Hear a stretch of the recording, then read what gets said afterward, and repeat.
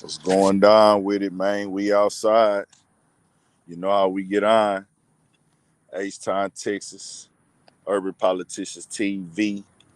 Big Ant, the spokesman. Make sure you stay on your pivot at all times, man. It's the vibe stream, not the live stream. Tuesday night. Parking lot vibes, H-Town, Texas. Most definitely we in here. We got to spill the real. Got a few things to cover tonight. I forgot to send the photos that I wanted to send, but my bad. I want to have some things set up to guide us through something. Let me know what the quality like when y'all get up in here. Let me know what the sound is like. I can't hear y'all or see. I can't hear what y'all hear and I can't see what y'all see. So y'all got to keep me in tune. I'm gonna drop the link a little bit later tonight. Let some people join in who want to be hard headed, who want to be combative, or who be in their feelings about anything I'm saying. Because one thing about this platform, if you want to be disrespectful, you want to come talk nonsense, we will allow you to do that. We don't respect nothing no more if we can't. We never respected it, but we don't respect nothing that nobody got to say if we can't see your face on here. You can't show your face, keep the disrespect to yourself, man. We here though, we rocking, come in. We not tripping off the donations, but we need that participation. The support is free. You are paying with your time. So all you got to do is come in and interact and hit that like button, turn that up, and that's enough for me. Y'all know how we do this. Give me a quality check, man, one time before we get into it. Shout out to Shy Mac. See you up in here early. I can't see what y'all see. I can't hear what y'all hear. How we looking on the screen? H-Town, Texas, we is outside with it. Y'all know how we rock. Regular, as usual. Once again, most definitely condolences to Beat King family. Rest in peace to Beat King, H-Town legend. Did your thing, most definitely.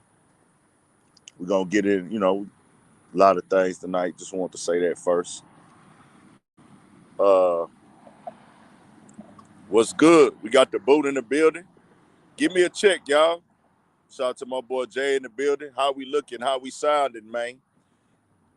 Visual, audio, cool. Sorry if it's a little blurry. Y'all know the servers get nervous where we at. We finna get active. Turn it up with the energy. We got to raise a lot of awareness tonight about a lot of things. I think us in the community, and some of y'all are already on point, start focusing on our diets, man. And this is for me doing my best to I just ate some BS too, though, bro. Small pack of Oreos. That was bad. That was bad. Didn't eat no heavy meal today. Didn't eat a heavy meal, but everything you put in your body is crucial. You need to get more on the water. I need to drink more water. I don't drink no soda.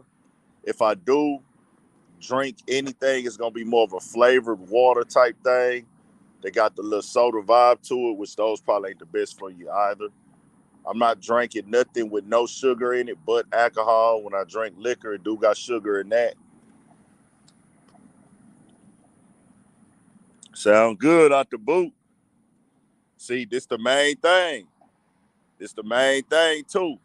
For my people who can't abandon the bad food that we know ain't healthy for us, we as a community, because we have our culture, your culture is deprived off of what's available for you. And that's what we have to know and educate. And I don't want to do that, 'cause I know everybody here for the nonsense and the BS and the dumb stuff. And we'll get into the real stuff later after y'all know how we do for my people who always supporting.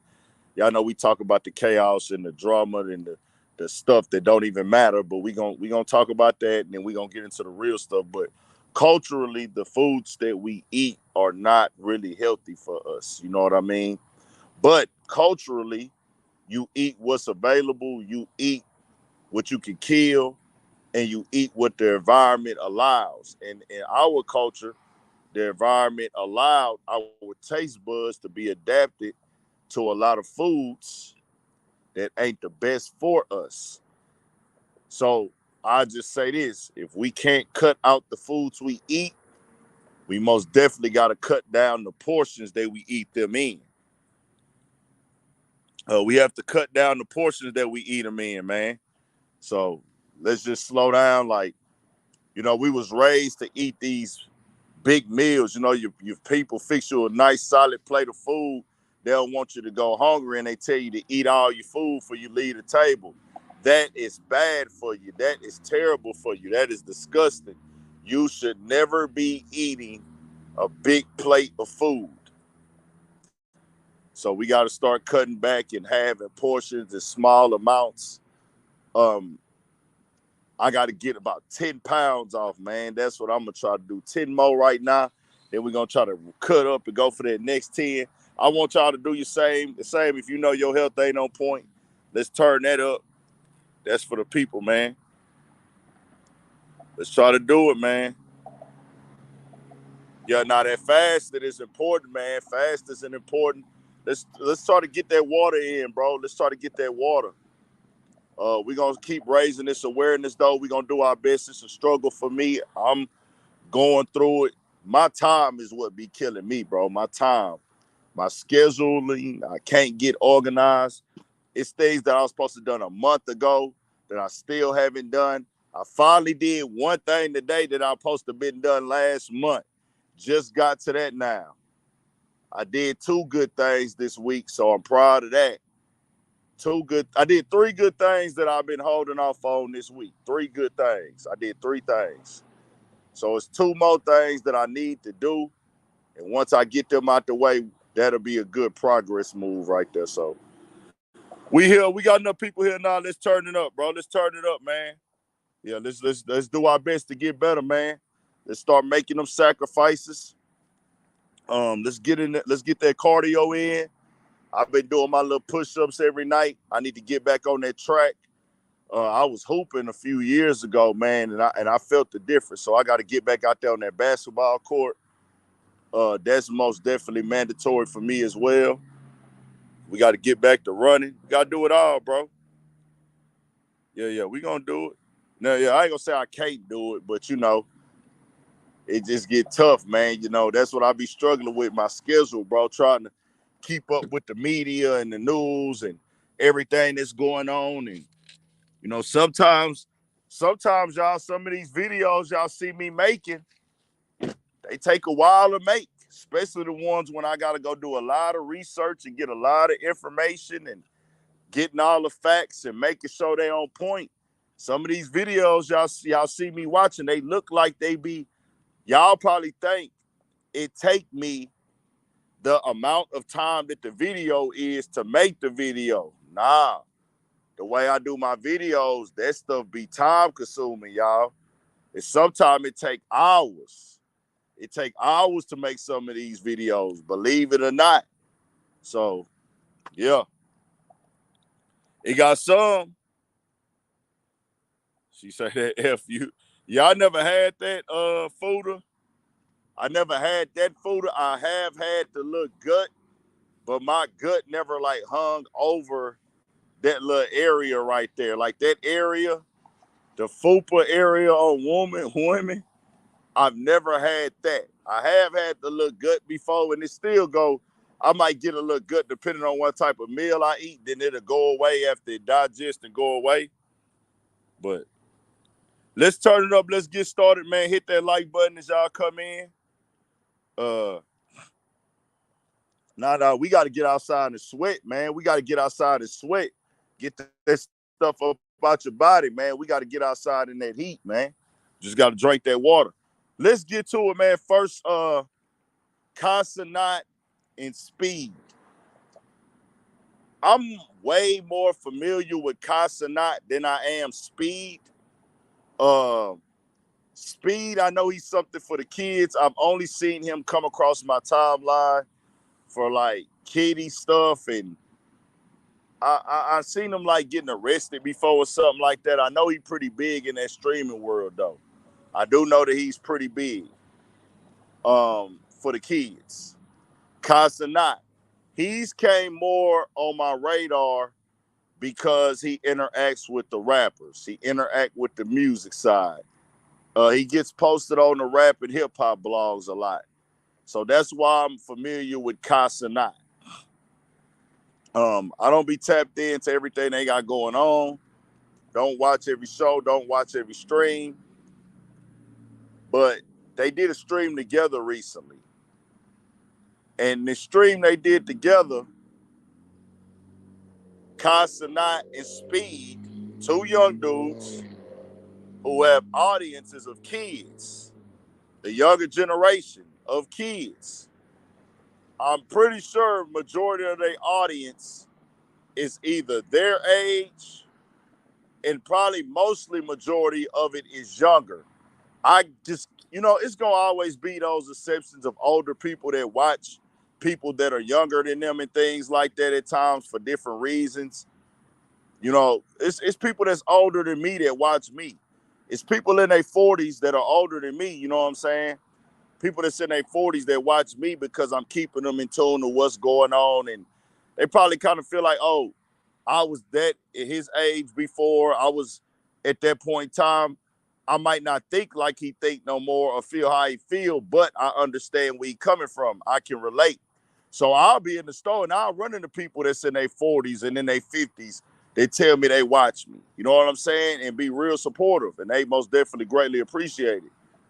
Then I had the people that's a little bit younger, even on the chat. We got people that's in their 20s here. We got some late teens. But in these other type of creators and streamers, a lot of their audiences be kids because they're not really discussing information. They're not really discussing knowledge. It's just like shock value, antics, and trying to go viral, trying to break the internet and trying to do skits. A lot of adults ain't gonna sit there and just watch that. You know what I'm saying? A lot of adults ain't gonna be able to have time to sit down and watch somebody on stream for 8 hours either. You know what I'm saying? And the younger demographic are on the internet. A lot of younger people are on the internet too all day. And like I say, these dudes be doing 8-hour streams overnight and things like that, doing sleepover streams and all this type of stuff. So they're catering to a younger demographic. So I say all that to set the table for Cenat, one of the biggest streamers, got with Speed, who's also one of the biggest streamers. And they thought it was a good idea, y'all. They thought it would be entertaining. They thought it would be entertaining to go and get in the shower together on stream. Now, true, they had their shorts on. But these are two dudes getting in the shower together, and one of them, the Speed one, is acting like he's gay. He's acting gay. He's playing feminine. And he's like, why are you acting so weird, bro? Why are you acting so weird? And it gets to the point where they're putting the scenario together. And this is the thing, right? You go watch a movie, really some people cut the deck there. And that's not just a black thing. There was a recent white actor who turned down a gay movie role. He had agreed to it at first, and I guess when it got closer to it, he said, I don't want to do that. There's nothing wrong with that. If you feel like a role ain't something you want to do, you don't want that role to live with you, you don't want to do that at times, bro. Because you feel like, hey, bro, that ain't who I am. I'm a man. I don't want to play being a gay man. A white actor. It was in the blogs recently. He had a role that he had won and things like that. And he called him and told him, man, I ain't going to be able to do it, bro. I ain't going to be able to do it. So the thing is, they set up their camera, meaning they thought this through. There was a camera set up. It was perfectly angled to point onto the shower. And if this is a big platform, right? Both of these dudes, like I say, are the two top streamers. That means either them or their team. I'm gonna say they team. They got camera crews. They got cameramen. Set this up to where it can be perfectly audio right. The audio can be good. The angle can be good. Everything can be straight for streaming purposes. The Wi-Fi hooked up on point or the internet, but I don't even know how Cenat stream looks. Does he have production team off camera? He's pretty big now. One might think he's going to at least have one or two people with him at all times behind the scenes to make sure things are going smooth. So that means that there is other niggas in the room with y'all watching y'all two in the shower. You can't make this shit up, can you? Just think about that, y'all. Can you imagine a nigga say, hey, boy, let's fuck him up. Let's get in the shower together, nigga. And we gonna act like we in the shower together. We gonna act all weird and we gonna scream and act loud, dog. That's gonna go viral.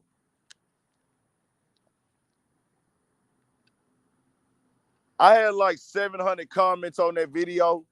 The video wasn't about the views. It didn't do no views. Who cares? Didn't do that.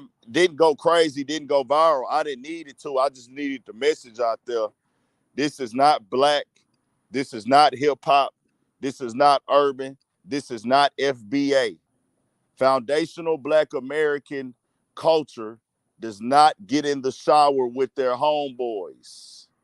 That's not cool. That's not funny. We don't play like that. And the thing is, when they do these things, this is perpetuated and pushed as we're doing this for real. What does IRL stand for, y'all? Somebody tell me, what does IRL stand for? Look that up. IRL. Tell me, what does IRL mean? Look that up for me real quick. I want some people to type that so people can see it. People, look up what does IRL mean.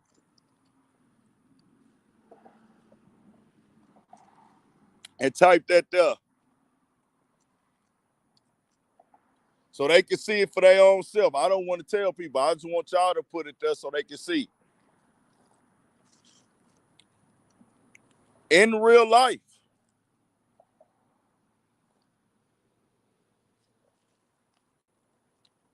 they are considered IRL streamers.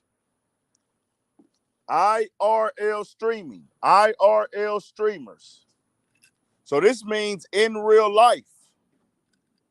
This is supposed to be a perception, imagery, or thought process that this is IRL, in real life. And in real life, they want you to think we are in real time in the shower together. It's two men. Cenat is in his 20s. I don't know exactly how old. I think early 20s, maybe like 21, 22. Still, nigga, you're grown. You can go to the store. You can buy liquor. You can go to the store. You can buy, you can pay, you can go to any strip club. You can go to anywhere you want to, nigga. You an adult. You an adult. We don't get out like that. And as I told y'all before, I don't care what nobody do in their personal time. I don't care what Cenat does in his personal time. I don't care where Cenat takes showers at. I don't care who he takes showers with. If y'all want to get in the shower with your homeboys and cut the camera on and bust up your backs and have kiki, ha-ha, fun boy time and splash soap on each other, laughing and thinking this is a joke, that's cool. That's what you want to do. The issue that I have is it being platformed and then being pushed as this is something we need to see in Black American hip-hop culture. That video of them two in the shower got sent out to millions of followers who are following platforms because they are seen as hip-hop platforms. That's the issue I have. Because you know what that does? It documents it, and makes it a part of hip-hop culture. Because that has already happened, there's causes and effects, the laws of relation that I speak of all the time. Cause and effects and actions and reactions. Because that happened, people think that this matters in hip-hop and this is hip-hop news. This is your psyche, like just natural, because everybody don't know that and they don't understand that the things that you see on blogs and in rap and hip-hop media are either being paid for or posted simply to get interactions. Sometimes things are news significant. You know what the things are general, what we consider as a people, okay, this is significant news. This matters in news. This matters to the world. Okay, this has some type of importance going on. And even on here with me, I cover things that are not important to the significance of the world or livelihood of the people or really for educational purposes or nothing. It's entertainment at the end of the day. Sometimes it's a real topic that we got to speak on. This is not one of those. This is one of those that either their teams paid for it or somebody posted it and said, hey, this is going to get the people worked up. It's going to get the people riled up. Let's promote this weird activity. And that's when I say, wow, here we go again. Here we go again. Like my nigga DMX say, rest in peace, DMX, nigga. Why are we here? Why is this a thing? This is a thing because they want it to be a thing. This is what Cenat and Speed have to do to stay relevant. They have to keep pressing the line, keep pressing the button, keep doing outlandish, non-productive, childish behavior to be in the news. They have to set up these streams that nobody's learning anything from, but they have to keep creating moments that are shock value and shock jock worthy. Now, my only question is for them,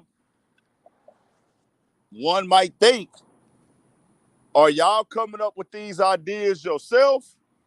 Or is there a higher up contacting y'all and telling y'all, I want you two niggas to get in the shower together on this next stream?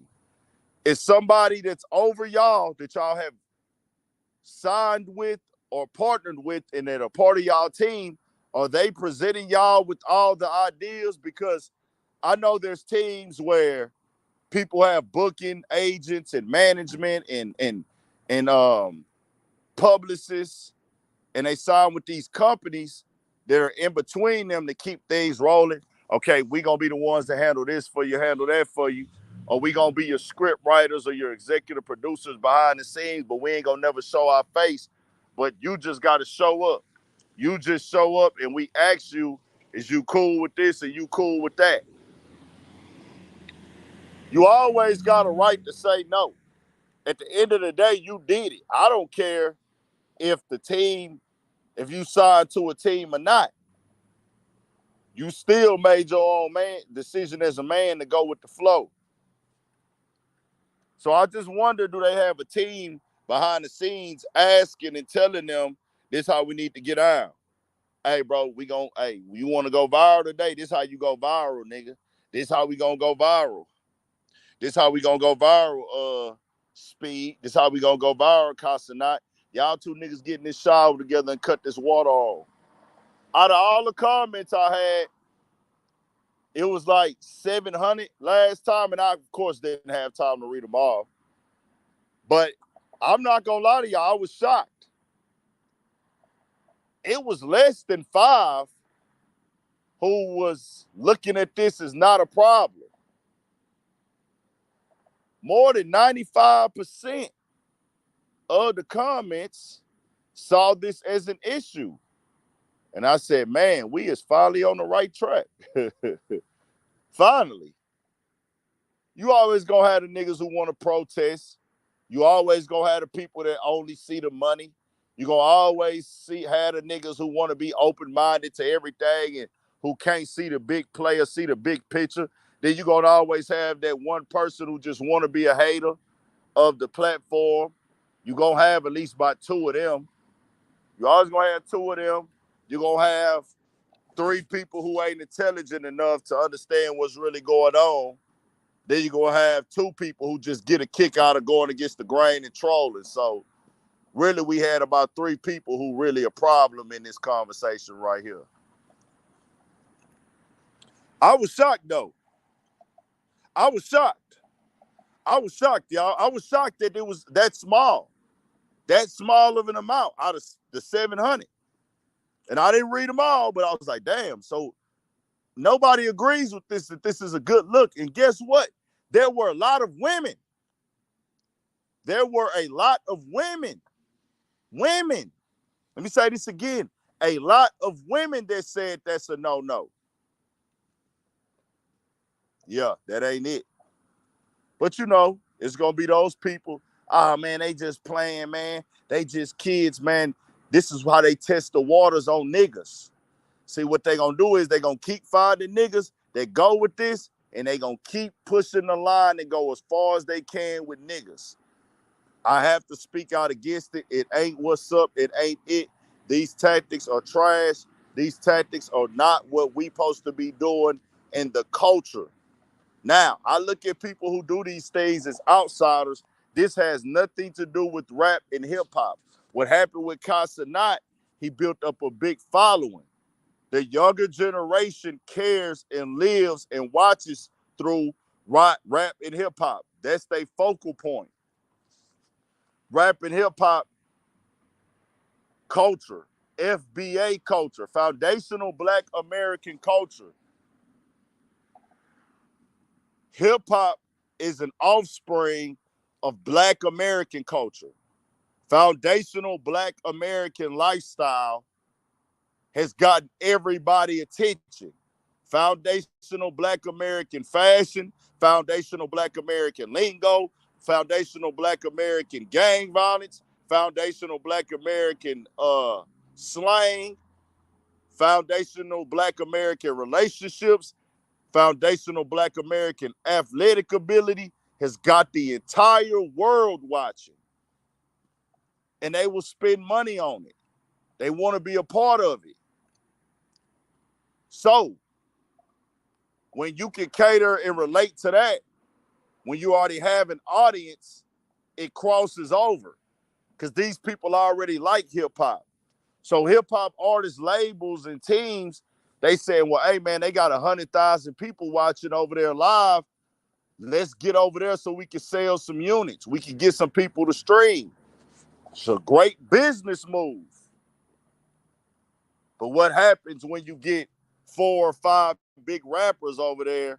That's now a rap and hip-hop platform. And you are seen as a hip-hop media personality. Cenat is one of the top people on the hip-hop media personality list. Did y'all see that? Can somebody look up hip-hop media power rankings list for me real quick and tell me what number Cenat was? I want to say he top 10. I want to say he top 10.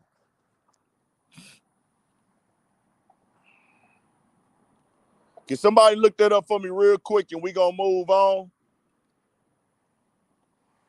Somebody give me the number that he was on the hip-hop complex list for media personality power rankings. Just put in Cenat complex media power rankings. Look that up for me real quick, y'all. Nah, he wasn't number 27. He was top 10. I'm on live, bro, and I'm outside, man. I ain't got time to look it up, dog. Why don't you look it up since you in here typing? Somebody just go to Google real quick for me if they got another phone on them. Go to your other phone for me real quick and look up Cenat. Yeah, we finna move on. We finna move on. I just had to make this point, y'all. I had to make this point. He was number 3. Shout out to my boy Scrooge Supreme in the building, man. So this guy is number 3 in hip-hop media power rankings for personalities. So we have a number 3 that they consider a hip-hop media power personality for hip-hop. They try to push this into hip-hop. He's a hip-hop personality. He top 3, and he getting in the shower with boys. Niggas be telling me I'm tripping though. Ain't you overreacting? Ain't you doing too much? Ain't you this? Ain't you that? If I'm tripping, tell me I'm tripping. He number 3, dog. Hip-hop media personality list in complex opinions. But you see, that's why I denounced that list earlier this year. I denounced every list. None of these lists matter if we can't see the person's face or see their background. Your list is nothing more than a talking point that was created to get traffic to the platform like Complex. They looking at it for conversation, just like XXL has that top 10 freshman list every year. It's all marketing. It's all strategic. We don't know these people. We don't know if they even know or understand our culture for them to come and tell us what's the top 10, top 20, top 25, or anything, nigga. But it's successful. Last year was the first one. They was able to kick up a bunch of dust, had a bunch of people beefing, arguing. This one, it didn't do it when it first dropped, but it came later on. Last year, it was Joe Budden. I think Joe Budden versus Charlemagne turned up a little bit. Then I think that kind of trickled into Joe Budden versus Gilly a little bit. It was a little bit going on. And then this year, it was quiet after it first dropped. Then it led to a big splat between Elliott Wilson and Charlemagne this year. So as long as Complex can get people to discuss them, they're going to continue to put out this list. They don't care about the integrity of the list. They don't care about, is the list really holding a certain type of value? And it might be some people who really from the culture who put that list together. If you are that, then there's no disrespect to you at all. If you are somebody from the culture for real, grew up in this culture, and you work for Complex, you have a job there, and you put that list together, salute to you. Because your opinion, whether I disagree with it or not, if you have a history, I can't tell you nothing. But if I can go look and see, you have no real history in this culture, you have no real knowledge, and you're not from this culture, you are nothing more than somebody operating a machine to get traffic to that platform. It is what it is. Turn it up, man. Turn it up. But I did all that. I said all that to say this. I said all that to say this. That ain't hip-hop, my nigga. We gonna denounce that every time we got to. Your audience is kids. Niggas getting in the shower. I had one nigga came with the lame argument. Man, football players be in the shower. Knock it off, fam. Football showers is an open area in a locker room for athletes who just got done playing the game. Not somebody at a house in a private bathroom with a shower door. Knock it off. Go somewhere else with that dumb stuff. It's all about perception. It's all about emasculating the foundational Black American man.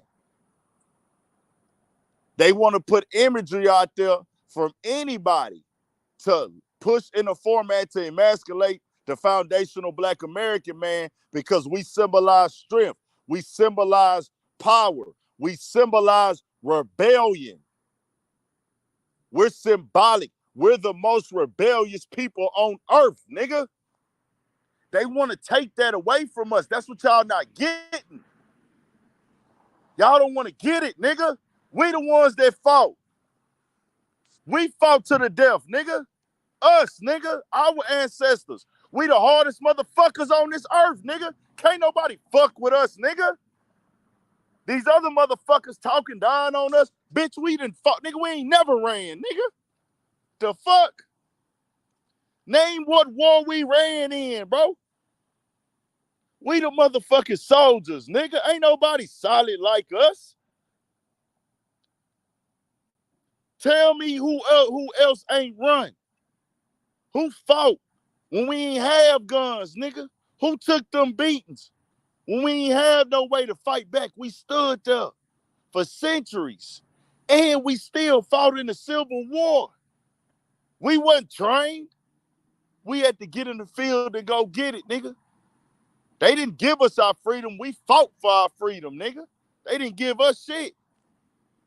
We went out and matched up with the water hoses in the civil rights movement. We matched up with the lynchings. We matched up with the hunters. We matched up back in the day with the slave catchers, nigga. See, we rebellious. But they gonna tell you when you're a rebel and you stand up for yourself, you're hard to work with. Because when you don't want to go along, get along, shout out Kwame Bryant. I like that phrase, Kwame Bryant. I like when you brought that to the internet. Salute to you. Go along, get along game. When you don't want to go along, get along with the play, oh, that nigga hard to work with. He hard to work with. Oh, man, he difficult.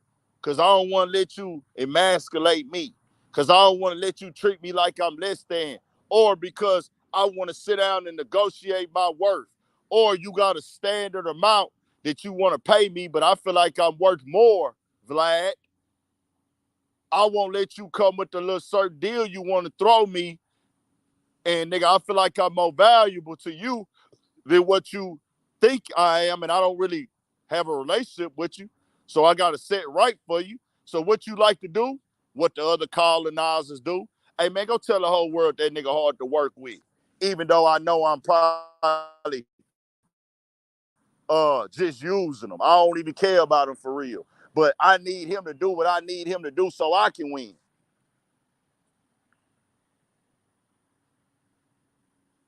Hey, let me tell you something, DJ Proc Nick. I'm saying nigga till I get tired of saying nigga. What's gonna happen if I stop saying nigga today, DJ Proc Nick? DJ Proc Nick. What's gonna happen if we stop saying nigga today? What does that do for you? What does that do for me? And what does that do for the black community if we stop saying nigga? Let me know. I'm waiting real quick. Today, Junior, before we move on. Matter of fact, DJ Proc Nick, I like niggas like you. You turn us up. I'm going to drop the link for you. Let me drop the link for you. DJ Proc Nick, you come tell me right now what happens for the black community, what happens for our culture. What does it do for us if we stop saying nigga? Grab that link, come on and tell me real quick. Just cut your camera on in the backstage. You don't have to put your face on here. I just got to see you in the backstage. Hey, Mark Murder, stop spamming. If you spam that comment again, I'm gonna get you up out of here. Homie who said we need to stop saying nigga, we're gonna end that on Urban Politicians TV. Why would we do anything that we're not gonna benefit from?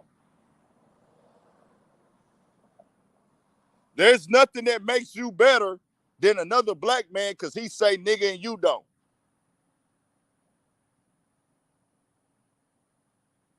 What? Come on. I'm waiting. Because niggas be jumping out there bold like you finna get some type of reward. Man, we need to stop saying nigga. Hey, fam, stop with all that shit. Nigga, that's our right, nigga. So if you can come tell me a valuable reason why we should stop saying nigga, I might consider it. But every time this conversation comes up, every time I'm speaking the real, every time I'm speaking the solid, the truth, I'm bringing the value. I have a nigga that comes on here and say, we need to stop saying nigga. I'm talking about what we did, nigga, how we fought, how we didn't run. The narrative they'll put on you when you don't want to be part of go along, get along game. When you recognize your value, when you have pride about yourself and you don't want to be nobody little boy, you don't want to be nobody little slave, they gonna tell you, oh, you hard to work with. Nah, nigga, they don't like us because we rebellious.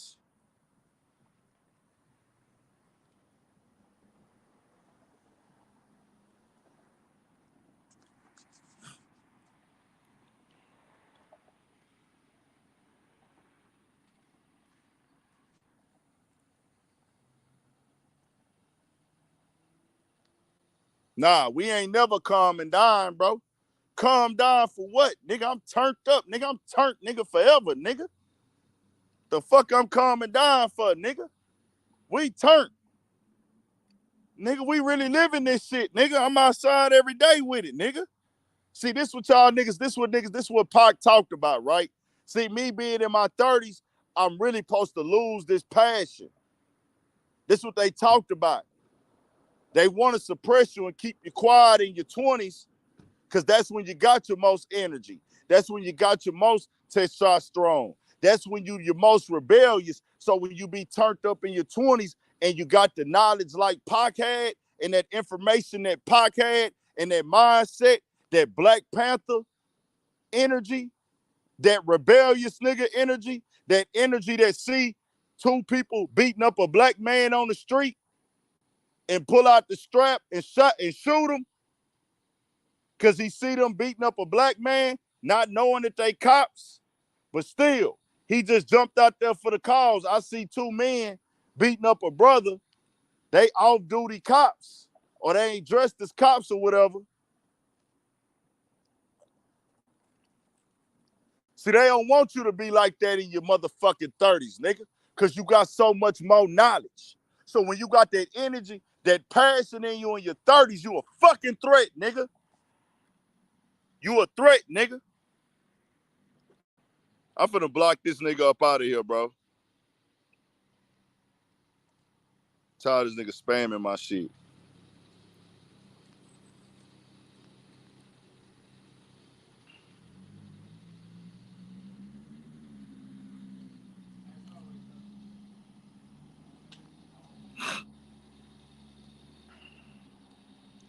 That's the problem. There's always somebody coming getting in a nigga way, bro.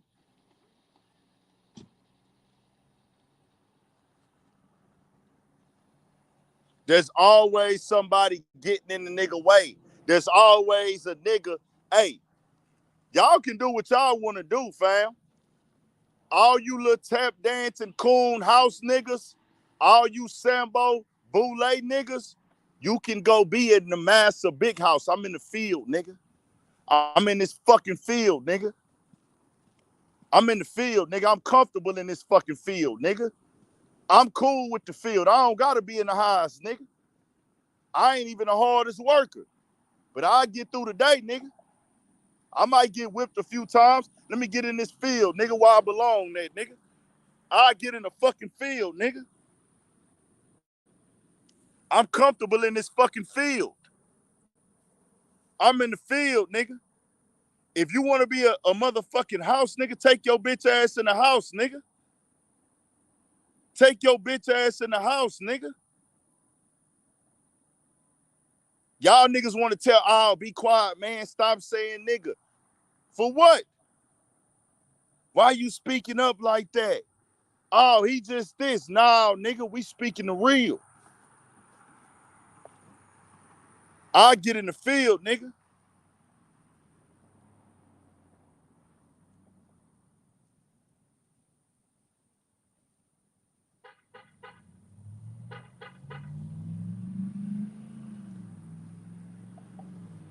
I get in the field, nigga. If you want to follow all the rules that they tell you to follow and be silent about real issues and them trying to emasculate us, you know why they see? Why you know why they have athletes and people that are seen as leaders in our community doing all the weird emasculating stuff?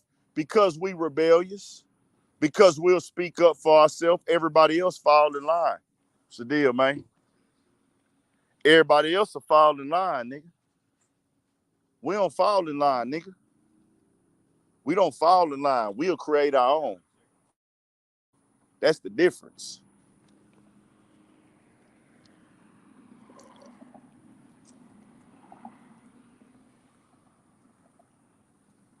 Leave them in here. Leave them niggas in here. We love the hate watchers. Shout out to the hate watchers turning us up tonight. We love you, hate watchers. Shout out to Junior Meadows, man.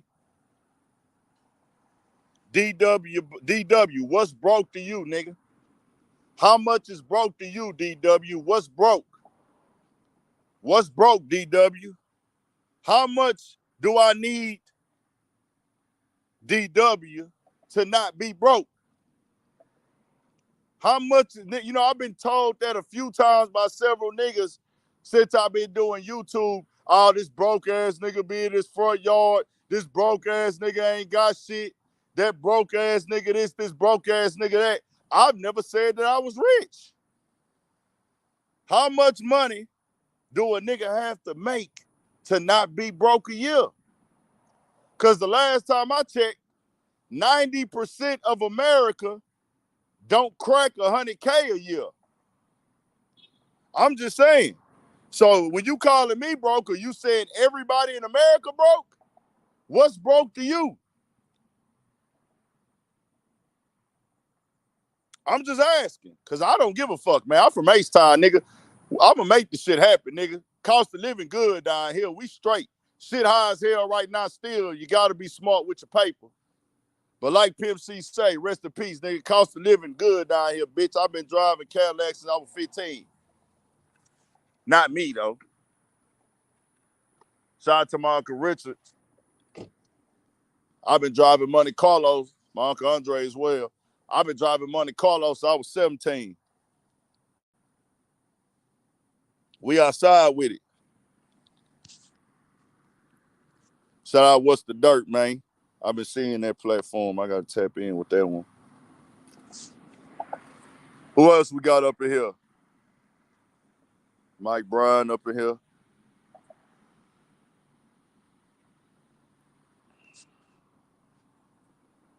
See, that's the difference between H-Time niggas and you other niggas, bro. We don't got to have paper to be straight down here, bro. We can be live niggas. All I got to do is be able to go get me a haircut, go to the corner store, grab a white tee and some cool little nights on, get some cool little cologne, nigga. I'm straight. I can still pop out and get a bitch if need be. I ain't tripping, nigga. That's the difference. It's in us, not on us, nigga. You say that again, nigga. All I gotta be able to do is get me a haircut, go to the store, get me a t-shirt, throw on some cool little jeans or some shorts, cool little kicks. I can pop out and I'm still alive, nigga. Throw on some cool little cologne, brush my teeth, wash my face. I'm straight, nigga. That's the difference. I don't need nothing, nigga. It's in us, not on us, nigga. We ain't one of them cities where you gotta have a goddamn Bentley or foreign car. That shit don't make us down here, nigga. This shit different, nigga. Boss player tactics in H-Time, nigga. I got plenty of partners and niggas who didn't have a car that had 5 bitches with cars, nigga. Driving they shit every day. I was never that nigga. I done rented a female car for the day while she at work. I done did it a couple times, but nigga, I done had niggas, nigga, ain't got nothing to their name, nigga. Gonna drive, put the bitch in, get the bitch car for the day. She gonna have that bitch gassed up while she at work, nigga. That's how we, shit. It ain't nothing to brag about, but we just spilling the real down here, nigga. Shit a little bit different in H-Time. I can't speak for y'all other cities, nigga. I can't speak for y'all other cities. I just said all that to say this. No amount of money gonna make me less of a man, bro. And I don't look at no man like he beneath me because of how much money he have or don't have. I don't look at no man like he less than because the amount of money he brings in or don't bring in. I don't look at a man less than because of what kind of car he drive. I'm not judging no man off of that. You know what type of niggas do that? Niggas that don't love themselves. Niggas that ain't shit without their money. And if you ain't shit without your money, you ain't shit with your money, because the day your money leaves, you still ain't gonna be shit. And guess what? You are looking to be respected because you got money. If somebody only respect you because they got money, because you got money, that means they don't respect you. That means they respect your money. Nah, nigga, fuck with me for me. I give a fuck about the money. Nigga. We up under the old law down here, nigga. Fuck that. Let's get back to the topic at hand. I just want this to be clear that complex list, we need to see who made it. We need to see the people. Are they really validated? Do they really understand hip-hop culture? Or, like I assume, this is just a list created for shock value to get traction to complex platform. If they are people from the culture, who are they? Let us see them and let us decide for ourselves, which they will never do. Just like the list from Rolling Stone, just like the list from Apple Music, just like these other platform lists. We don't know who the fuck made them, but they just pop out and we supposed to look at it as validation. It's valid because, oh, this is valid because it's done by a big platform. Fuck no, nigga.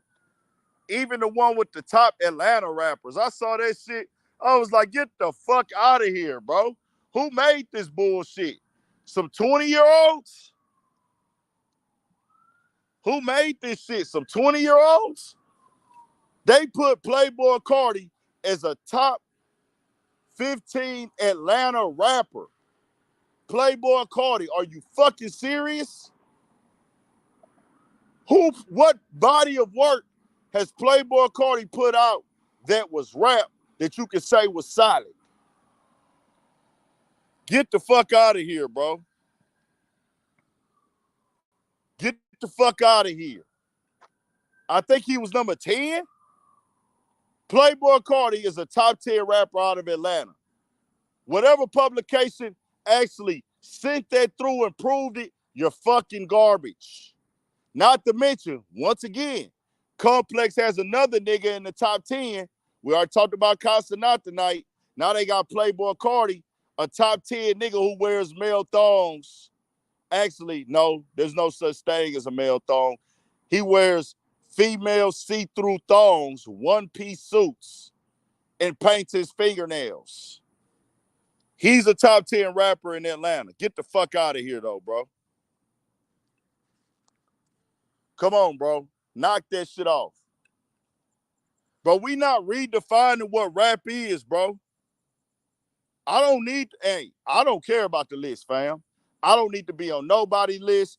That ain't what I'm in it for. It matters not to me. I'm not gonna lie to you, dog. It's always subjective.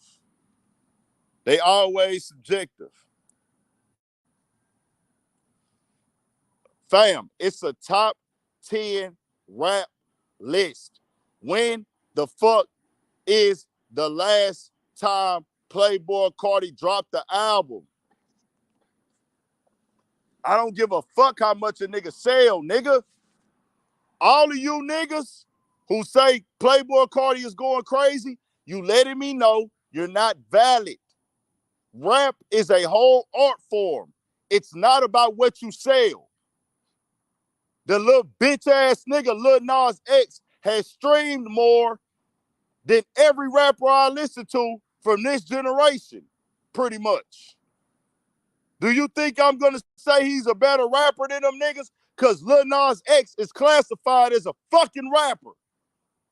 I listen to a gang of rappers who never had a #1 hit in the world or a #1 hit in the country. Because a nigga do numbers, that mean he's a better rapper than a nigga? Man, you niggas ain't on my fucking level and you will never be, nigga. I wouldn't give a fuck if he dropped. Nigga, Lil Nas X has streamed more than Mozzie. Lil Nas X has streamed more than a lot of niggas that I listen to and I hold to a high lyrical standard and a high rap standard. He streamed more than them. He had more looks than them. He did more views than them. He was hotter than them. Am I gonna say Lil Nas X is a better rapper than them niggas? Or am I gonna say that's a fucking gimmick and he did some weird shit to get ahead of the curve and he got a team behind them? Rap is not based off of who sold the fucking most.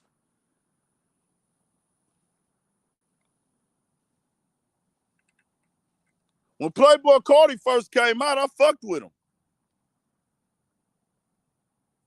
When Playboi Carti first came out, I fucked with him. I jammed him. I was posting the music in support of it. 1,000%, nigga. If it's live, I'ma jam it.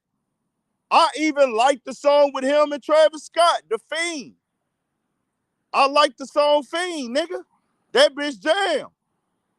That hoe came on the club in the club Saturday. I been liked it the first time I heard it. See, Travis Scott do the weird, dark songs too, but he know how to put some flavor and some sauce in them. Some of Playboi Carti music, I listen to that nigga shit, it just looks like a bunch of chants sounds like a bunch of demonic devil chants.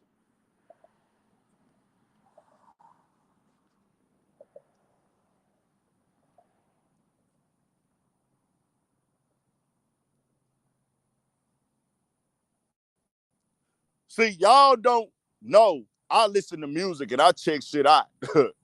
Y'all wasn't even expecting me to know the song Fiend. See, I'm going to go through shit, nigga. I ain't going to just get on here and talk. I pay attention to the niggas that's rapping. I pay attention to J.I.D., nigga.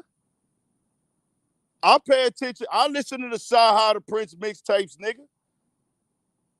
Fuck is we talking about, nigga? I done jammed the YSL shit. Nigga, I jammed the underground Atlanta niggas. I done jammed VL Deck, nigga. I went through Ola Run when he had his wave, nigga. Fuck is we talking about, nigga? I jam everything, nigga, from the east to the west to the Midwest, nigga. I done went all the way down through the New York shit. I done jammed all the drill shit. I done checked all them niggas out, nigga. I done checked out B-Love, nigga. I done checked out all them Bronx drill niggas. Brooklyn drill niggas, man. I go through everything, nigga. This is what I do, nigga. I've been doing this shit since I was a kid.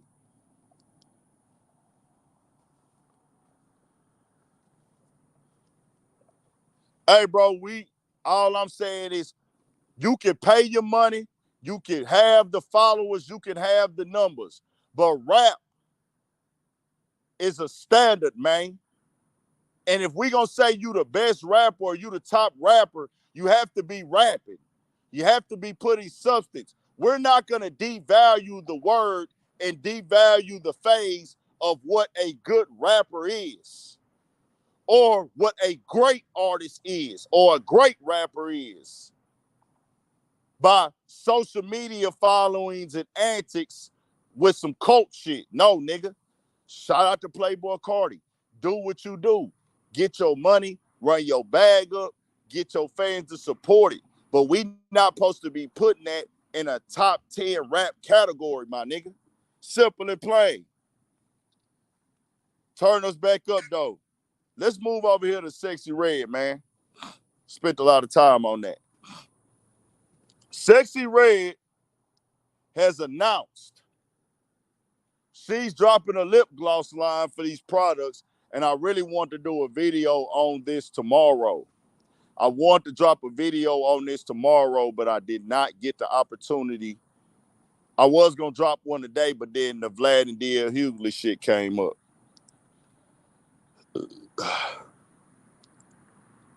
Didn't get to do it.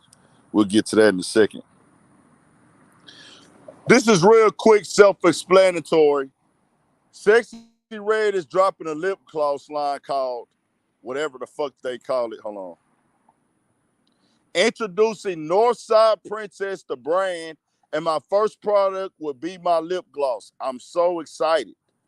The lip gloss lines are Coochie Juice, Booty Hole Brown, Nut, Pussy Hole Pink, Yellow Discharge, Gonorrhea, Blue Balls, Sex on My Period.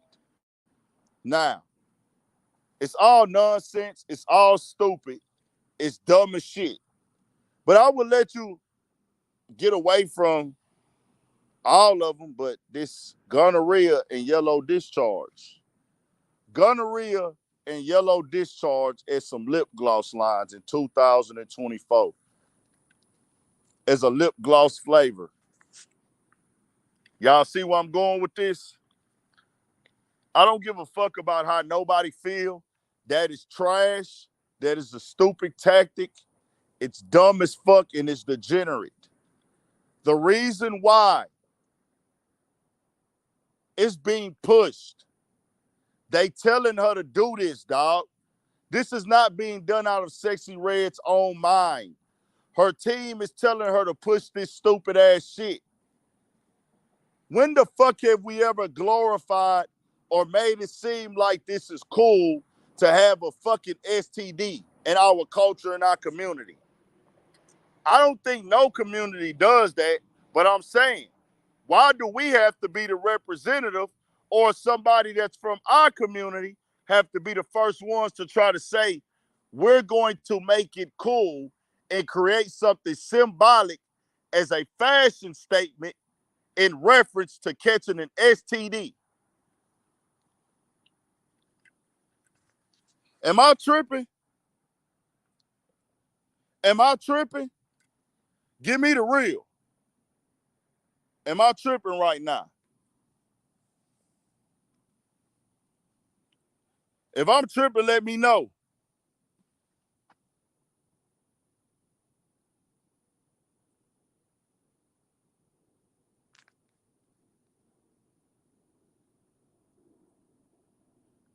Who's this Pat nigga? Who's this Pat nigga?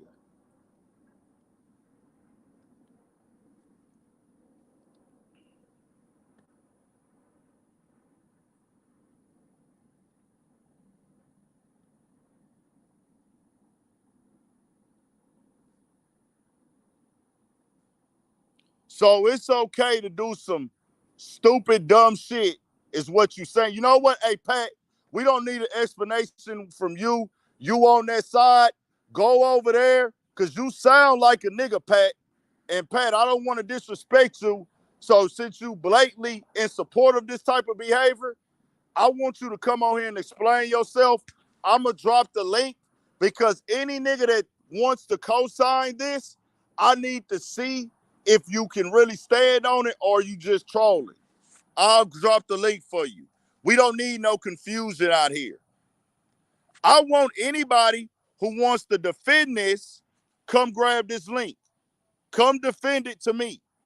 Come make this make sense to me why a woman should be dropping a lip gloss line called gonorrhea and yellow discharge.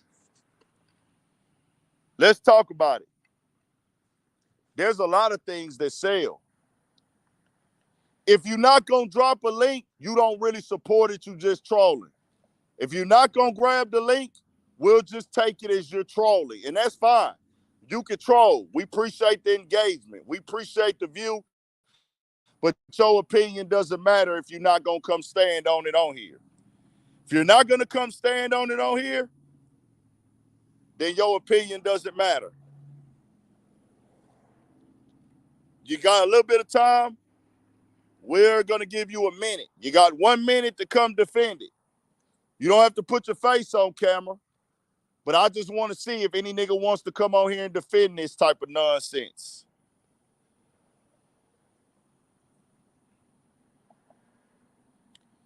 I don't think y'all want to. I just want to see if anybody bold enough to come up here and try to defend this. Like I said, We had like two. Man, I said I didn't get to see every comment. Of course, I didn't have time to read 700, but I would look at them throughout the day on that Cenat video. And throughout the day, it was pretty much everybody was on board that this was fouling out of pocket. And as I said, it was a lot of women saying these niggas should not be in the shower together. These niggas should not be in the shower together. But I did have those few in between. Nah, we don't need devil's advocate. That shit is lame. We don't need devil's advocate when it's a real problem. Y'all watch too many podcasts. I don't play devil's advocate for nonsense. You play devil's advocate when you're trying to really come to an understanding and learn something. Ain't nothing to learn here. Playing devil's advocate for some stupid, trash, degenerate bullshit is dumb. We don't need that type of attention over here. We don't give a fuck about the views, nigga. I'm not getting paid for this stream right now. I don't give a fuck about no views, nigga. This to get the message out there, nigga. Nigga, they don't keep the monetization on for these streams. Fuck a view, nigga. Told you niggas, nigga, I used to get 10 views every video for over a fucking year damn near, nigga. I come from 0 views, nigga. I come from 0 subscribers. Nigga, I had 1,000 Instagram followers when I started this shit, nigga. We don't need no fucking devil's advocate, nigga. I'm the nigga that stood at the corner store. I'm that nigga. I stood at the corner store, rain, sleet, snow, sunny, nigga. I come from the corner store. I come from the fucking Popeyes chicken, Timmy Chan's, Louisiana fried chicken, the red store, the yellow store, the hood green store, the studio. I came off the block with this shit, nigga. Getting no views. I done drove across town, spent $30 on gas in my old school to drive 45 minutes across Houston to go do an interview, pull up, do it, drive all the way back home, upload it, and get 20 views a clip. I done did that. I done did that. Don't ever talk to me about no views, nigga. I don't give a fuck. I could go pay a nigga to get some views right now. Any of these regulars you see on any of these platforms getting booked, I can book them. Get them to come talk for 2 hours, ask them every controversial question that every other platform is asking them, and run up views. Nigga, that ain't shit.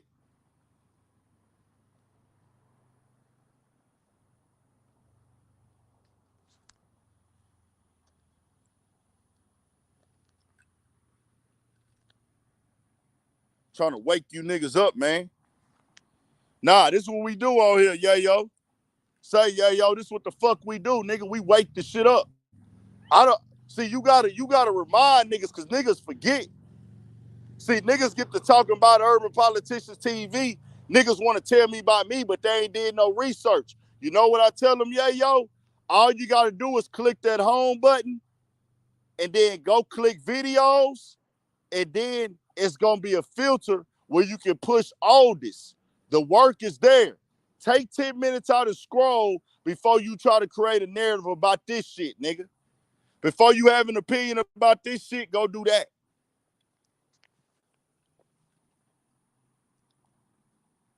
Let's turn it back up, man. I need everybody to hit that like button. How many likes we got?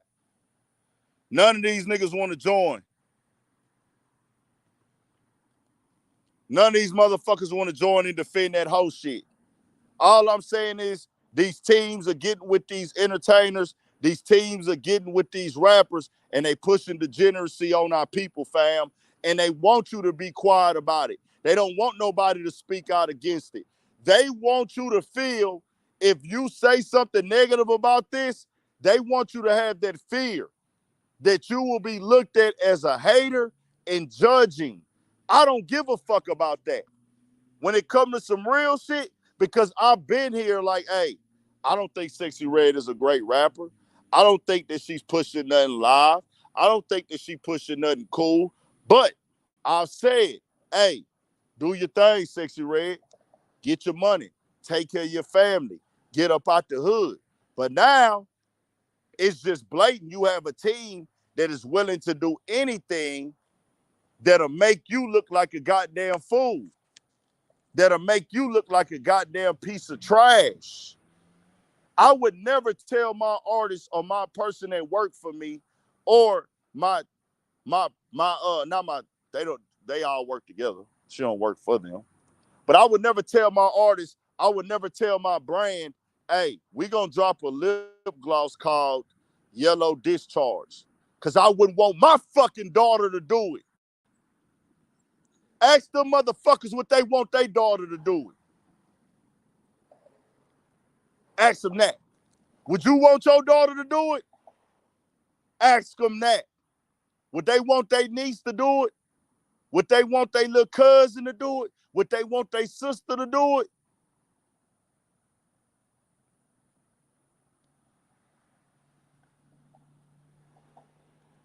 So what the fuck I'm gonna tell you to do it for?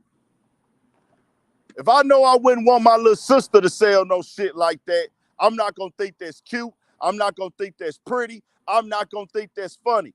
Hey, that's gonna be on your record forever. I don't want you to do that. So what the fuck we gonna tell her to do it for? That's all I'm saying, bro. Simple and plain. I tell Sexyy Red, hey man, we gonna figure it out in this studio, little baby. We gonna figure it out. We gonna get you something else. We gonna get you another look. We ain't gotta do that one. That ain't the move right there. We gonna get you in there how we gotta get you in there, little Sexyy. You kind of going good right now, and this and this and that. We'll drop some t-shirts. We'll drop some merch. We don't need no shock value like that. It's gonna come. It's gonna come to you, man. We gonna figure it out. Mind you, I'm a nigga with a little sister in high school. To be clear. To be clear, I'm a nigga with a little sister in high school, so yeah. I ain't just talking to be talking, nigga. I got little nieces, nigga. Got a little nephew, niggas. I don't be just talking to talk. I got partners with sons in middle school and high school, nigga.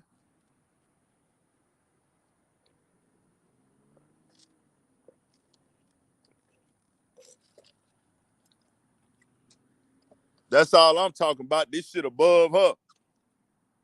This shit above her.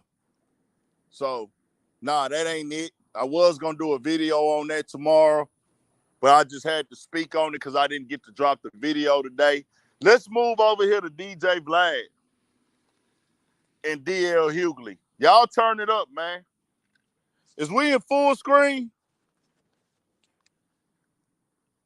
I need y'all to turn it up and get active. Is we in full screen right now?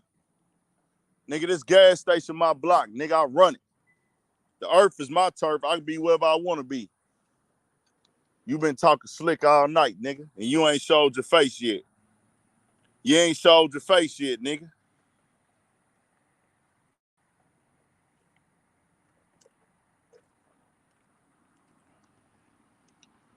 I'm outside. It's my turf, nigga. I see everything coming in. I see everything coming out. I'm paying attention to what the fuck going on, nigga. All traffic. But I got the most important thing watching everything for me, and that's God, nigga. Ain't nothing happening that he don't allow to happen, nigga. That's why the fuck I'm at this gas station.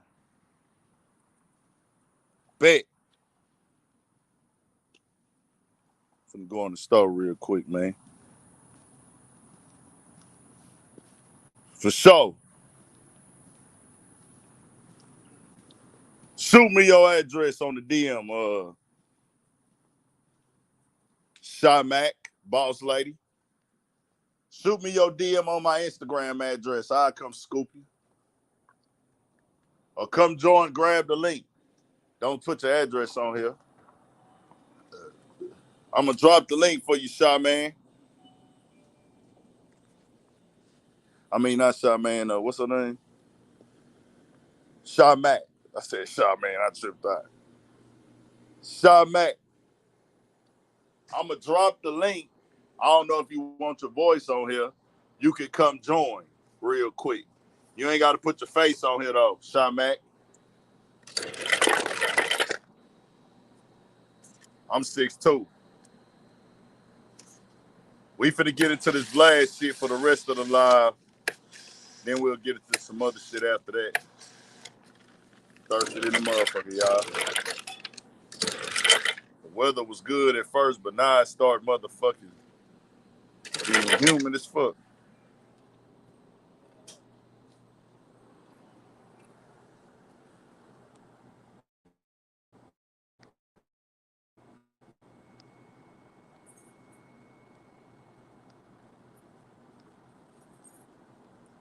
Let's see what Sharpe talking about, y'all. Sharpe, I just got to see you in the backstage.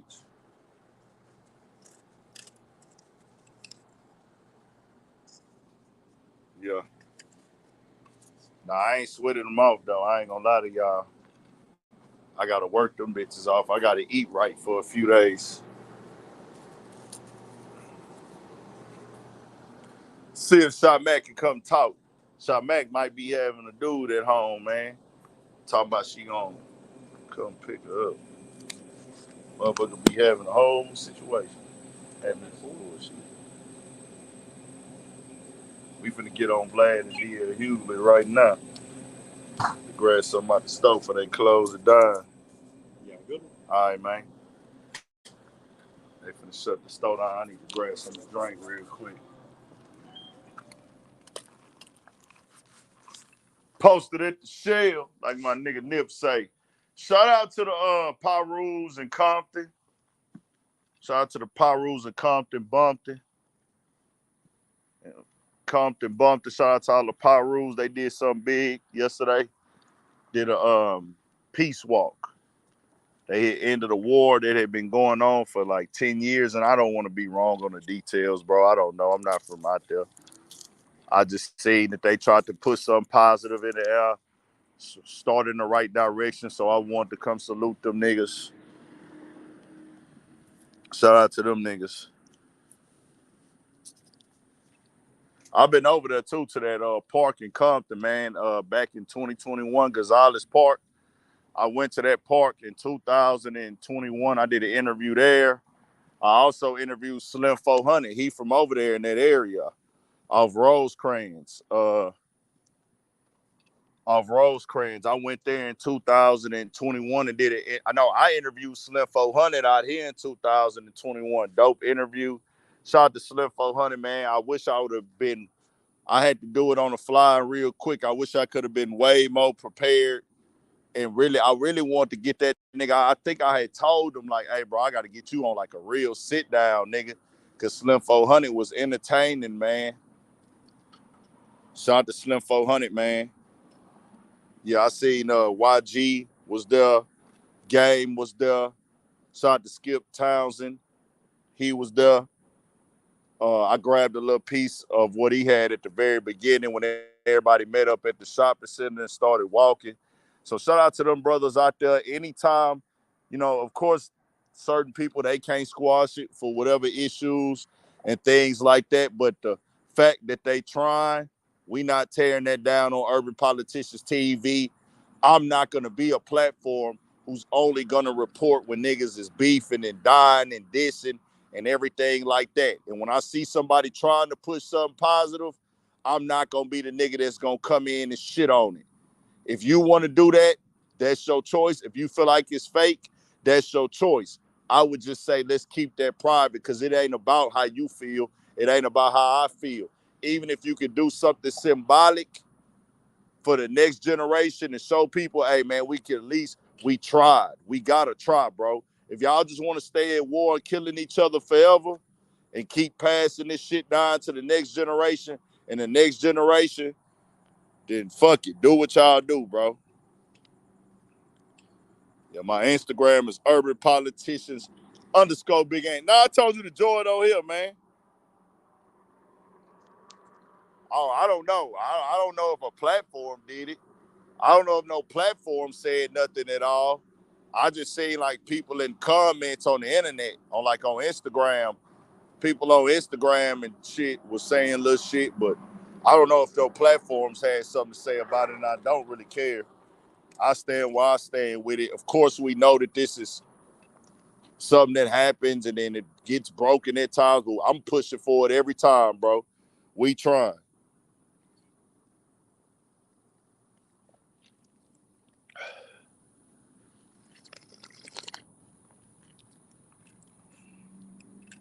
We trying. They tried. Everybody that couldn't be there, everybody that got issues they can't solve, I can't tell them how to feel, and I get it.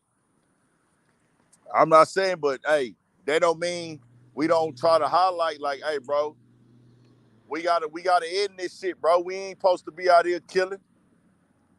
We ain't the only people killing each other at all either. Murder is a human thing, not a black thing. You know, people got offended when I said black on black crime is not real. Yeah, I'm from H-Town. When I said black on black crime is not real, people got offended and people pussies got wet.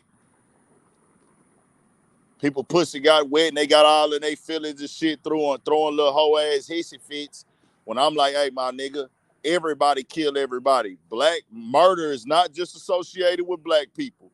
It's cities across the country that have way more murders with people that are not black. But how is it just, oh, we gonna make the murder a black on black thing, but it ain't nothing else in the world. Knock it off. Let's move over to this DJ Vlad stuff. I dropped the video on that earlier with DL Hughley, and I just remembered I forgot to call Vlad a nigga needer. I forgot to call Vlad a nigga needer. My bad, Vlad. My bad. And Vlad has been exemplifying and giving y'all the examples of how much of a nigga needer he is this past year, but more so, let's just talk about the last month. Last 2 weeks. So for the new topic, what he did was today he dropped the clip with DL Hughley. Him and DL Hughley, he's a regular on that platform. DL Hughley's going on Vlad consistently. Guess maybe about once a year, maybe sometimes twice a year. He has plenty of appearances over there. What does that mean? They're good friends and they're business partners. He pays them, he books them. DL Hughley comes over there and does interviews with him. Cool. Do your 1-2 thing. You can work with whoever you want to work with. I always tell y'all, I don't tell nobody to boycott Vlad. I've never said boycott Vlad. If I did, my bad, because I don't remember saying it. But that has never been my goal because I don't want people to think that Vlad has that much weight in our community and our culture. There are people who have structure and business models and concepts in place that are way more important and damaging to our people than Vlad TV. See, getting rid of Vlad would mean that if we put importance on that, we gain nothing in the black community if Vlad stopped. If Vlad say, hey, man, I'm cool, I'm retired for YouTube, that does nothing for the black community. Nothing. Now, it does allow somebody else to take that spot in the culture, but nothing enhances in black education. Nothing enhances in black information. Nothing enhances in our day-to-day structure or nothing like that. You feel me? So I just like to identify Vlad as what that is. Our music industry and all is controlled at the highest level. Our music industry is controlled at the highest level by people that are not black. People are going to still go sign record deals. Hollywood, controlled by people that are not black. People are still going to go get movie deals and work in Hollywood. The NBA, the NFL, like our whole structure, we are still paying taxes on land in America that is not owned by blacks, and the government is not ran by blacks. Vlad is working in black culture, so it hits different and it's sensitive. And media is most definitely the most powerful weapon in the world. So I get the passion and the understanding behind it for a big platform. But that's why I don't ever say like, oh, I'm boycotting Vlad. Y'all need to stop going to Vlad. I've always told y'all, look at Vlad as a business move. Make Vlad platform be something that works in your favor. Go up there and control your narrative. Go up there and use it to your benefit. Even now more so because he pays for every interview. That's what I've always told niggas. Know what you're going there for. Know what you're getting into. But I've always critiqued Vlad when he's had something negative to say about the black community, or he's tried to weaponize his platform against a black man or something with the conversation in the black community. He speaks out of turn and he speaks out of place. I like to keep Vlad in his rightful place when I speak on him and our culture. Because people like Vlad, who have that mentality that he has, he thinks that he makes rules here. He thinks that he dictates and controls the narrative. No, nigga, you're not controlling no narrative. We gonna control our own narrative and we gonna control it with facts. He actually brought up a quote to D.L. Hughley that he had said about Shannon Sharpe. D.L. Hughley had said Shannon Sharpe, he would never do Shannon Sharpe platform. He said, I will never do Shannon Sharpe platform. I will never do Club Sexyy. I refused it, and I will not go on there because Shannon Sharpe is predatory and he's messy. Now, if y'all remember, he had already said this before, but supposedly D.L. Hughley claims that Shannon Sharpe had been trying to get him on there from his claim, and he chose not to go on there. Now, this is supposed to be before the Cat Williams interview. Mind you, a lot of people didn't know Shannon Sharpe was already going up on YouTube before Cat Williams. The subscribers were already there before Cat Williams. He had million-view interviews before Cat Williams. He had a lot of people that got spoke on. A lot of people that got spoke on in that Cat Williams interview had already been on Club Shay podcast or TV show.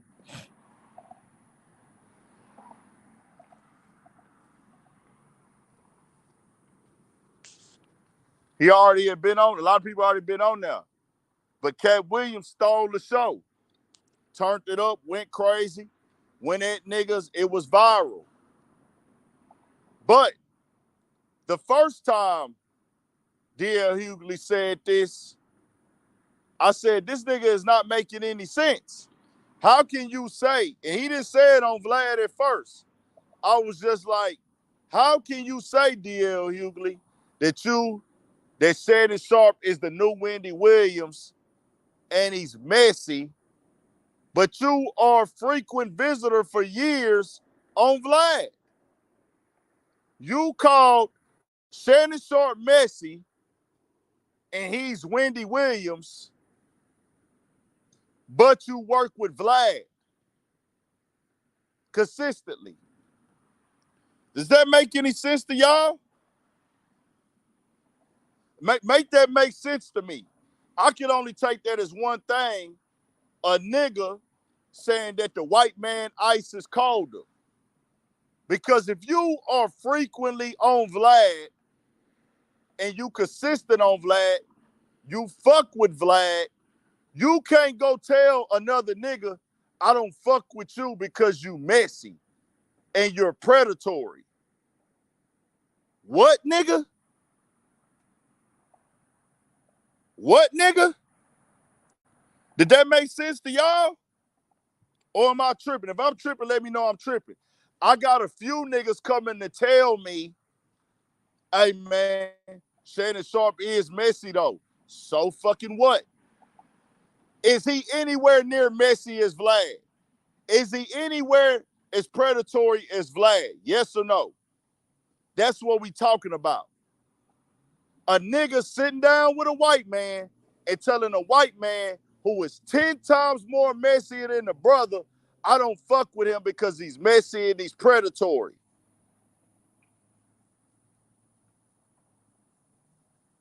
That has got to be the dumbest hogwash I've heard in my fucking life. See, one thing about us, we gonna call it like it is, my nigga. We gonna call it like it is. Is Shannon Sharpe doing some instigative, clout chasing tactics over there, asking those questions and trying to go viral? Of course he is. Of course. But you not finna tell me, nigga, you don't fuck with him because he messy and he predatory, but you fuck with Vlad. What, nigga? What, nigga?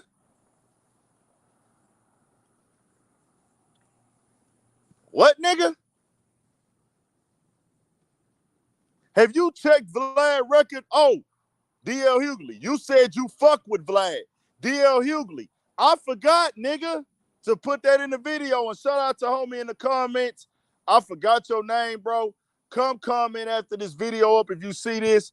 I'll shout you out in the next live. I got to go find that comment on that video. I forgot how Vlad put you up in the trick bag with Minister Farrakhan. You don't stand for nothing, DL Hughley. Don't you ever try to come over here like you dictate something, my nigga. He put you in a trick bag. He manipulated you, nigga. He did the messiest shit he could ever do with you, DL Hughley. But see, the thing is, you operating for money. You looking at Vlad as an easy bag. You have a relationship with Vlad because he's white and he will pay you, nigga. This man lied to you, had you speak on another black man. That's predatory, DL Hughley. Shannon Sharpe ain't did no shit like that, nigga. You turning down Shannon Sharpe platform, but you going on Vlad after he used you for clickbait and lied to you and told you that Minister Farrakhan was disrespecting the Jewish community. Purposely, nigga, did that to you. Played a piece of a clip, knowing that the clip was longer, knowing that's not what Minister Farrakhan said. Misquoted it on purpose and got you to speak on it. You never called Vlad out publicly for that I remember. What's more predatory? What Shannon Sharpe is doing or that?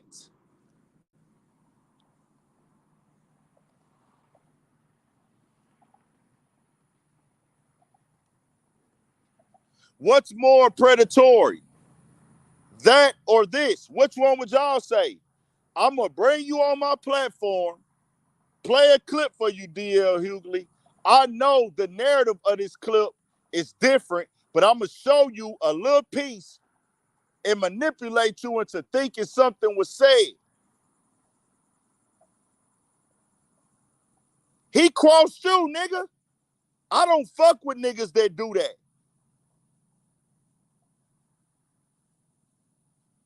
Shout out to my boy Know Your Chapo. G-Time in this motherfucker. Know what's going down.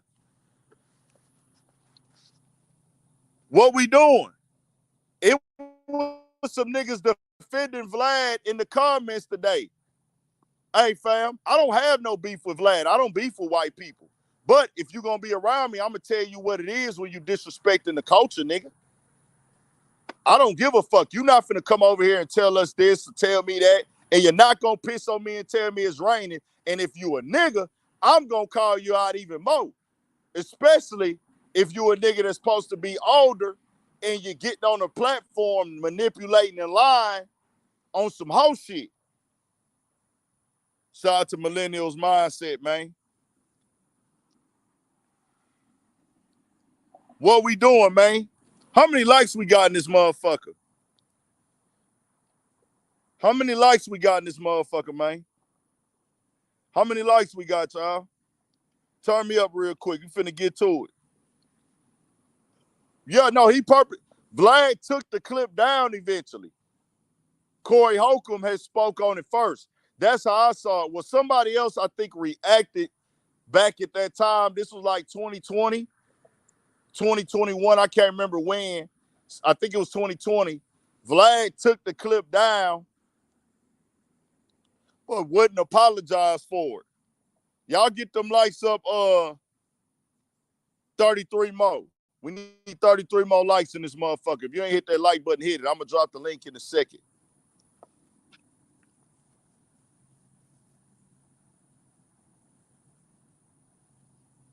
Hey, squared circle 7, shut the fuck up. We clearly talking about DL Hughley right now. Squared circle 7. We clearly calling out DL Hughley. What the fuck is you talking about, nigga? See, there's always gonna be a protector like this square circle motherfucker who want us to redirect the energy. See, you trying to protect square circle 7. What are you, fam? Square circle 7. Do you want to come on here and talk? We clearly calling out DL Hughley. All you focusing on is Massive Vlad. Nigga, we don't give a fuck about that nigga over here, nigga.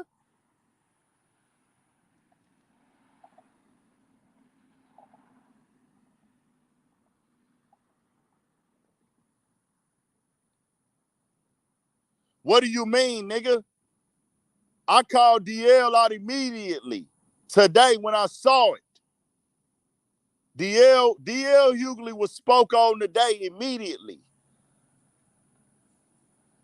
DL Hughley was spoke on immediately, nigga. The video is about DL Hughley. But Vlad gonna be part of the conversation because he manipulating it and he hating on Shannon Sharpe. I gotta charge the phone up real quick. Now, if you want to just come in and protect Massa, you can. I'll drop the link for you real quick, motherfucker. Because we don't play that shit over here on Urban Politicians TV. You got to say what you mean and mean what you say. We don't need no in-between. Let me drop this link for you.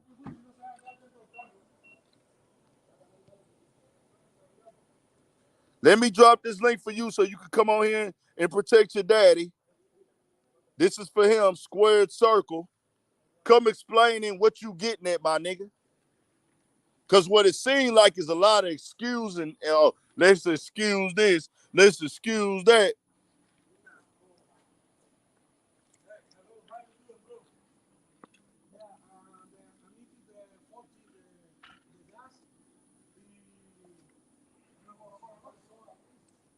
I bet you he don't come up.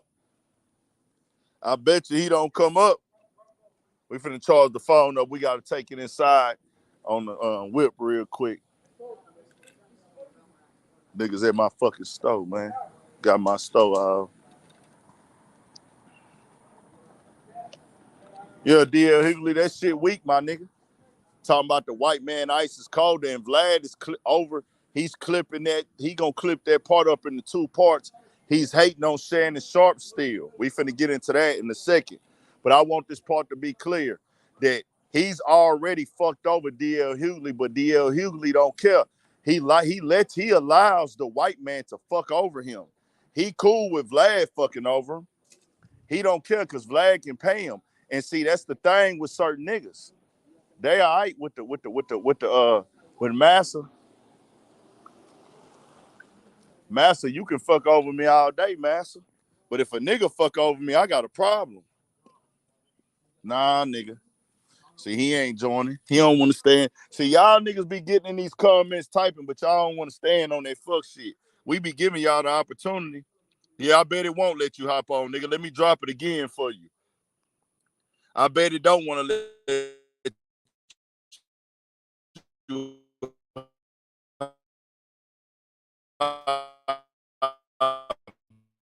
turn some money down. Turn me. No. You question my motives, nigga. And I started this whole, you've been on here, the whole conversation we've been calling out DL Hughley. How the fuck you missed that? But when I start calling out Vlad, you trying to speak up. The fuck is you talking about? Ain't no getting emotional. We just spotting somebody who on the other side, nigga. See, you could be on the other side. We don't give a fuck. We don't need you over here with us, nigga. But don't try to sit up here and act like you on our side too. That's the problem. See, you can be on the other side. I respect the motherfucker who say, fuck that, I'm going to get you niggas. We don't like you niggas hiding like you on our motherfucking side, nigga. We don't like people hiding like they on our side, want to act like they down with us. Oh, I don't fuck with them either, but low-key, I do fuck with them. Man, shut the fuck up, nigga. Fuck on, nigga. We know about your kind, nigga. We don't need you fucking agents in this bitch, nigga. You either with us or you against us, nigga. You make up your mind, nigga. If you ain't with us, you against us in this conversation, too. Nigga, you ain't open our eyes to shit, nigga. The fuck you open our eyes to? How you open our eyes up and I got the shit in the title and I got a video on my channel? Somebody real quick, go look at the video on my channel and tell me how long ago I dropped that video. How you opening my fucking eyes up? Nigga, you ain't opened my eyes up to shit, boy. You can't teach me shit, nigga. How you opening my motherfucking eyes up and I dropped the video earlier, nigga? And I got the shit in the title. The fuck is you talking about, nigga? I ain't learning shit from you. You not open my eyes up to a goddamn thing, nigga.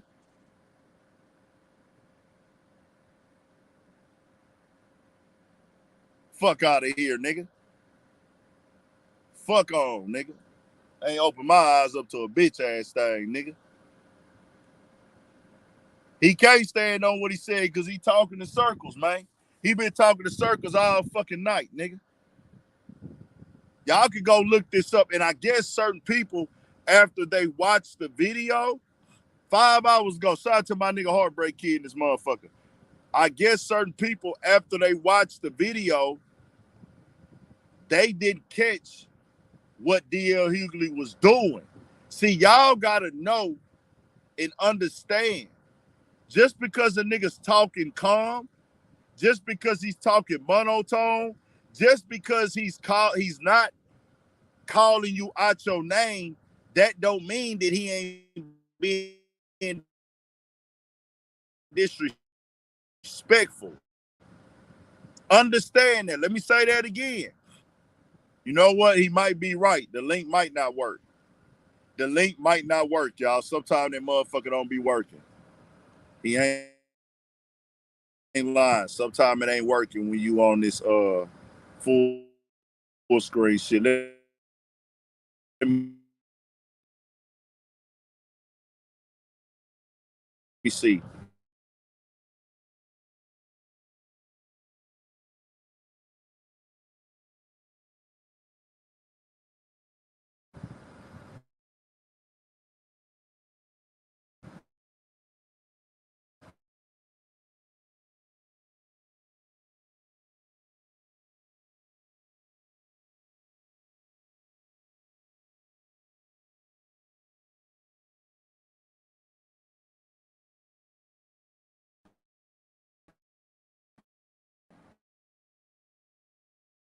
Y'all stop talking for a second. Hold on.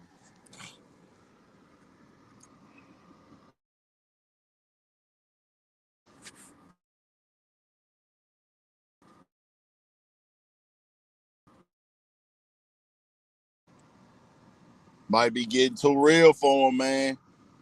Okay, we good over here. Hold on. We had to move. We had to move around for a second, man. The goddamn me, what you call it, got the fucking up. We had to find a spot. We had to find us a better spot, man. We ain't tripping. And, you know, the server's going to get nervous, but we going to get in place. We should be straight now as we back. Is we back? If we back, hit that like button.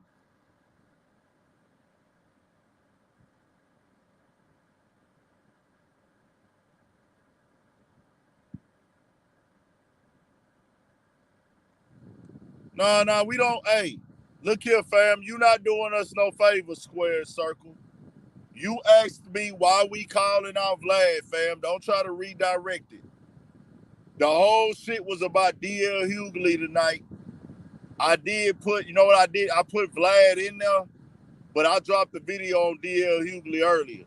The reason why I'm going in on Vlad because we months down the line and he really asked, because Vlad started this, is what you don't know.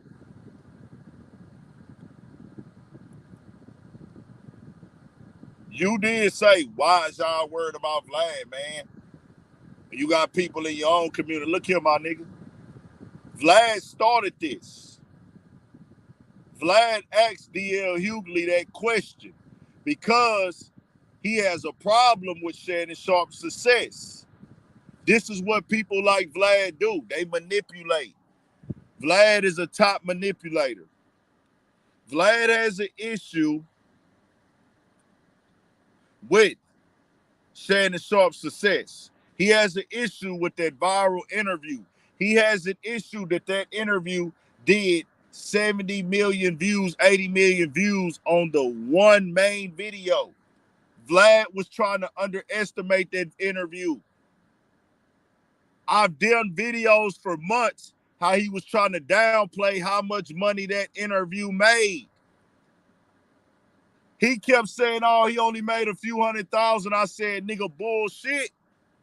I ain't even did an interview that much, but I said, Vlad, you talking about 100,000? Nigga, he made over that on YouTube, nigga. And you got to know it got put on TikTok. It got put on Twitter. You got to know he got sponsors on it.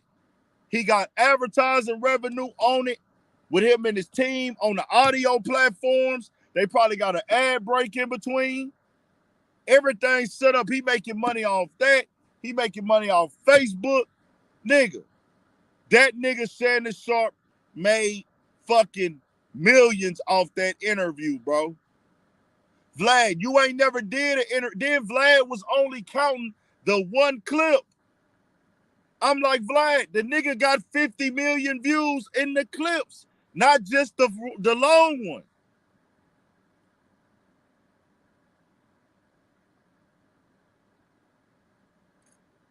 Bro, I'm like, what the fuck is Vlad? Go look at them videos I was doing months ago, fam. And I'm like, he's steady hating. I'm like, fam, I ain't even did a interview that came 10% close to what that nigga Shannon Sharpe did. But I know he made a fucking bag.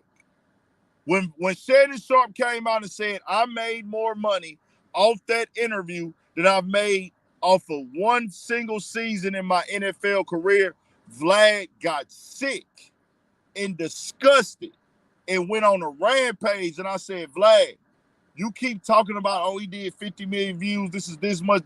Bro, Vlad is sat down with 15 people, nigga, and told them Shannon Sharpe is lying about how much he made. I said, bro, no, he's not. Because I've looked at some of my videos and they paid me more than average for a video. It's not consistent with everybody.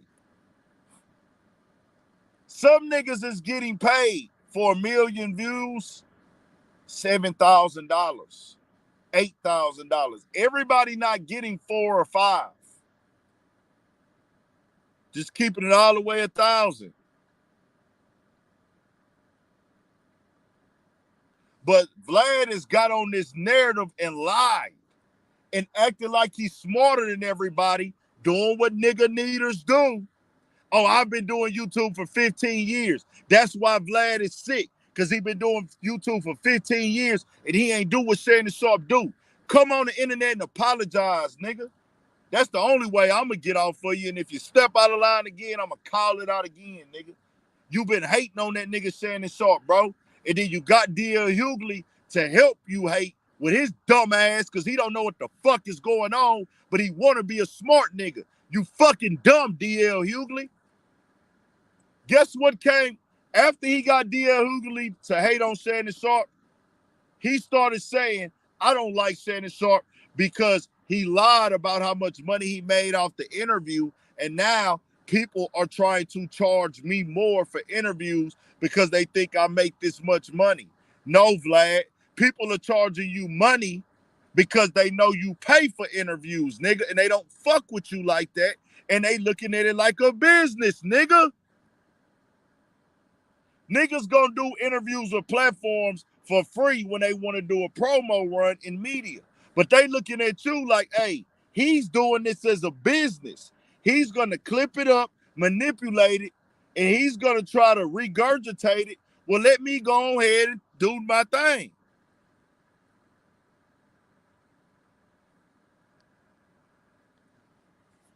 Y'all get what I'm saying? Exactly, Montavio. That nigga got mad at Marlon Wayans because Marlon Wayans said 40,000.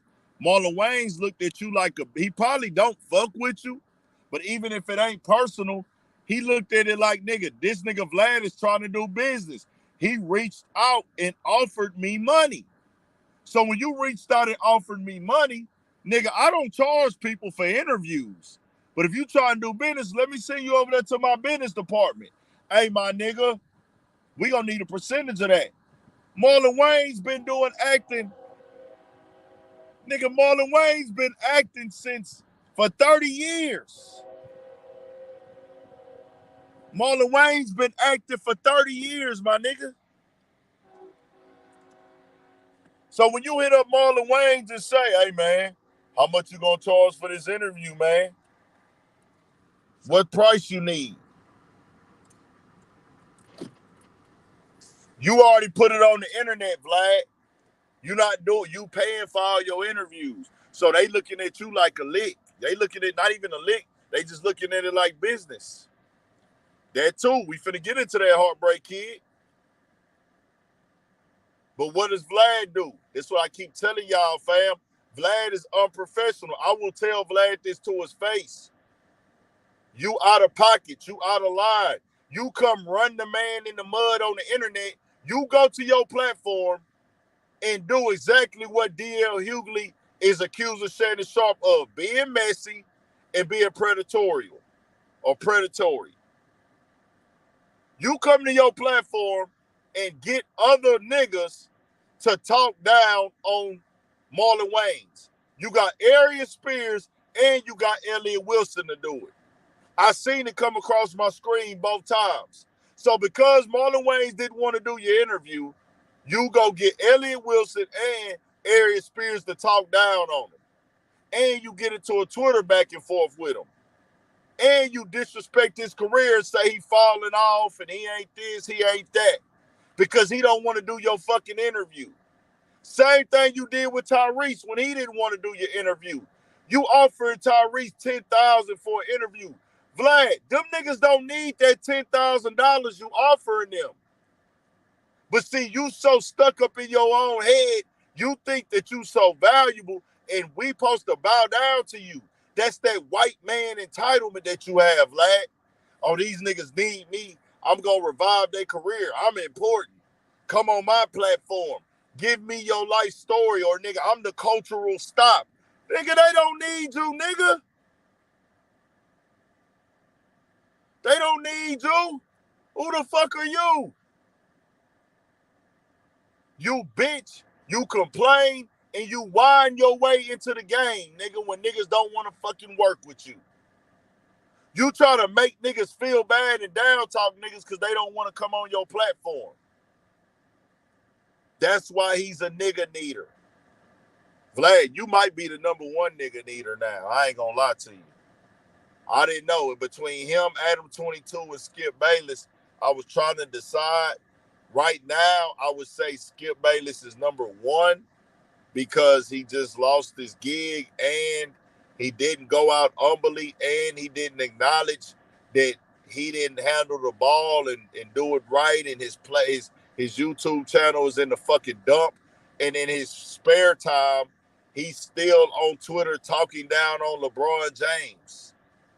Still, you've actually got it in your contract to hate on niggas. You get paid to hate on niggas. Skip Bayless is the biggest nigga needer ever. But, Vlad, you're giving him a run for his money right now, Vlad. You really are. Shout out to Heartbreak Kid on the donation too, man. So, yeah.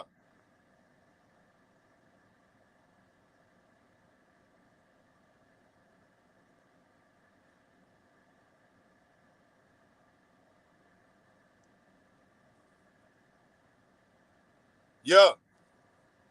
Vlad tries to control your value, and he wants to dictate your value based off of his business.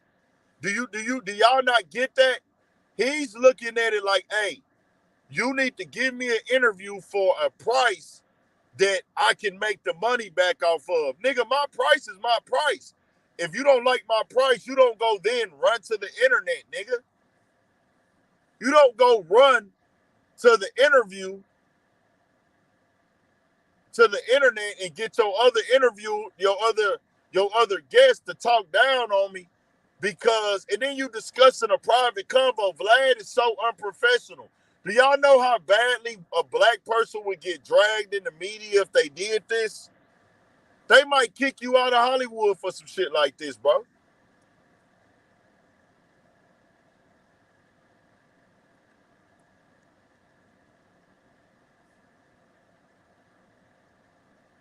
He's a nigga needer. He's nothing without niggas.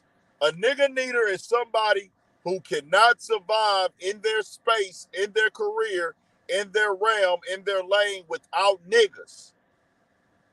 You are a nigga needer when you can't survive without niggas, but then you still go out here and disrespect niggas and try to treat niggas like they not valuable. Or you try to control niggas' narratives. Shout out to my boy Millennial Mindset. Millennial Mindset, hey, bro, try to click that link and see if that works, bro, because I don't think people can click that link from this.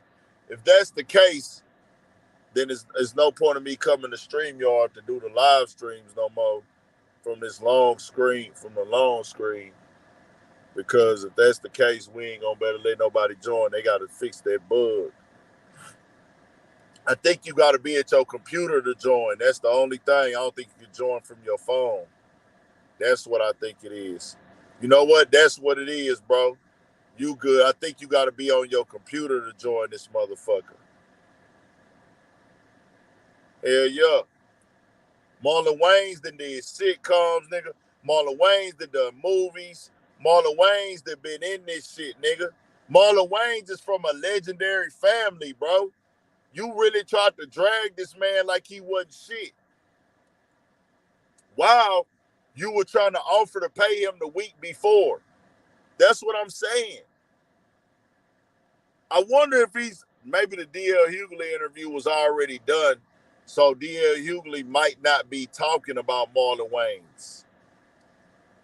Maybe D.L. Hughley might not talk about Marlon Wayans and everything like that. We'll have to see. Maybe not. Or maybe we'll see. But Vlad out of pocket, my nigga, he completely 1,000% wrong, completely unprofessional, and the shit is trash, and he's a nigga needer. I don't care.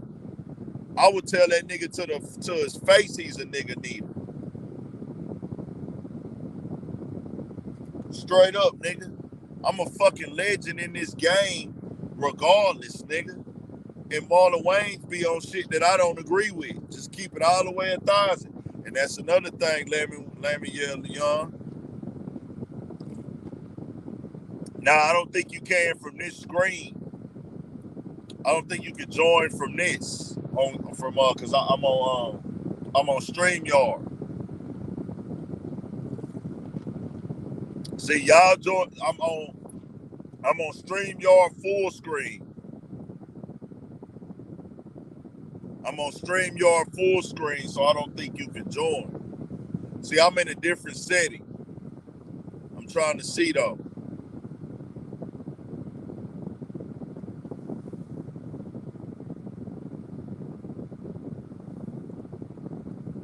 Nigga, Marlon Wayans was a part of a nigga childhood. Nigga, the Wayans brothers was a childhood show, bro. Yeah, that's that mindset. Divide and conquer. Hey, you want to do what I want you to do, nigga? All right, I'm going to get other niggas to talk down on you. But these niggas don't even realize what they be doing. See, I'm woke on this shit. Okay, big. Cito in the building. Shout out to Cito.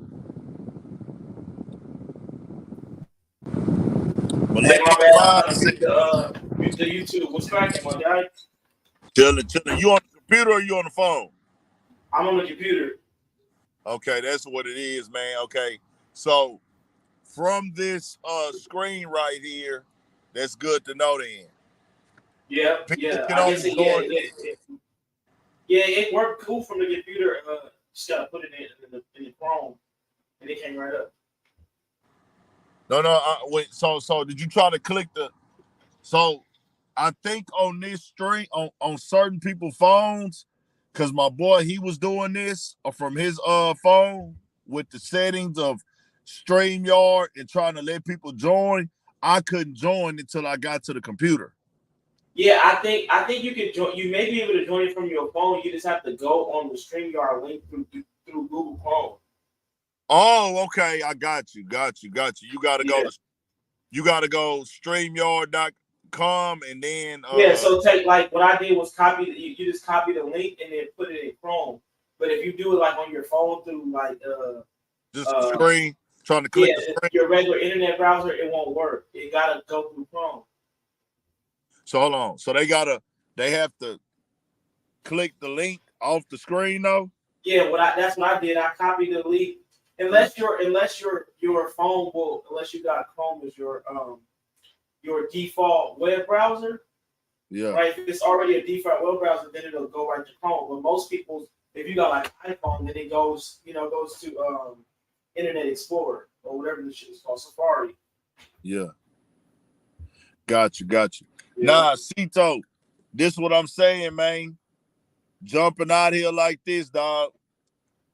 I can't believe that Vlad has done this, bro. Like, this is terrible. Now, Vlad is a clown, dog. Like, I think I stopped being surprised by Vlad. But you know what I'm kind of noticing though, like Vlad does some shit to spice up his name, once a quarter. You know what I mean? Like clockwise. You know what I mean? Because I'm not saying like Vlad is one of the most successful dudes on the internet, right? But you can kind of, I feel like his best days behind him, like he's peaked already. You know what I mean? So, he do some little shit like this. Hold on, you said he throws some bullshit out there. Oh, I think my mic is plugged in. My fault. I'm talking away from me this shit. Yeah.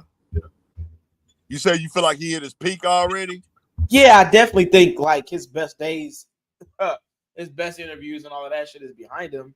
Because I think like you were saying, bro, it's only gonna be the niggas that are willing to sell their integrity. Yeah. That's gonna go do it. Like niggas that's really, that's really like that. They get to play now. You know what I mean? Like this is not 5, 6, 7 years ago. Like niggas know what Vlad is now. Yeah. Or they should anyway. And they want their bag, they want their check, they want part of the interview. Everybody know that you pay. And he's one of the ones. This is what I want y'all to be clear. He implemented that mindset in the game, nigga. He implemented that, hey, nigga, I'm paying for interviews and da-da-da. He's the one that spoke on that. Nigga, Facts. you one of the top platforms that made that a thing.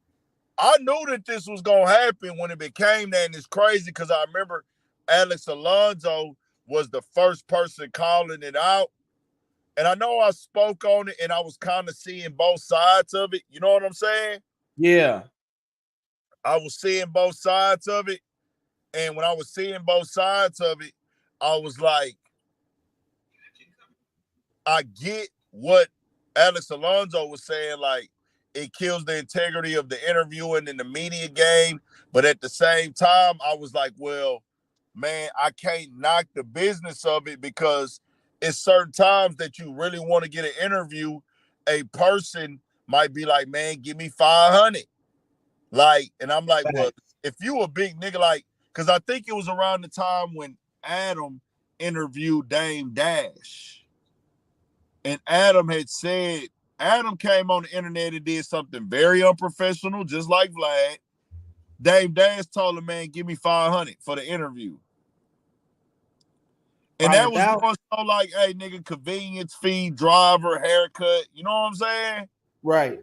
Just, hey, nigga, throw me courtesy something. Shit. Huh? That's courtesy shit. Courtesy shit. We should have never known that, but Adam decided to come to the internet and tell us like, well, this was Dame Dash charged me, like that's Dame Dash fee for an interview. Yeah, that's trash. But then it turned into a game where they all just marketing.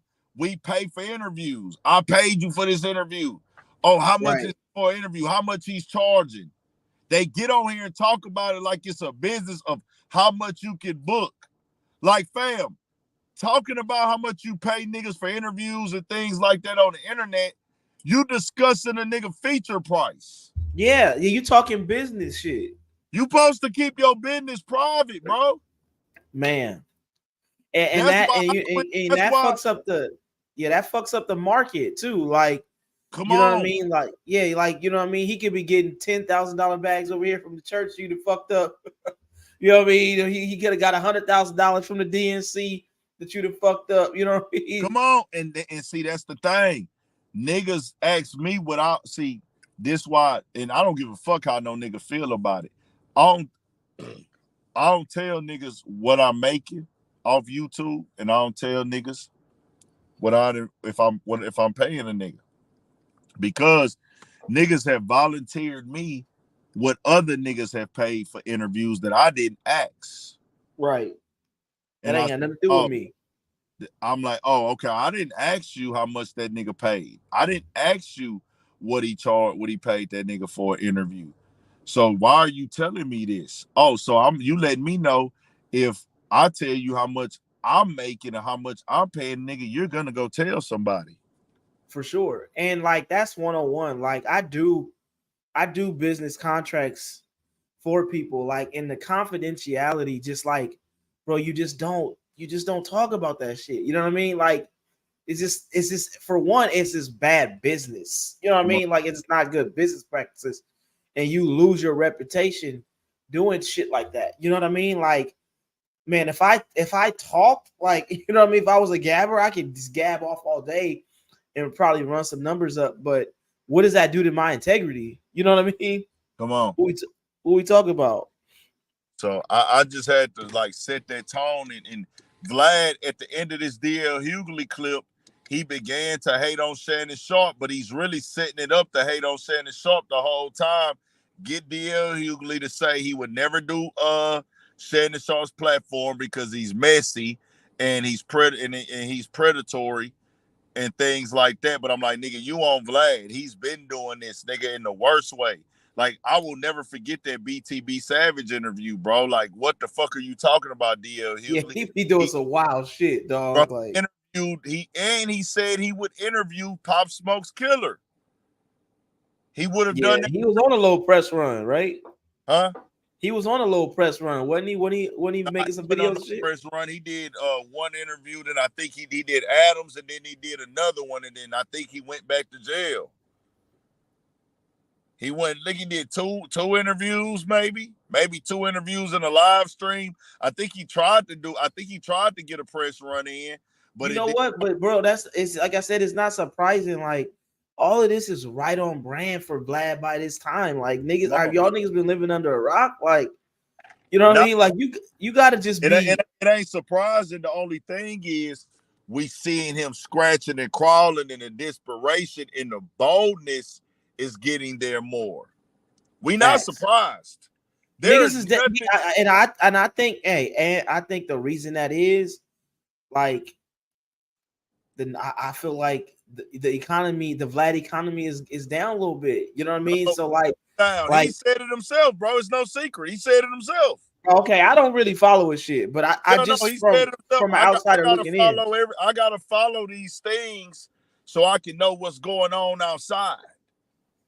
Cause I'm in the market, you know what I'm saying? I'm in the game, so I gotta know what's going on. When I walk in the room, I don't want to be oblivious. Nah, yeah, you gotta do your research. I gotta know what's going on. I gotta pay attention to this game because I'm in this shit. And the bigger I get, niggas gonna be hollering at me. Facts. So I gotta know how to move. I gotta know who you're into it with. I gotta know what the fuck you done said out of pocket and out of line and what you done did.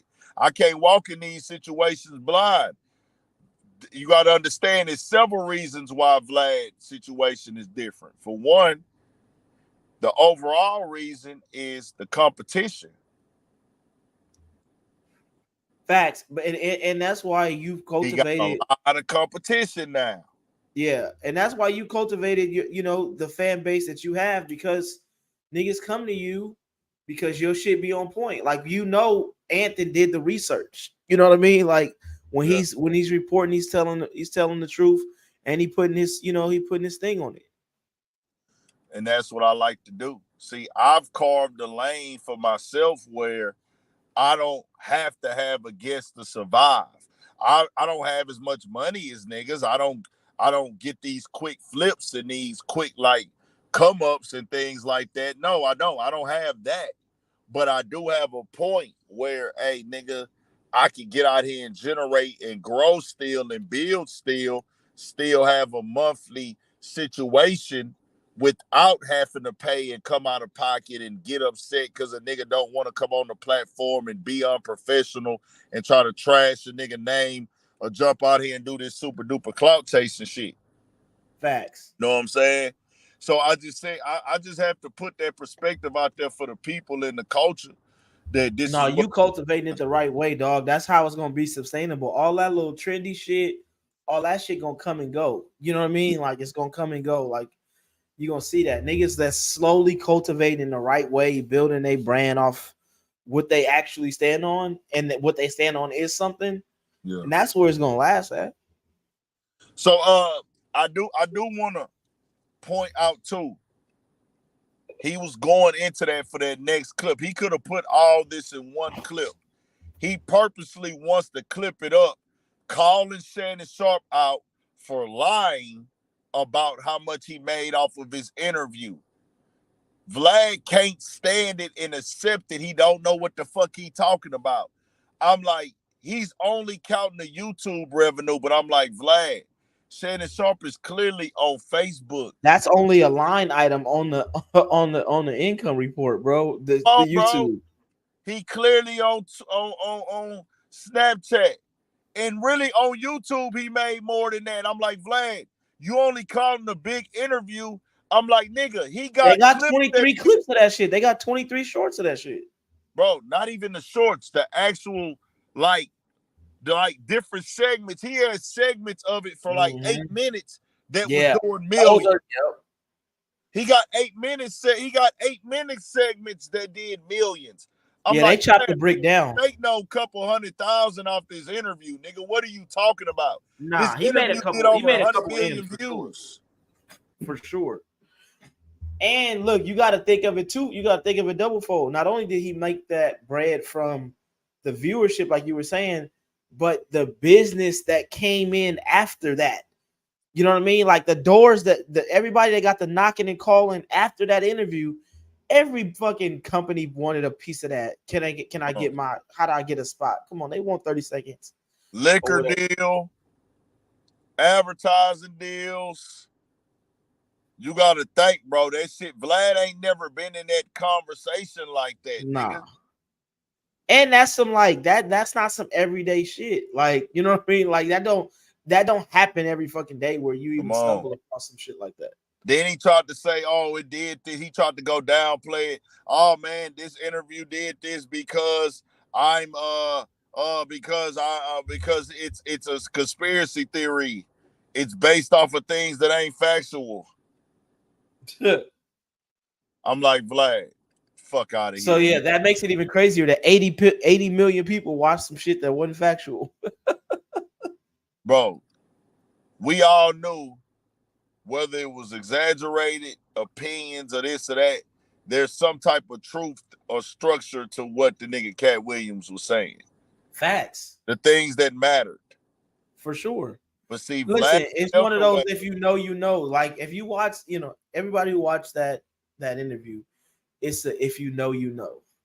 You know what I mean? Like, take what you will, you know what I mean? But there's no one that could have watched that and said, damn, it wasn't nothing he said, that he just lied for 3 hours. Come You know on, what I mean? exactly. It's like you tried to downplay the whole interview, my nigga. Like, no, my nigga, this interview did that for a reason. And bro, we all know. Well, I'm gonna tell the people that don't know, nigga, your view duration. You can, and Vlad knows this. You can look at your analytics.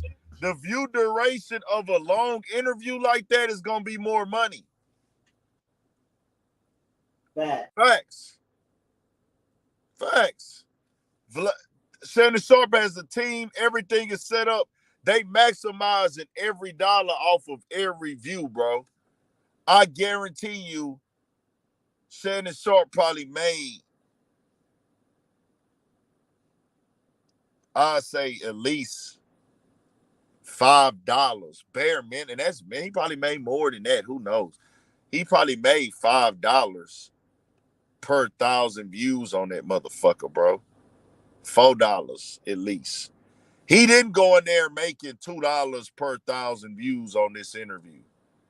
They got that shit set up over there, my nigga.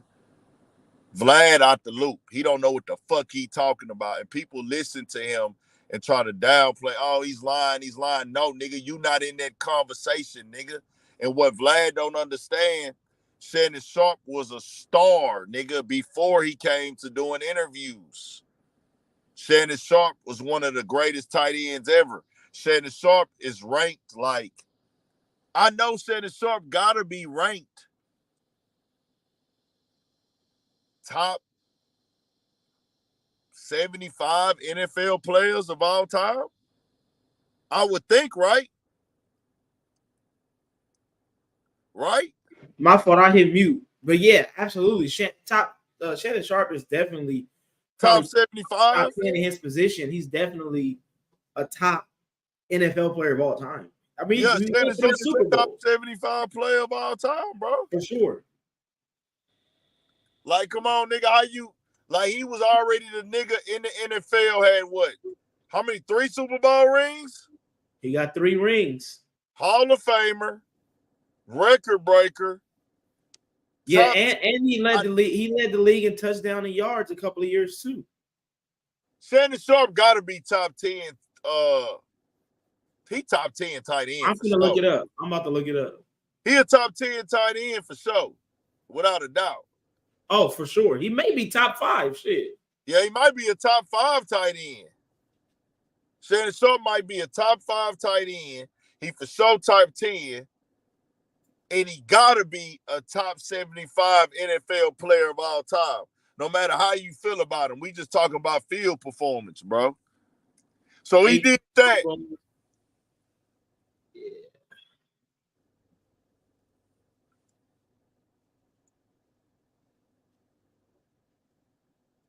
Somebody said top 3. Hell yeah. That's what I'm saying, nigga. Yeah, I mean, like Tony Gonzalez, like it's. I mean, like Gronk. You know what I mean? Like, yeah, like those are the only. Oh, so I'm looking at this website. They got Shannon Sharpe ranked 7th of all time. Tight end. 7th of all time. Yeah. Come on. Where Antonio Gates at? They got Antonio Gates at 6. 6? Okay, that's what I was thinking. I was like, Antonio Gates might have got a little bit in after, you know what I'm saying? I knew he was a nigga, so I was like, you got Antonio Gates, you got Gronk, you got you got Travis Kelce too. Travis Kelce, you got Gonzalez. Yeah, that's the top 3 right there. You said what? That's the top 3. Gronk, Kelce, okay. Gonzalez. Okay. I knew Gonzalez had to be up there, and I knew Gates was gonna be in there. Who else they had? Number 4, they got Jason Witten. Okay. Witten, okay. Yeah, 5, they got Kellen Winslow Sr. Okay, got you. He was dope too. I get it. I can't argue that. Yeah, so they got Shannon Sharpe top 7. So that's definitely outstanding, nigga. You know how many tight ends played in the NFL? Yeah. Nigga, this ain't easy, bro. That ain't that. And then, not only that, after that, he went to Sirius Radio and he was on, what, CBS? After he retired? For hella years, NFL on CBS. He was on NFL on CBS. Then he did Sirius. And then he did Fox Undisputed with Skip Bayless for 7 years. And then, while doing that, he had his own YouTube platform started like, Vlad, he's bigger than you. He's bigger than you, Vlad. He's more popular than you. More people fuck with him more than you. He had a skill and a talent and was top-notch at it, fam. This is his after his career, nigga. This is his second career he's in. Right. And they gotta know that you gotta know too that so Club Shay is signed to the value, the digital Yeah. podcast work, right? That Colin Coward owns. Yeah, Colin Cowherd, I had found that out. He was with Volume. That's his marketing, right? Or Yeah, yeah. production, his Yeah, production. so they make sure he gets the top of the top in terms Come of on, fam. his ad revenue. You know what I mean? The money is different over there. They not about to sit up there and we gonna sit around and wait for the minimum dollar. Nah, nigga, that team there, he not even coming up with all the bro. They will fact check stuff in real time on there. He got a real team, bro. Right. He got a real team. They fact check this stuff in real time. He not coming up with these. He's not booking these guests. Like, yeah, some of them he might say, I want to get this person, but him and his team is running through stuff. They coming up with these questions for him and everything. They For helping sure. him research all that, fam. That's a major production. Listen, Club Shay is a major production. This is not a couple of red cameras set up, to give you different views. That's a fucking major production, bro. See, the thing is with Vlad as well, and you can't tell Vlad nothing. Hey, you didn't transition. You didn't transition, bruh. He transitioned. Not only did he transition from the NFL, he went to national TV for years, and he went to the internet. So he got every pocket on that. But not only did he do that, after he had major success and he transitioned from 3 different networks, stayed down, fulfilled his contract on every network he was on and the radio station. Then guess what else he did? I created another streaming show with Chad Ochocinco. Nightcap. We created a whole nother streaming show, and we did 1 million subs. What the fuck dog doing? You Come out in the on. streets? Huh? You out in the streets? Yeah. H-Town.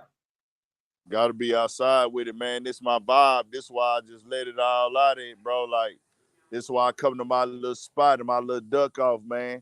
It be people up here sometimes, they might know a nigga, you know what I'm saying? But it's a real low-key, quiet little space, man. And hopefully I can keep this spot for the long run. That's a So, vibe. nah, for sure. Shannon Sharpe is in the direction.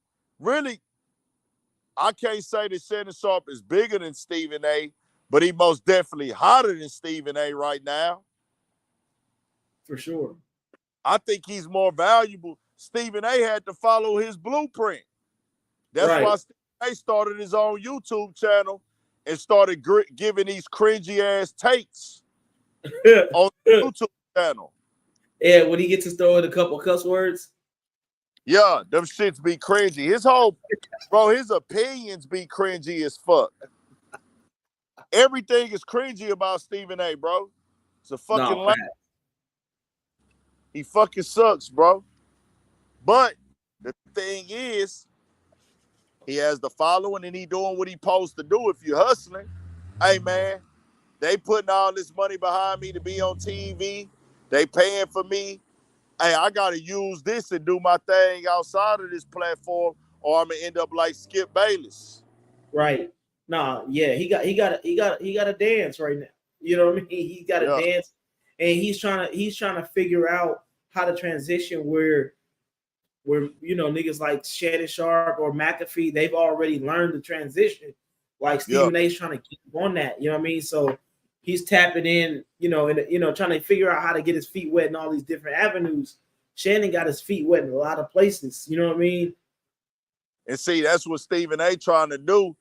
And he don't have the interview market. See, what they don't know, when Shannon Sharpe was on Skip Bayless' show, Club Sexyy was already going. Right. It was already turned up.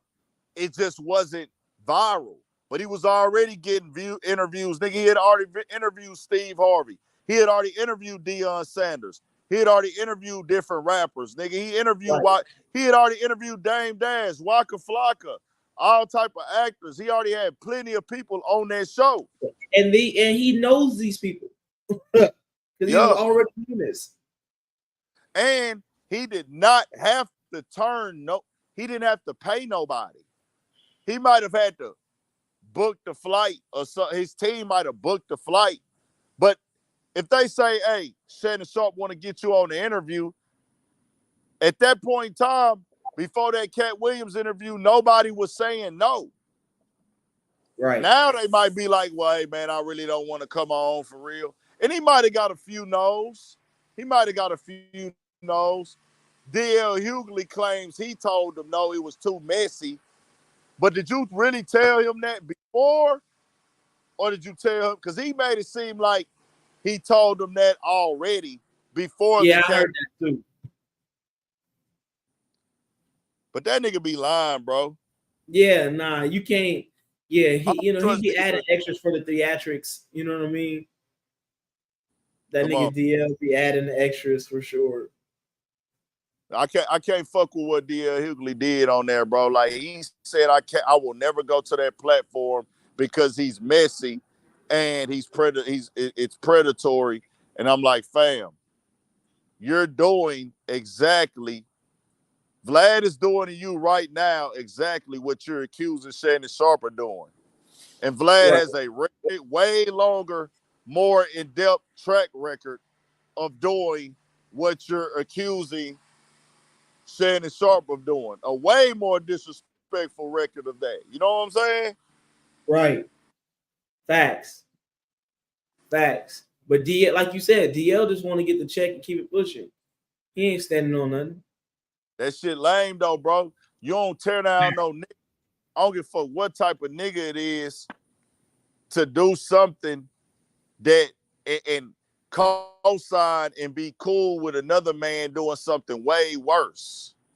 Way worse. That's the issue I got.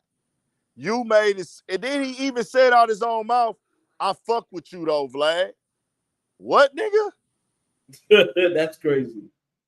It's crazy. I'm like, this dude is sick. But see, people be confused because they can't see disrespect unless somebody call you out the name. Fam, I see through all the calm talking. You ain't gotta call a nigga a bitch or a hoe or out of his name to be disrespectful. Him going on Vlad platform and saying, I will never do Club Sexyy, fam, that is disrespectful. Facts. I'm going on this platform with millions of subscribers, and I'm standing on it's predatory, and he's messy, and I will never do that platform. Look, come on. Look, mind you, you're on a platform that perpetuates killing and violence, and you know what I mean, and self-snitching, and you know what I mean, like actual shit that's like detrimental, that's tangible, that we've seen happen from the platform that you know what I mean, that you talking about. If Cat Williams shed some tea, like ain't nobody die. Come on. Like what we talking about? Big hater move. Hey, KMMA. Vlad will have me on, nigga. Trust me. Oh no, Vlad will have all them niggas will have me on. Once a nigga is big enough, they will gladly have a nigga on. Nigga, they need me, nigga. They need the FBA. They need the nigga skin. They need the nigga lifestyle, nigga. The fuck is you talking about? All that. Then he tried to compare his views to Marlon Wayne's views, bro, on interviews. And I'm like, Vlad, Marlon Wayne's went up there talking about regular, everyday stuff, and it was titled that way. When you went to Breakfast Club, Vlad, the title read, Solving Tupac's Murder. Of course you're going to have more views, nigga. That was the hottest shit on the internet. It's clickbait. It's clickbait, nigga. And it's two types of clickbait. It's true clickbait, and then it's lies clickbait that's a lie. It was true clickbait, but it's still clickbait. Facts. I clickbait every day, but I clickbait with truth. I clickbait every day, but my clickbait is truth clickbait. There's two That's types what of you clickbait. Yeah, that's what you got to do for the algorithm. You know what I mean? Like, if you're a content creator, you got to do that for the algorithm to make sure your shit is moving. You know that shit. That's YouTube 101. You got to get the people there. You could. Period. I'm just against disrespect of the culture and the people. You tried to downplay Marlon Wayans, very unprofessional. And it's like, fam, you put it out there that you pay for the interviews. You one of the top platforms with the biggest following to make this paying for interview thing a prominent part of this culture. So now y'all set that standard and y'all watered the game down. So now when niggas want to get paid, when you ask them their price, do you think that they charging you too much? But they like, nigga, I don't need you for the interview. You reached out to me. Right. Nigga, that 10,000 you trying to pay me, nigga, I don't need that money. Nigga, I'm looking at this like a business. Nigga, you hit me up like it's business. I'm going to tell you my rate. You either can pay it or you can't. Simple and plain. That shit weak. And it's like you steady. You been hating. Then he also lied on Shannon Sharpe, bro. Did you see that shit? I don't know if you see when I did a video on it. And then we talked about it on live. Vlad sat up there, and I put it in the video today.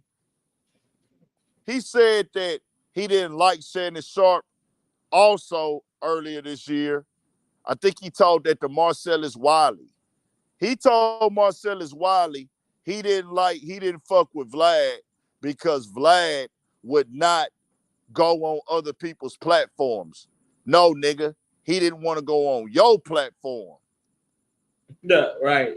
But Shannon Sharpe went on multiple platforms. Shannon Sharpe went on all the Smoke podcasts with Stephen Jackson and Matt Yeah. Barnes.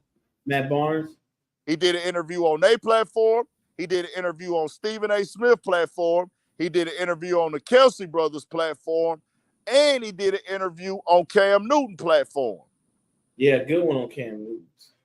He did 4 different platforms, but the thing is, they made sense. He Right. just ain't platforms, Vlad. That be the issue. When Vlad can't get what he want, he shows y'all that he's a nigga needer. I'm a badmouth you. I'm a down talk you. I'm going to be unprofessional with you when you don't come to my platform. That's because he think he above you niggas, man.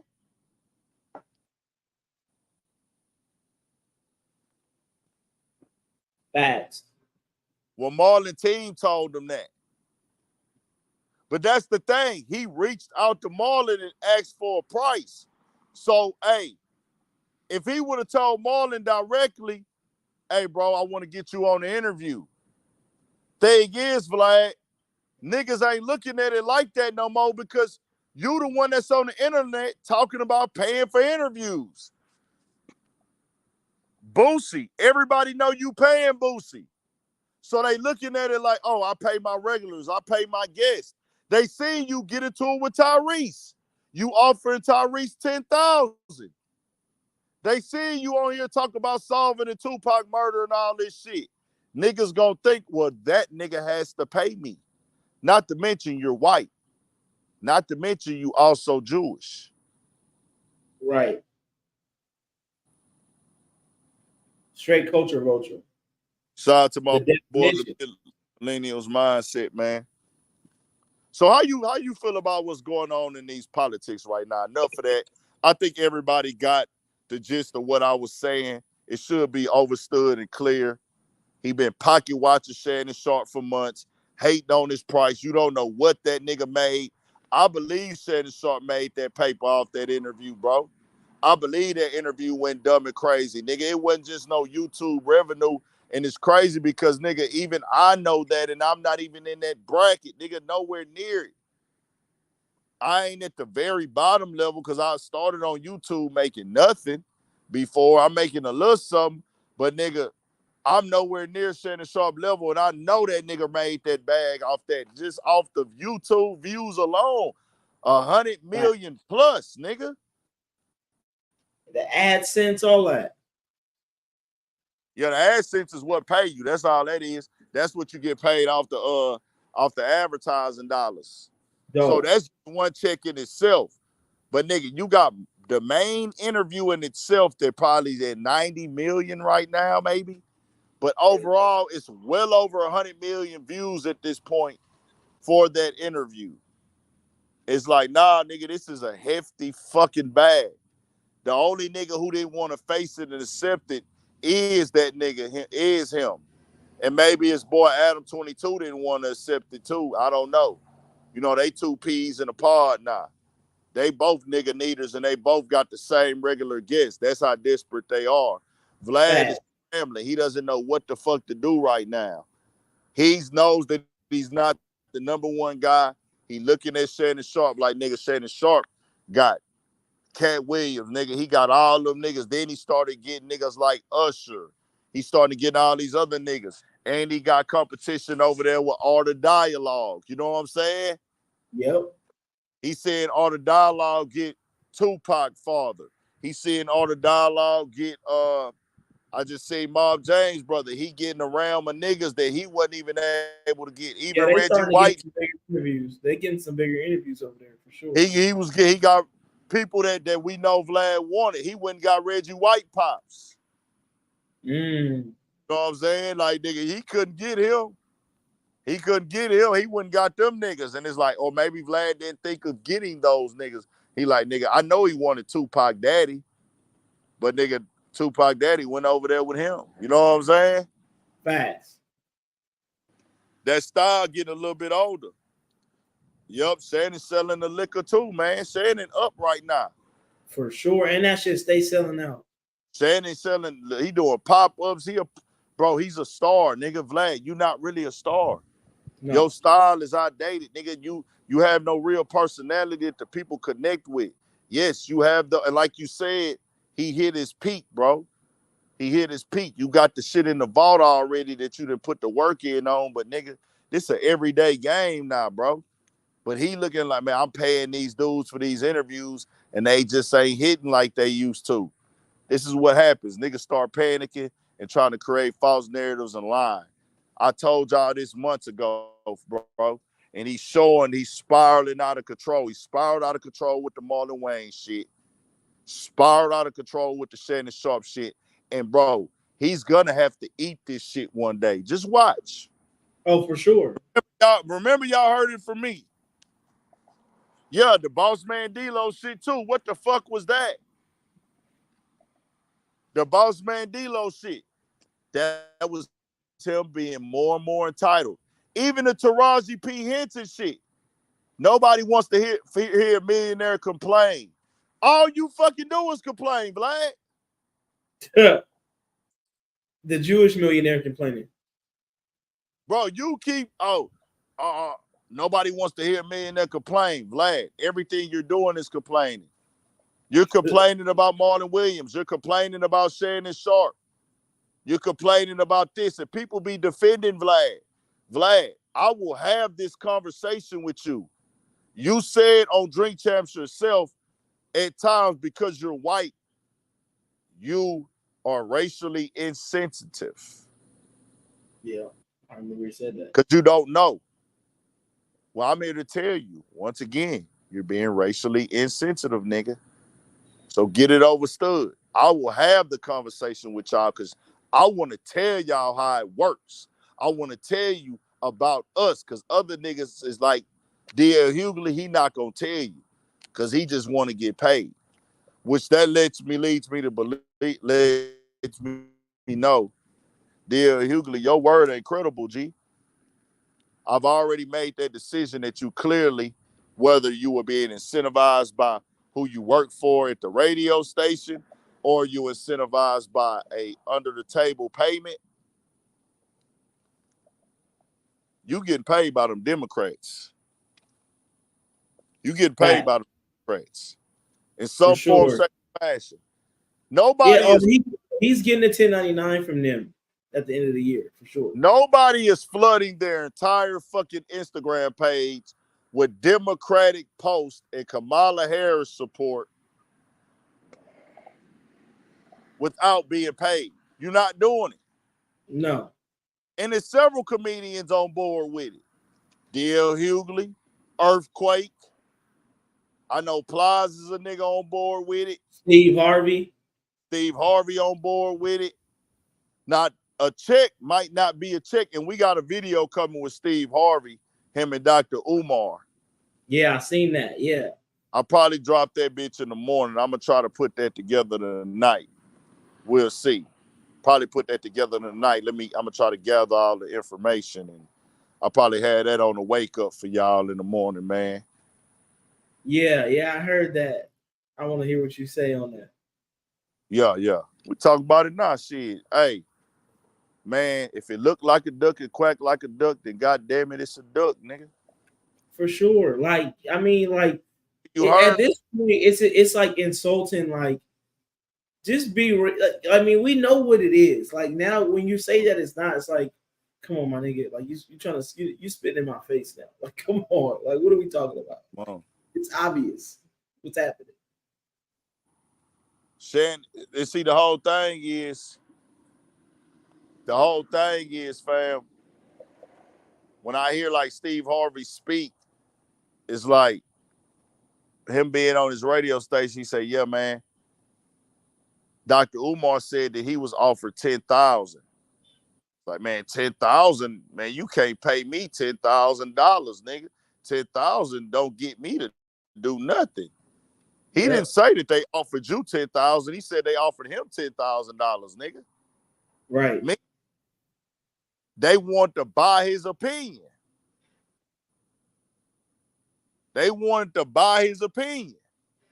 Yeah, your opinion might cost a little more, but they like, pay hey, if they offer me 10,000 for an interview, that don't mean they offered you 10,000. It's just letting me know they offered you some money to come on your platform, nigga. He never said they offered Steve Harvey 10,000 and you took 10,000 to sit down. So it's like, Steve Harvey, what the fuck is you talking about, bro? You did this for some type of incentive. It is what it is. Facts, bro. That was like when Drake said he was raised too rich to be a pedo. Like, my nigga, what? Like, nigga, bro, he didn't say nothing about you taking 10,000. You might have told him your fee was 100,000. Whatever your fee was for your exposure, they paid it. It's obvious. Then like, yeah, I'm not gonna ask no hard hitting questions. So what the fuck are you bringing on the platform for then, nigga? It ain't even about asking the hard questions. It's about asking the questions that need to be asked. So what the fuck is that? Like, what is a hard hitting question to you? Like, you know what I'm saying? They don't even, hard hitting questions don't exist with them because they're pushing this emotional agenda. You know what I mean? It's just like, oh, we have to do it because she's a black woman. That's the narrative that, you know, Steve Harvey and the likes of him that are pushing, bro. And it's like, they're not giving a fuck about policies, about none of that. You know what I mean? They're not even thinking about a hard hitting question. They're not thinking about, you know, what's her take on foreign policy or the border or whatever, or the economy. You know what I mean? They just, we got to vote her because she's black. You know what I mean? And that shit is trash to me. Hey, does she have any policies on her website yet, bro?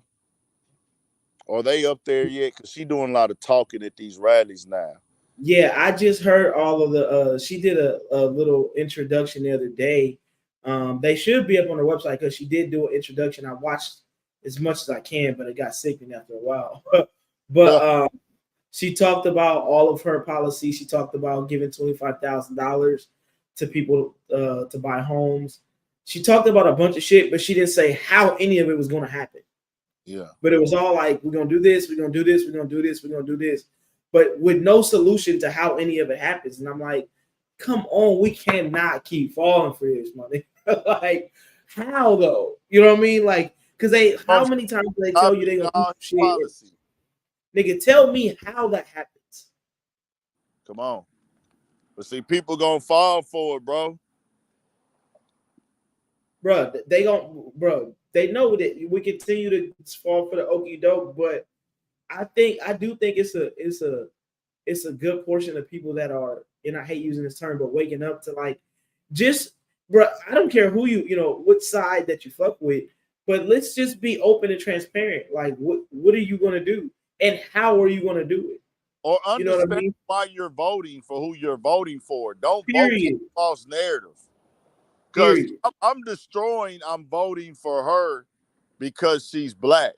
That That's doesn't make any absolutely though. sense when she's already said she's not going to do anything specifically for black people. So why would you vote for somebody who's black? Yeah, just because she's You're black. not going to do anything specifically for black people. That makes no And she told sense. you that out of her mouth. Said that out of her own mouth. I'm not making this up. It's on video. It's documented. You know what I'm saying? I've seen it. We played it on here multiple times. She said, I'm not going to do anything only for black people. Okay, cool. So with that being said, why would anybody think in their mind and try to wave this black card around? And that's the problem I have with niggas. Like the people that we spoke on earlier, all them niggas running their platforms like niggas is tripping, like they don't want to ride with their people. Why are we riding with our people when they not finna do nothing for us? That don't make no sense. Find another. Yeah, Let me see but the we don't policy. think like that. Come on. Like we don't, bro. Our brains aren't even thinking about that. Again, they are. Let's tie these emotional creatures to the emotional fact of the what it looks like for a black woman, bro. I'm a black man with 4 black daughters. Would not more of a beautiful thing to see, right? If that's what, but not if she's not going to lead the country in the right way. It don't matter if she's that. Come on. Like, I need to know, how are you going to lead the fucking country? I don't care if she's black. You know what I mean? Like, what the fuck? Like, we have to pay more attention to the real issues and get off the emotional shit. Talk about it. Symbolic votes, no more. We've already voted. The last election was lesser of the two evils, right? Because after Biden said, if you don't vote for me, you ain't black, I thought that was over for niggas. I said I refuse to participate in this election, fam. Yeah, y'all got it. And when I heard that nigga say, if you don't vote for me, you ain't black, check my track record. And I'm like, fam, I saw a piece of you on the internet and you were open racist. I said, you're not getting my vote, Biden. And I'm so glad now, and I'm proud to say I've never voted for any of these motherfuckers. I never voted for Obama. I never voted for Biden. Didn't vote for Trump either. And I'm glad that I have not participated in the election process. Now, should I vote locally? Maybe so. I haven't tapped into that either. But I am going to get more involved. I'm going to get more involved and do my research. You know, Right. people tell me, man, you don't know nothing about politics. That is the most ignorant shit you could tell me, nigga. I know how to fucking read and comprehend. Period. I know manipulation tactics. I know. Yeah, I got a fucking brain. It seems like Big Ant knows more about politics than other motherfuckers, because I didn't vote for the Obama shit because he was black. I said, hey, that's some bullshit. And I took my 2 homies to go vote for that nigga. But I told myself, hey, man, something ain't right. I'm not finna vote for this nigga just because he black. Was I wrong? No, facts. Listen, and for Obama's first term in 08, I did vote for him just because he was black. But I'm 21. I don't know shit about politics. Yeah. I did it simply because he was the black dude on the ballot. You know what I mean? Keeping it a bean.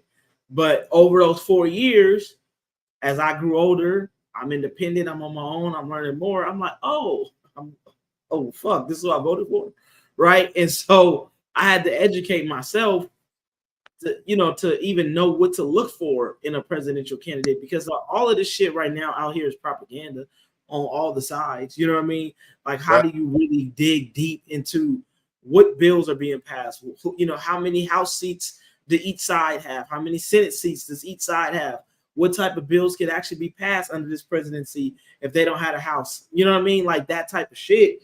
And that's the type of shit we don't on average we don't pay attention to, but you should, you know what I mean, so that you're not out here being wooed to sleep by the emotional shit of let's pick the person that looks like you instead of the person that's better for the job. Symbolic. And we have a lot of women who looking for this woman pride and this woman representation and they want this symbolic stuff, or let's make history. I just heard Vlad tell Boosie that stupid shit.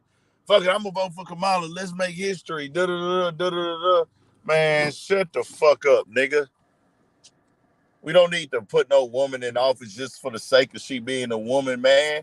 Why are we trying to redirect the energy of the world and make a woman a leader who's not meant to be a leader? Her own team, her own side didn't believe in her. They was running with Biden, the man that is not even properly equipped himself. They was gonna run him over her because they know that this stuff is symbolic, nigga. They know what this country is consisted of. So I'm just like, nah, bro. We need real policies, bro. Not these fake policies. Understand this last 4 years, Kamala has been the vice president. Why haven't a lot of these issues already been handled and addressed under that reign? Correct. Like, and to know like what policies or what is the vice president in charge of, right? Like what the vice president was in charge of over the last 4 years is the border, and we see what's going on with that. So you know what I mean? We see what's happening with that. So bad, bro. It's bad, dog. Hey, and you know what else was like the huge turnoff when I was watching her speech the other day was, so after everything that each policy or each little section of whatever she presented was, at the end of it, dog, each section she would say, that's what I'm gonna do, and then she would say, now let me tell you what Donald Trump would do. Like, why the fuck are you focusing on what Donald Trump is gonna do, and you're not telling us how you're gonna do the shit that you just said you're gonna do? Like, that tells me you're not. This is not for real. This is a fucking joke. Like, this is not. Bro. You guys, you think we are fucking just stupid as fuck? Like, it's insulting at this point. They had Lil Jon come out there tonight, man. Don't nobody give a fuck. I don't give a fuck about Lil Jon. Yeah, that nigga got a check. Of course. That's it. Like, we know what it is. You are not persuading. You're not persuading us by bringing out people who we adore and hold highly in high regard. We know what it is. They sent you the W-9. They gonna get the T-99. And they gonna move on.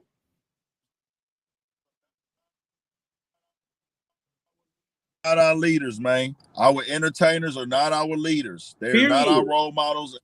We need to follow. I'm not making no decisions based off what Lil Jon said. Respect. Sometimes it cross over. Sometimes a person that is in sports or entertainment gonna do things that reflect a leader or somebody who stands for something. That's just gonna happen. But we not looking at somebody just because they rap good or they dance good or they sing good or they look good or they got that movie that we love, that this is the person we need to be listening to with our decision making in day-to-day life. No, that is over. We have information. We have the internet. We not falling for the banana in the tailpipe no more. We need real results. As I said before, you have to earn my vote. Neither one have earned my vote. And it is so crazy, Cito, right? Because you might have seen me on here talking about this shit a few times and people saying all type of shit to me, calling me a coon, calling me a Trump supporter, even though I've never voted for Trump, but I'm a Trump supporter. Oh, I'm this, I'm that, I'm this, I'm that. Because I'm saying that they have to earn my vote. You're not going to be able to put somebody in front of me and say that they black so they get my vote. It's just not going to happen. And oh, I'm a Trump supporter because of that? Are you fucking serious? Then they call me all this shit. Oh, I say, hey, bro, these celebrities are puppets, bro. Guess the first video I pull out. for weeks. I've been pulling that video out of Malcolm X talking about this. I tell niggas Malcolm X has been dead almost 60 years. You told Almost us it. 60 fucking years. How the fuck did he speak on them using celebrities as puppets back then to get their message out? If y'all didn't want to believe me, because it's blatantly obvious for me, I didn't need to see Malcolm X say it to know that this was what was going on. So I played it, and niggas' mind frame start changing a little bit. Then last week, Charlemagne went on ABC. Everything we spoke on tonight, Charlemagne went on ABC and said it about Kamala. Why he basically questioned why isn't anything on her website in the form of a policy. That was one thing he said. Two, he said, why hasn't Kamala done an interview yet? She has no interviews on the internet. Why hasn't she done an interview yet? This is, y'all don't need to be celebrating yet. Then he said, votes are not earned. Votes are not given, they're earned. He said that as well. So in my mind, I'm like, okay, so he's saying the same shit that I said. And he said, why is she not going onto the platforms that support her? Donald Trump is calling into these radio stations. Donald Trump is going to these platforms. Why are they not doing it? He said that she needs to provide something outside of what she has accomplished with Biden or what policy she came up with. She needs to have her own identity and things like that. Then he even said himself, Charlemagne said this, her running mate is a DEI hire. Yep. Listen, and it's crazy that he said all this in less than 10 minutes, bro. When he was on ABC. So when I play that for everybody like, oh, damn, man, has been saying that. Come on. Fuck is y'all talking about? Bro, like that, like you got, if you know anything about politics, and I'm a part of a couple of organizations, so I know how back end policy works 100%.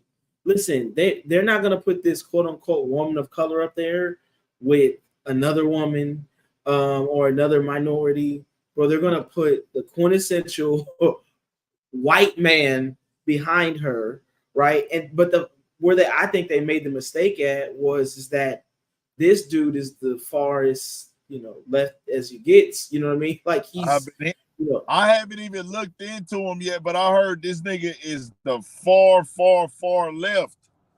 Bro, he's one of those ones that's like, your kids should be able to change their gender whenever they want type shit.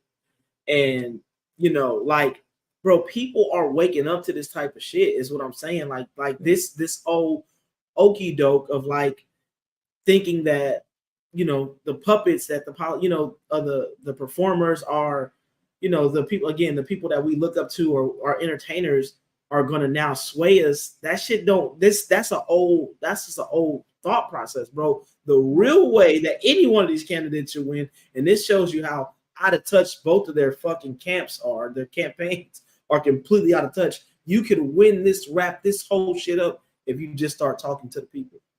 If you cut all the bullshit out and talk to the people and say, this is how we're gonna fix our country. This is what we're gonna do, and this is how we're gonna do it. You can say 3 things. I guarantee you shit will change overnight. But they're not doing that because that ain't what they about to do. She's not trying to do none of that, bro. This is none of that. Come on. Like you said, that's why there's I just went on the website. That's why there's still no policies on her website. So there ain't no policies on their website still? Nope. Trump got 20. Yeah, just a bunch of ways to donate to the campaign. Trump got 20 of them bitches. 20 bulletin boards. And guess what they say? In men and women's sports. And man, shout out to my boy Elliot Malone, man. In men and women's sports.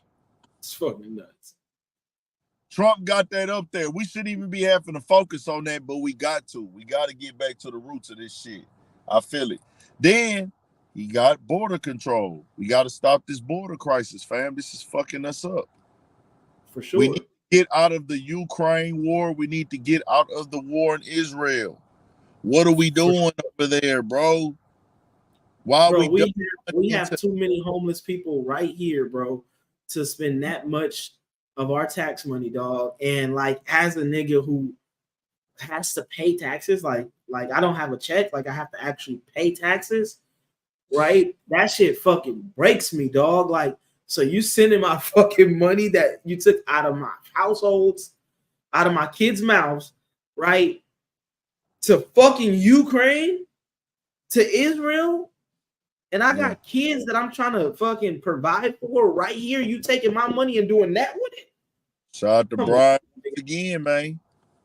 Say, we own, man. They, see, what's a call when them Republicans get in there, they gonna slow that shit down, some nigga. Oh, for sure. They gonna slow that For shit sure. down. And that's why it's important. It's important to like, again, this is a big year, not only for the presidency, this is a big year for the House, right? Like if you end up with a Democratic president and you have a Republican House, ain't much of shit finna get passed, right? Because they're not finna let her get shit passed. So, or vice versa. If you end up with a Republican president in the Democrat House, they gonna send him through hell. So it's like it's gonna be interesting, dog. I'm not a registered Republican or Democrat. I'm a registered independent. But I also know how the electoral college works, right? I live in California. We a blue state. It's going Democrat no matter who I vote for. Right? So we a red state. Kamala spent a lot of time in Georgia with these concerts and all this shit. Well, she had three urban celebrities come. Lil Jon did a performance, Megan Thee Stallion, and she had Quavo speak up there. But Georgia's gonna be a red state regardless. Listen, for sure, bro. Georgia. A lot of people, if you've never been to Georgia, Atlanta is the only black part of Georgia. All the rest of Georgia is not black, bro. So you know what I mean. Like, you got millions of black people. They not fucking with that. You gonna get a city. Yeah, Atlanta will vote for her, but Georgia will not. She will not win Georgia. What's it called? You're not gonna win Texas. That's out. You're not winning Texas. Now Houston, we blue. Houston Democratic, but you're not winning Texas. It's just not happening. No, it's not happening. Greg Abbott wouldn't allow it anyway. So like, even if he was, this bitch is sold up. You're not winning Texas. Nah, and Trump ain't winning California. It don't matter what happens, right? So you know what I mean. No matter what happens, this is this is probably the bluest state out of all.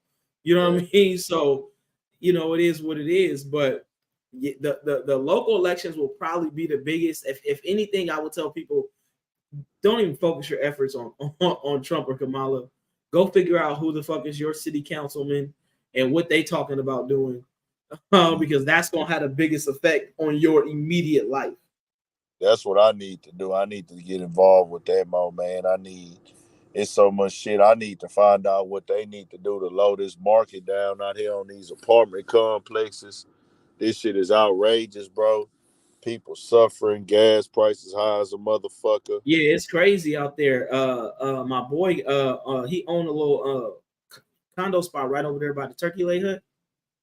He owned a little condo, a little 4-level condo right there behind the Turkey Leg Hut. Right there behind it. Yeah. They're high. Them hoes be like 400,000 or better. Yeah, he bought it for like 3 something. And he's like, he's been getting approached like a bunch of investors offering him top dollar. They want to turn that shit into a rental. Okay. He like, nah, I ain't budging. I ain't gonna lie, bro. He should stay there, nigga. Like, it's not gonna lose value. They only building that area up unless 100%. The money or I know the equity. I understand the equity game out here is big, but man, if he don't need the money and he ain't trying to go get no new spot or move out that area, man, I would stay there for right Bro, now. it's not. That's he lives out here. That's like his second home because he got his company is also out there, so he kind of goes back and forth. So he's like, no, he's like, I'm good. Like I'm sitting on it. He's like, bro, he's like, what I'm paying for that out there my rent costs more than that out here. So he's like, I ain't no way I'll get rid of that. He probably paying what, like 25 on that motherfucker? Yeah, plus the little HOA for the little Yeah. cleanup and shit. Yeah. See, my Yeah, cousin and my partner, they had them motherfuckers. Yeah. He rented a couple times a month on Airbnb.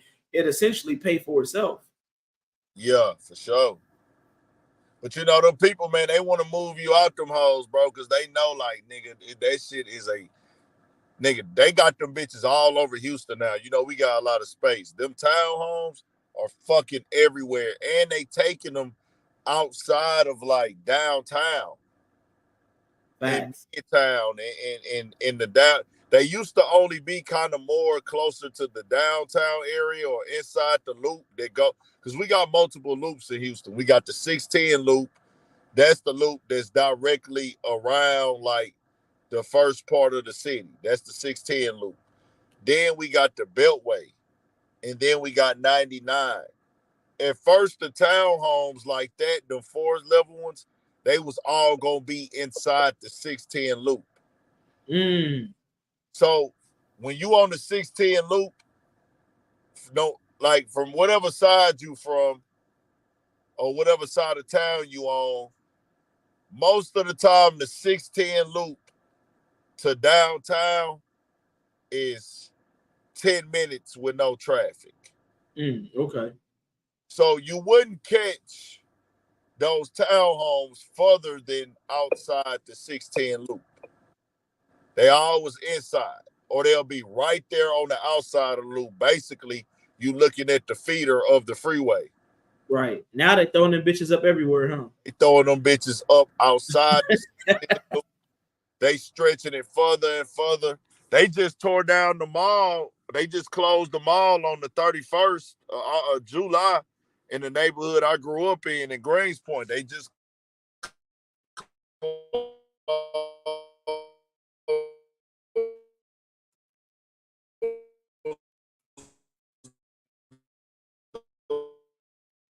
Oh shit, you froze. Yeah, let me move real quick. Oh, we back. Nah, bro. So I'm just telling niggas what it is. Like, they building them bitches everywhere. They buying up all the old houses. Bro, they pretty much wiped Fourth Ward out. Fourth Ward is like the first, if not the first, black neighborhood in Houston. Black owned, black built. It used to be Freedman's Town. It's because that's what, like, the slaves went and built it, bro. You know, the emancipation happened right in Galveston. Yeah. Hey, and Galveston is what? That's Fourth Ward? Nah, Galveston is south on the water. Galveston is on the is in the Gulf of Mexico. Yeah. So that's not that's outside of Houston, right? That's how far it's about 30. It's about 45 minutes away from Houston. Oh, okay. Hey, so where Turkey Lake Hut is at, and what is that? 5150 or 5051? 5015 is far down the street. That's Third Ward? That's Third Ward. That's Third Ward. That's right by downtown. No, that's like 5 minutes, not even 5 minutes. Like, it's 2 minutes from downtown, depending on what lights you catch and shit. Like, right. Third Ward is downtown, and Fourth Ward is right next to that. Dope. Okay. So Fourth Ward is first, though. It depends on what side of town you coming from. So if you coming from the north side, you're gonna catch Fourth Ward first.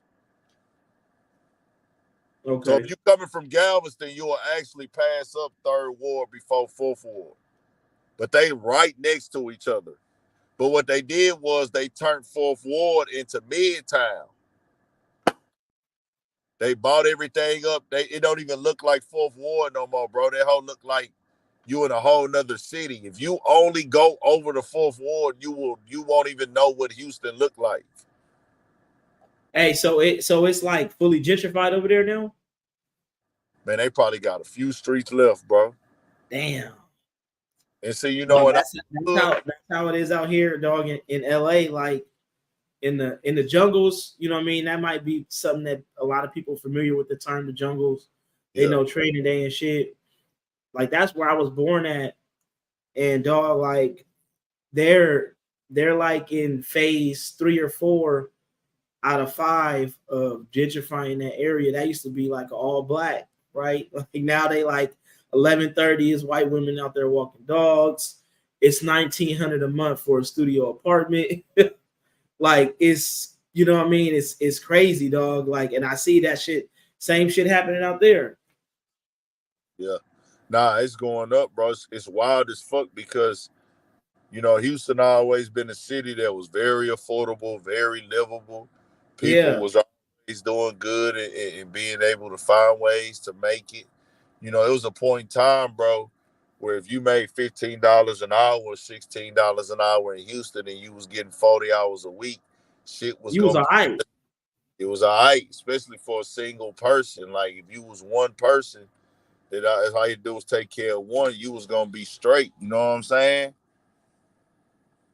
But now this Yeah, shit that rich. shit don't work, dog. Out here, dog, earning $100,000, bro, you barely making it, my nigga. That shit crazy, dog. That shit when I talked to this chick before in the back in the game, and she came to my apartment and she told me that this one bedroom will be 15 to 1800 in LA. This was like 2015. And I was like, bro, I'm paying like 950 for this motherfucker. And then she said that this would be in the hood though. And Oh, I for was in the sure, she said this would be 1500 a month in the hood. dog. Let me tell you this, because I'm a real estate, right? So I got a Yeah. client right now, bro. We about to lease her house out. It's on the east side, right? It's on the east side. So we talking about, it's maybe 5 minutes away from the projects, from the Watts projects. Mm-hmm. You know what I mean? 5 minutes away, bro. We're about to lease it out for like $4,000 a month. That's high. 2 bedrooms. You know what I mean? It just got appraised for 650,000. This on the east side, my nigga. Like this is the bad area. You know what I mean? Like this is where you don't want to live. It's good. Yeah, this the hood, my nigga. And it's, we talking about more than $500,000, my nigga. $4,000 a month. Come on, man. You know what I mean? My nigga ain't seen. So this is fucking ridiculous, bro. This is fucking ridiculous. And it's so fucking wild. Like when niggas tell me in LA a house is $1 million, I'm like, nigga, if you buy a house in Houston for $1 million, nigga, you got land. Dog. You A got million dollars out here, you could buy a house out here for $1 million, and you still gotta put money into it. if you spend $1 million out here on a house, you have an estate. That's crazy. You have a 3-car garage that can be separated from the house with the covered walk up to the garage. That's You nuts, know what I'm dog. saying? Well, out here, if you go to the west side or towards the beach, towards Venice, Santa Monica, bro, a condo will cost you $1 million a year. A condo, fuck. I mean, That's $1 million it'll cost you to buy a condo on the west side. Fuck a house, niggas buy condos out there. for sure. Because really, that's what most people are buying out here now. Because that's really the most affordable shit. You know what I mean? But to buy a house, bro, uh, you know, in which anybody what you would consider a good neighborhood, a decent neighborhood, it's $1 million. And we're not talking about big houses though. We're talking about 14, 1,500 square feet. Hey, niggas love that lifestyle out there.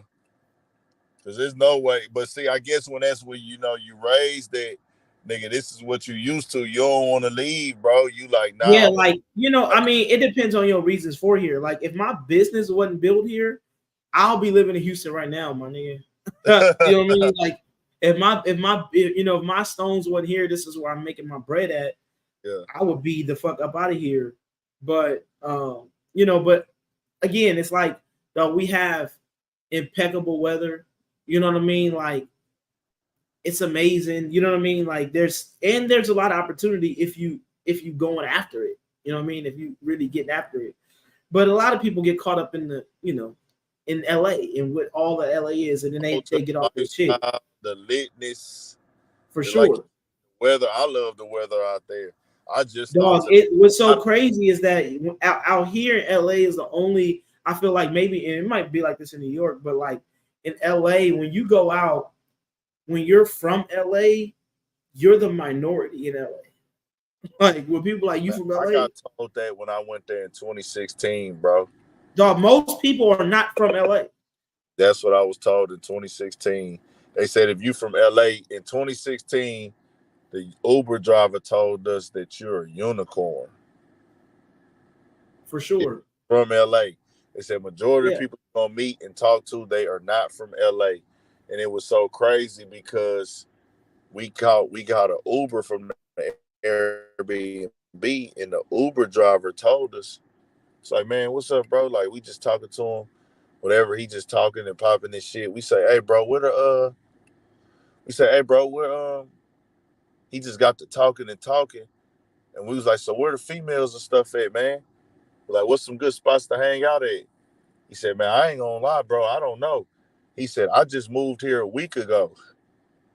No, he said 3 weeks ago. He said, I moved here 3 weeks ago and I'm driving Uber. And he said, man, to be honest with y'all, bro, I've got a roommate and everything that I'm staying with. I don't even know how the fuck I'm gonna pay the rent.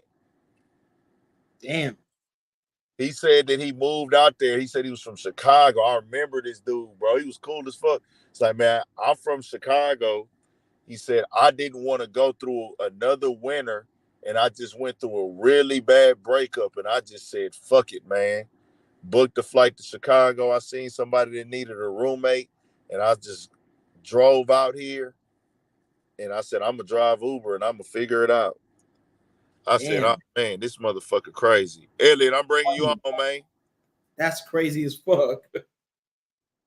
You cut your cam off if you want to. I'm bringing you on. Bet, bet, bet. What's going on, y'all? What's What's the good, deal? Big E? We Oh shit! we just trying to I spit. swear, that's funny. That's when my daddy called me to this day, man. I was a baby and then he was calling me Big E. I swear to God. But say you said you was from California, right? And you in California too? Yeah. I'm in LA, born and raised. Oh yeah, oh yeah, big blue state. So y'all got the trifecta of bullshit. So y'all Oh got so y'all got Gavin Newsom, y'all got yeah, Maxine Waters, and y'all got Karen Bass. yeah. Hey, and what what's crazy that you said that. I never met Newsom in person, but I've met Karen Bass and Maxine Waters multiple times in person. But yeah, we got all of them, dog. Karen Bass couldn't probably look you in your face because you was too black, would you?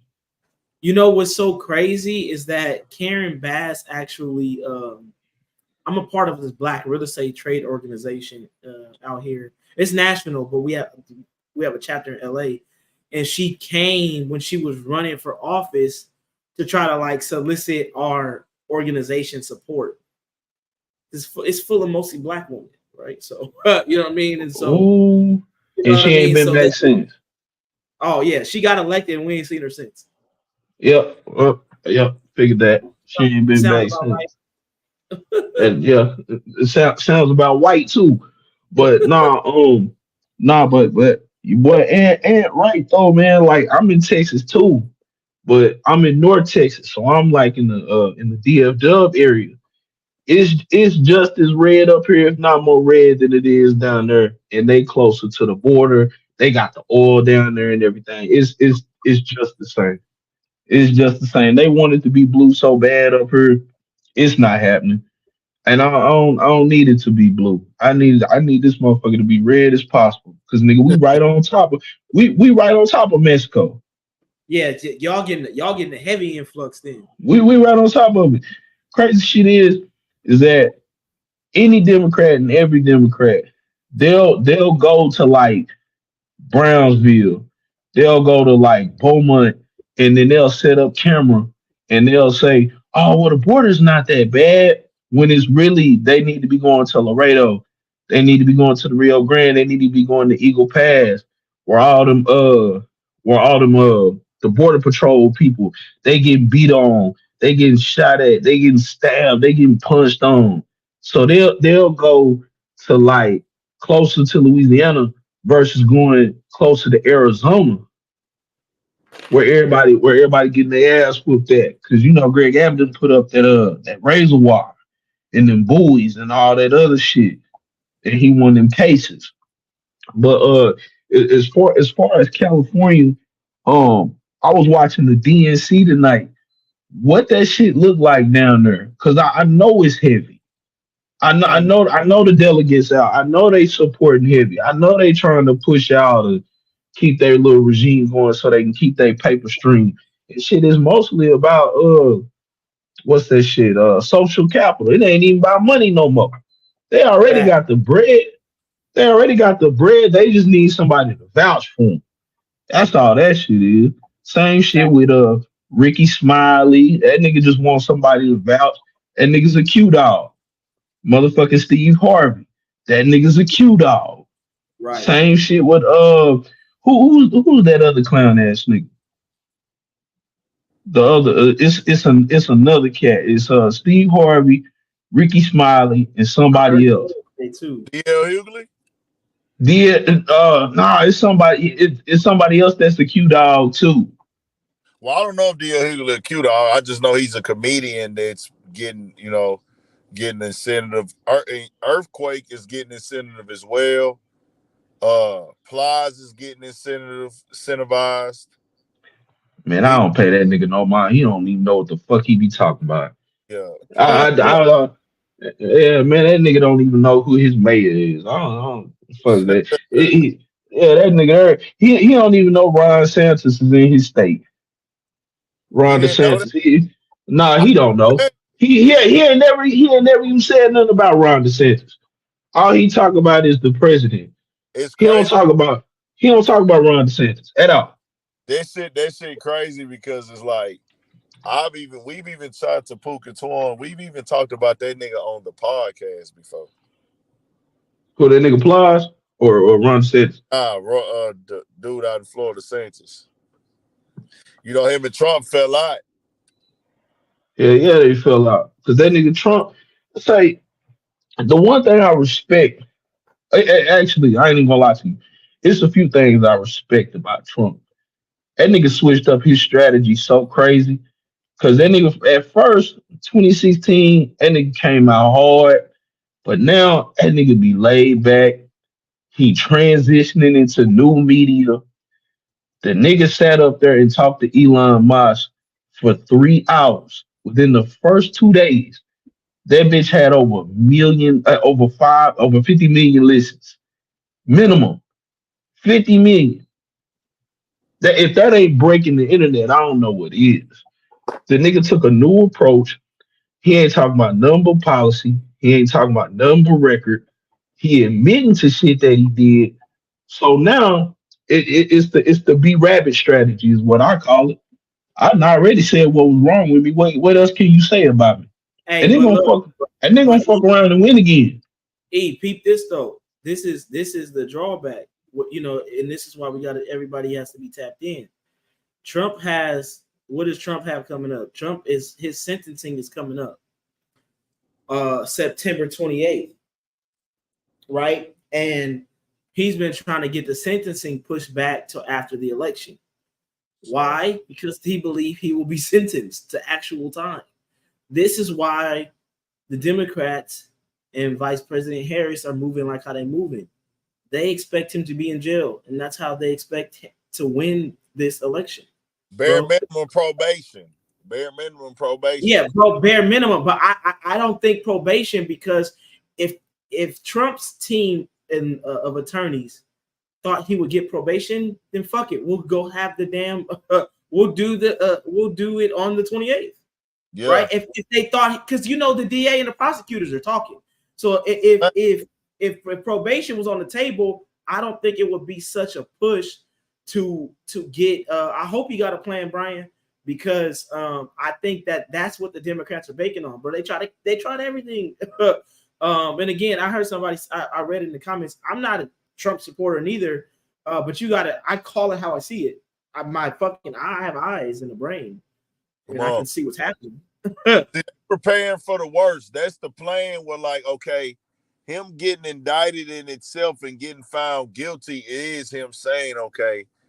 He even said it in an interview. We gonna do what we gotta do. Like, if I gotta go do the time, we gonna do it. Like, you know what I'm saying? Right, Like, it's right. already understood. He's And see, telling they don't want him to win, because like, if he wins, he can pardon himself.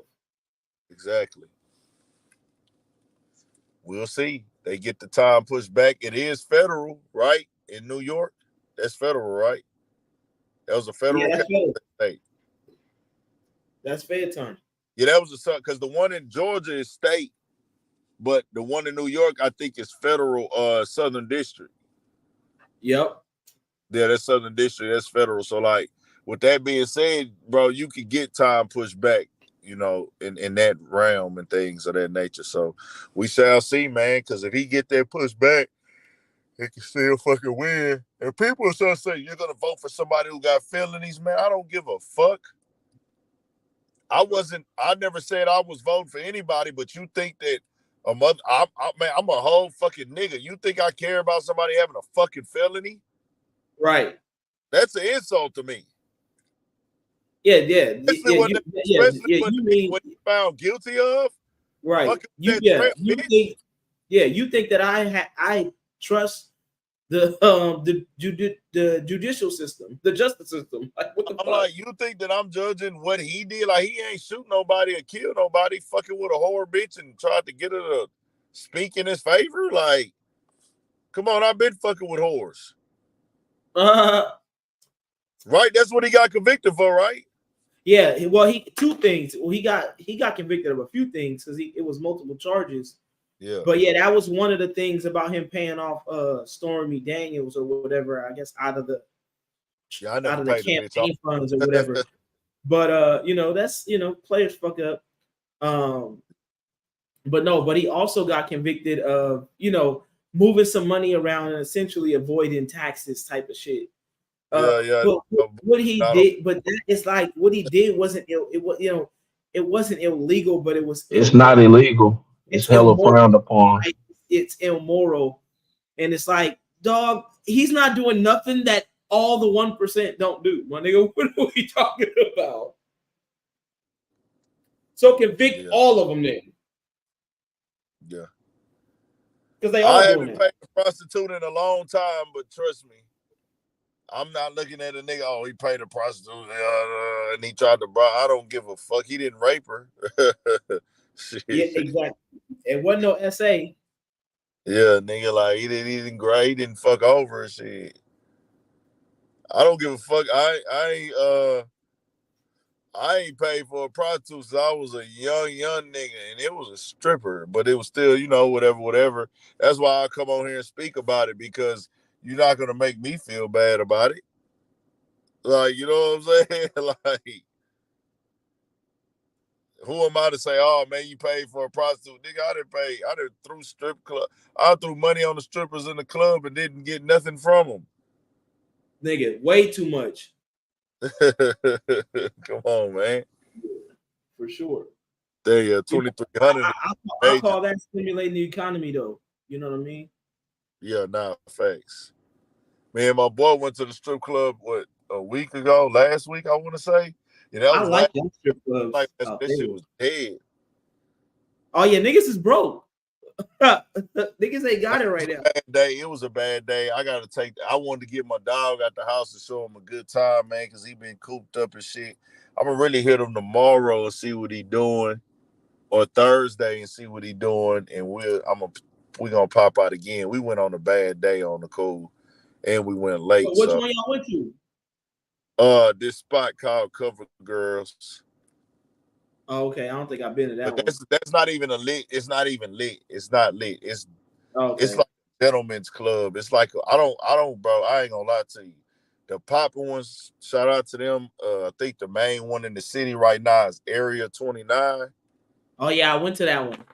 Okay, yeah, it's the latest one in the city right now. I'm over that vibe, bro. Like going in the bitch and and Yeah, it just was kind of a lot. huh? It was a lot when I went. Exactly, bro. That ain't my lane, bro. I did it all. I did the V lives. I did the dreams. I used to like the old dreams. Yeah, I The went there too. cool. The old dreams was cool, but that V live, bro. Like that hoe was alright, but I wasn't V really Live, big I've been on there V too. live. Yeah, I had My, a cool time in V Live. I spent a couple of dollars in there. my boy say Hey it's good. man, in person, the strip club gonna always be the shit. But you think online gonna close down the strip club?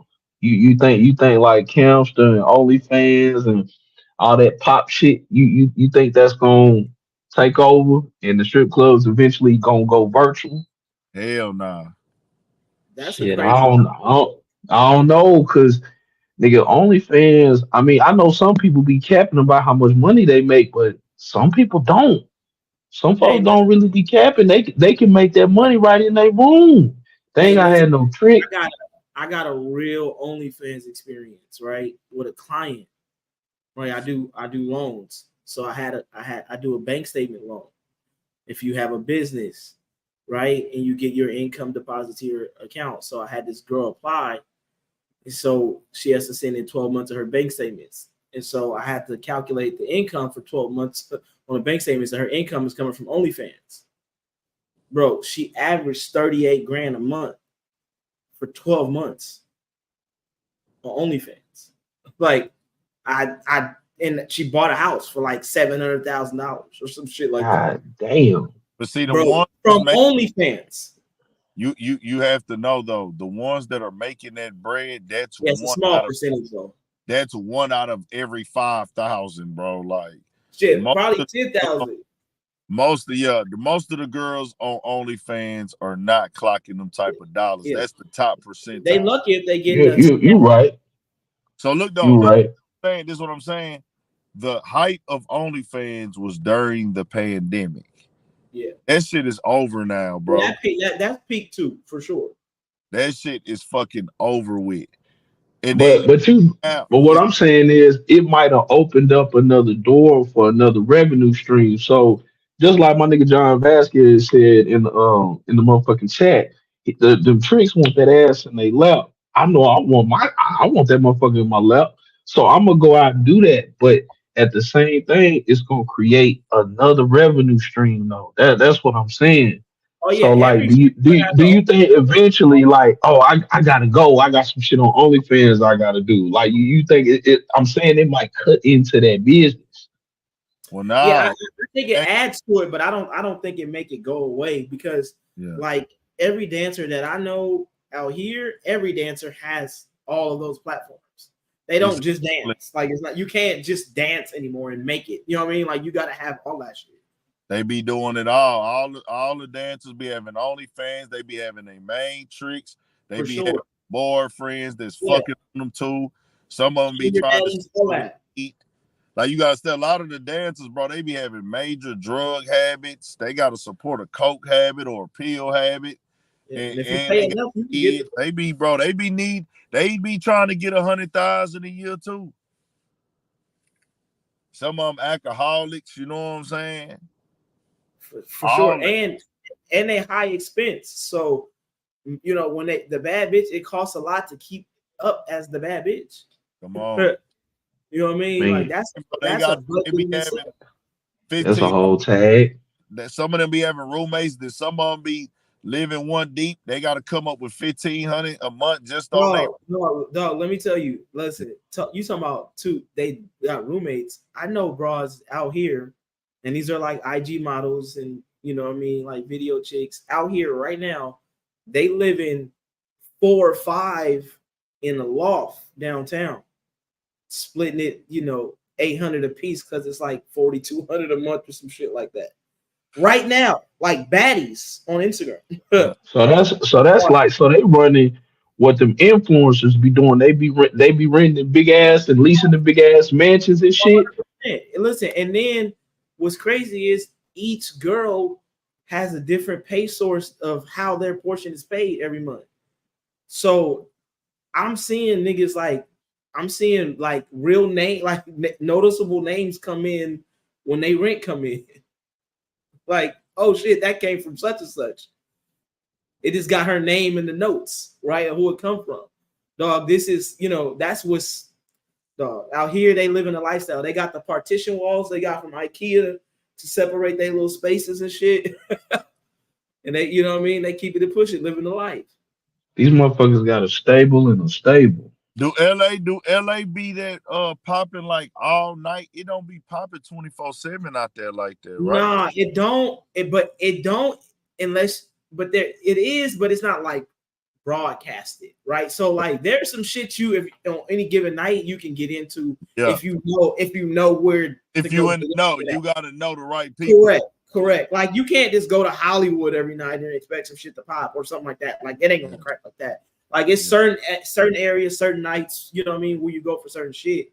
You kind of gotta know where to know, but it's an odd time out here. But it's summertime. It's a lot of shit right now. Yeah, I got to get my ass back out there next month, man. I've been bullshit. Hey, hit me when you pull up. I'm a DM you my number. Hit me when you pull up out here. Yeah, for sure. I got to get out there next month, man. I got to come out there for at least 3 days. Come back. I'll probably do Friday, Saturday, Sunday. Come back Monday. Yeah, that's what I'm gonna do. Leave Friday, Saturday, Sunday, Monday. Probably ain't gonna even do no work, man. Just come out there and relax. My boy stay out there in North Hollywood. Oh, okay. He in NoHo. Actually, that's where NoHo is something cracking out that way. NoHo Studio City kind of every night if you know where it's at. Actually, I think he just moved from NoHo. He moved a little bit further out, but he was live out there in NoHo. He was live. His spot was live. He said that right there had like all the recording studios, but it was once his balcony. We could see a recording studio from his balcony in another place, but that pool setup he had, that bitch was live, man. He live out there in LA, man. Oh yeah, it's a bunch of studios out there in NoHo. Bro just said Dallas and Houston nightlife fell off in the last 3 years. Not in Houston, nigga. No, Houston nightlife is the most popular shit I've seen in the last 5 years out of every place. Dallas used to be way litter than Houston on the like party vibes. Like, yeah, it did. Dallas party scene back in like 2010, 11, 12 and shit. They had us beat like consistently. Then Dallas had a gang of strip clubs.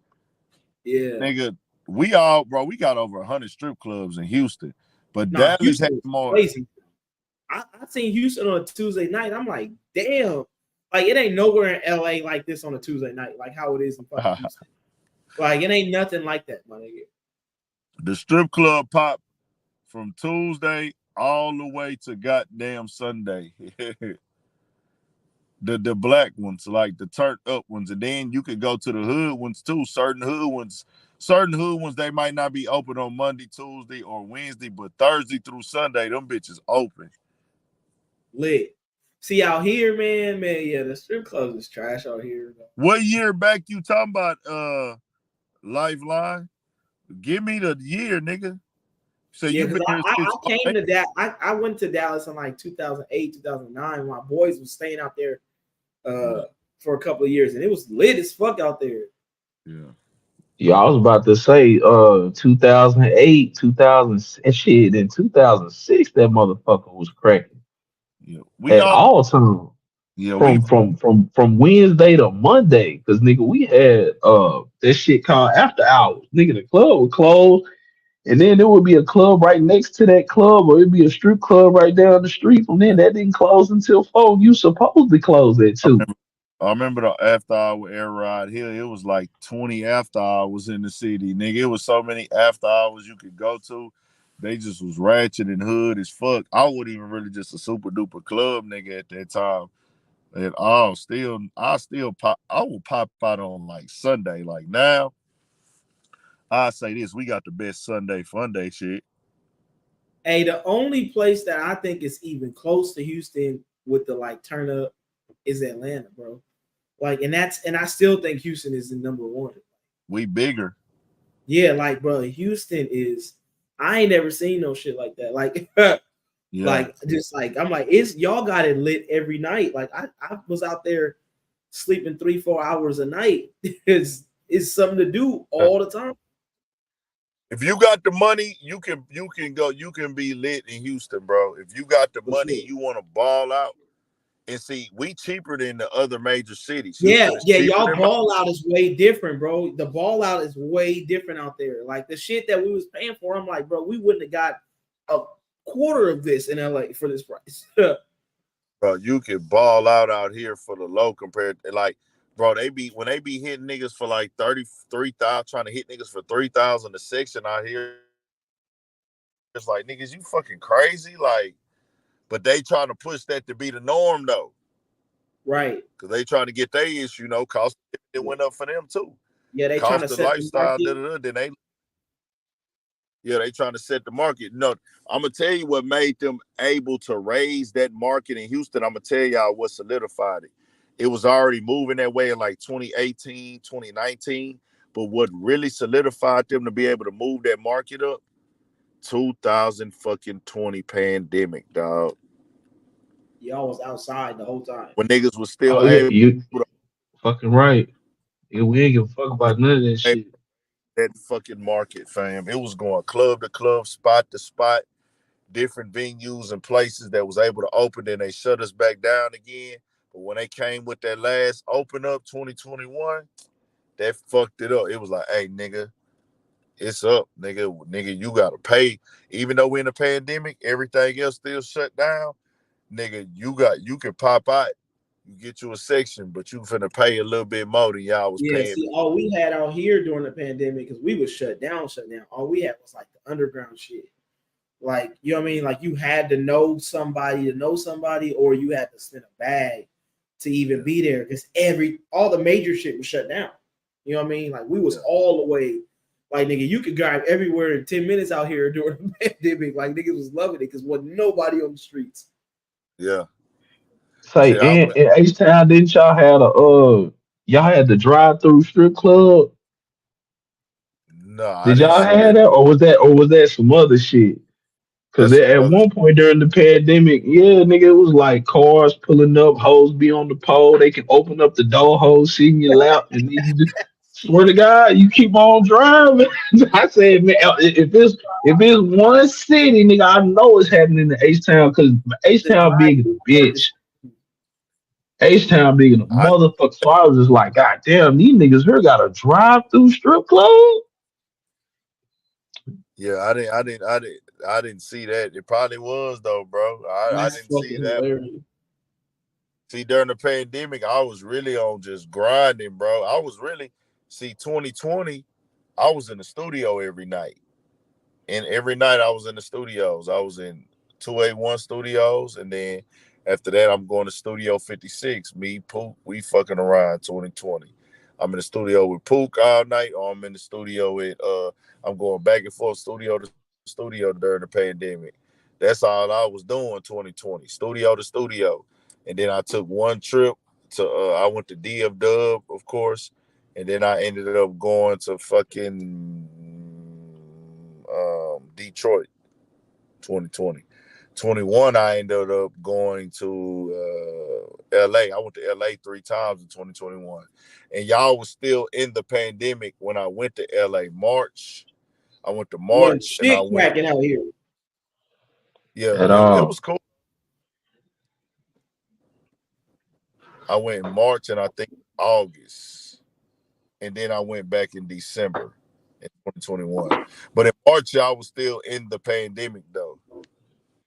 Yeah, we was like Couple, one of the last states to like come out of it. yeah, I was. And I was in Atlanta when the pandemic hit.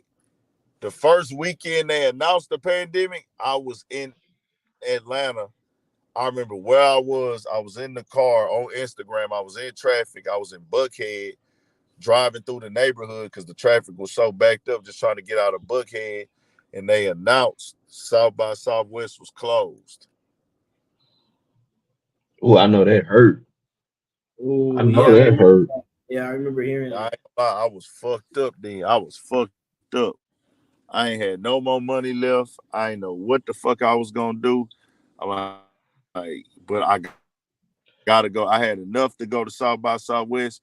I'm like, I gotta go out here because I had never got to go to South by Southwest since I had been doing YouTube. Because Mm, 2018, I started after. So what happened was 2018, I started YouTube and it going like this what I'm doing after South by Southwest.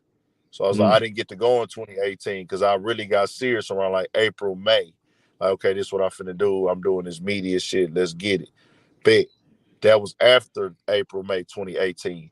2019, my cousin had a wedding South by Southwest weekend. So I didn't go in 2019, even though I was already pushing the YouTube shit and everything. So 2020 was gonna be my first year of me doing YouTube and everything like that. I'm telling myself, hey man, I need to go viral. Like I'm fucked up, but I'm like, hey bro, it's gonna work out for me. I'm gonna go out there, somebody gonna know me. And at that time, I'm just superly heavily watching the Detroit artists. I'm like, man, I already locked in with some of them niggas. So when I go out there, I'm looking at Detroit like Detroit slept on. I'm like, nigga, everybody sleeping on Detroit right now. I'm like, they them niggas though. I said, nigga, all I gotta do is kiss these Detroit niggas, get them on camera for 10 minutes, and they gonna do it because they looking for promo. They still trying to make a name for themselves. I'm like, nigga, they gonna fuck with a nigga. I say, nigga, I'm finna go out here and get 30 Detroit interviews and I'm gonna make some money after I upload them. That's what I'm thinking. Nigga, I look, I'm in the car. I had another a media person, Big D. Rest in peace, Big D. He was like, man, I'm gonna be setting up shop out there South by Southwest. Let's work. I said, bet, let's do it. Rest in peace to Big D. Also, Megan the Stag. I mean, I'm saying Megan the Stag.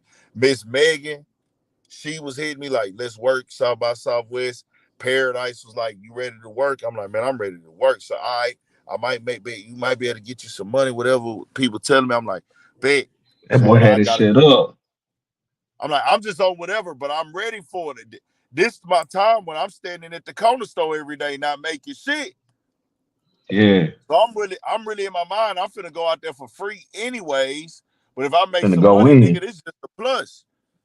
Man, I'm in the car riding through Buckhead. They say this bitch cancer. I say, fuck. That shit hurt, boy. I get that Sunday. I go out that Sunday. I pop out. I'm like, well, I'm finna have to figure something out. I'm have to regroup. I don't know what the fuck next, but I'm finna get drunk today. Went out that Even Sunday, though got drunk. Then Monday, everybody else, all other cities like they closed. They closed, but Houston wasn't closed yet. It was still like a rumor, mm, man. They finna shut us down too. They finna shut us down too. I seen they closed Dallas down. I said, well, we good out here. Fuck it. That Tuesday, my boy say, man, let's do this interview. I say, bet I'm finna pull up on you. Man, we go do the interview. They said, hey, man, tonight is the night. We finna be put on curfew in Houston. I say, damn. And it's crazy because I was saying, man, the pandemic, this some fake shit. It's fake. Shout out to that nigga Money Man. That nigga Money Man hit me on the DM. Hey, bro, this shit ain't fake, nigga. Said, this shit ain't fake, bro. Cause he seen, that's how I knew that nigga was watching the YouTube. Cause he already knew he fucked with it. He already told me he watched it. You know what I'm saying? yeah. He never acted Hollywood. Shout out to Money Man, real nigga. Always show love to support to the platform. That nigga hit me. Yeah, bro. Man, dog. This shit real, ain't? Don't think this shit no game, nigga. And then that nigga, That, he really want that me. shit that shit was playing, but it was real though. That's why He they was be like, hey, calling that bro. bitch a pandemic. Cause that shit That was nigga say, real, but they didn't know it was real. gonna be the way He that say, it motherfucker was. sick out here. This shit finna fuck the game up. And I came back and told him, I said, hey, bro, you right, nigga. Cause I say, nigga, my T lady a nurse. And nigga, she hit me. I was like, damn, okay, nah, this shit real, dog. I say, damn. That was 2020, bro. Hit me on that shit because he was already just tapped in with the platform. shouting the nigga out, showing the nigga love just organically. You know what I'm saying? Just organically showing a nigga real love, genuine love. He hit me and I was like, okay, nah, this nigga for real. Like, hold on, this shit serious. And I was just out there Sunday. You know what I'm saying? So that was God it. damn. They locked the nigga in. They held it. And I was just after that, I was in the studio every single night.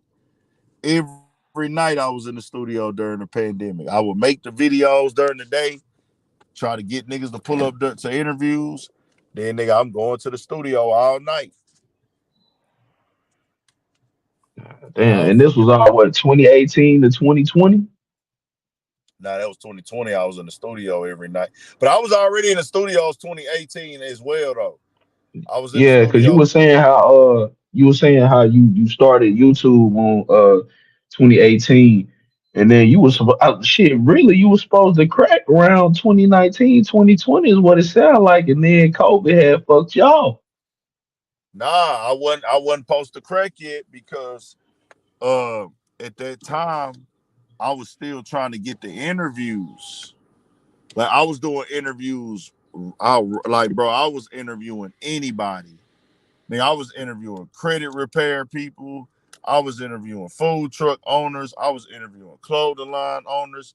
Any rapper, anybody that would talk on this camera, nigga, I was interviewing them. Nigga, I was interviewing everybody, nigga, that I could get on this bitch. And I was driving across town, but I was only getting like 30 and 40 views because they was people with no names. But I'm like, hey, I got to put this work in. You know what I'm saying?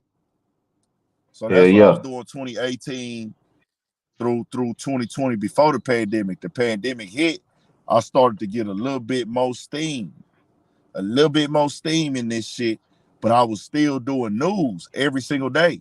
So I had yeah. videos dropping every day. Even though I was doing interviews too, I was still covering rap news.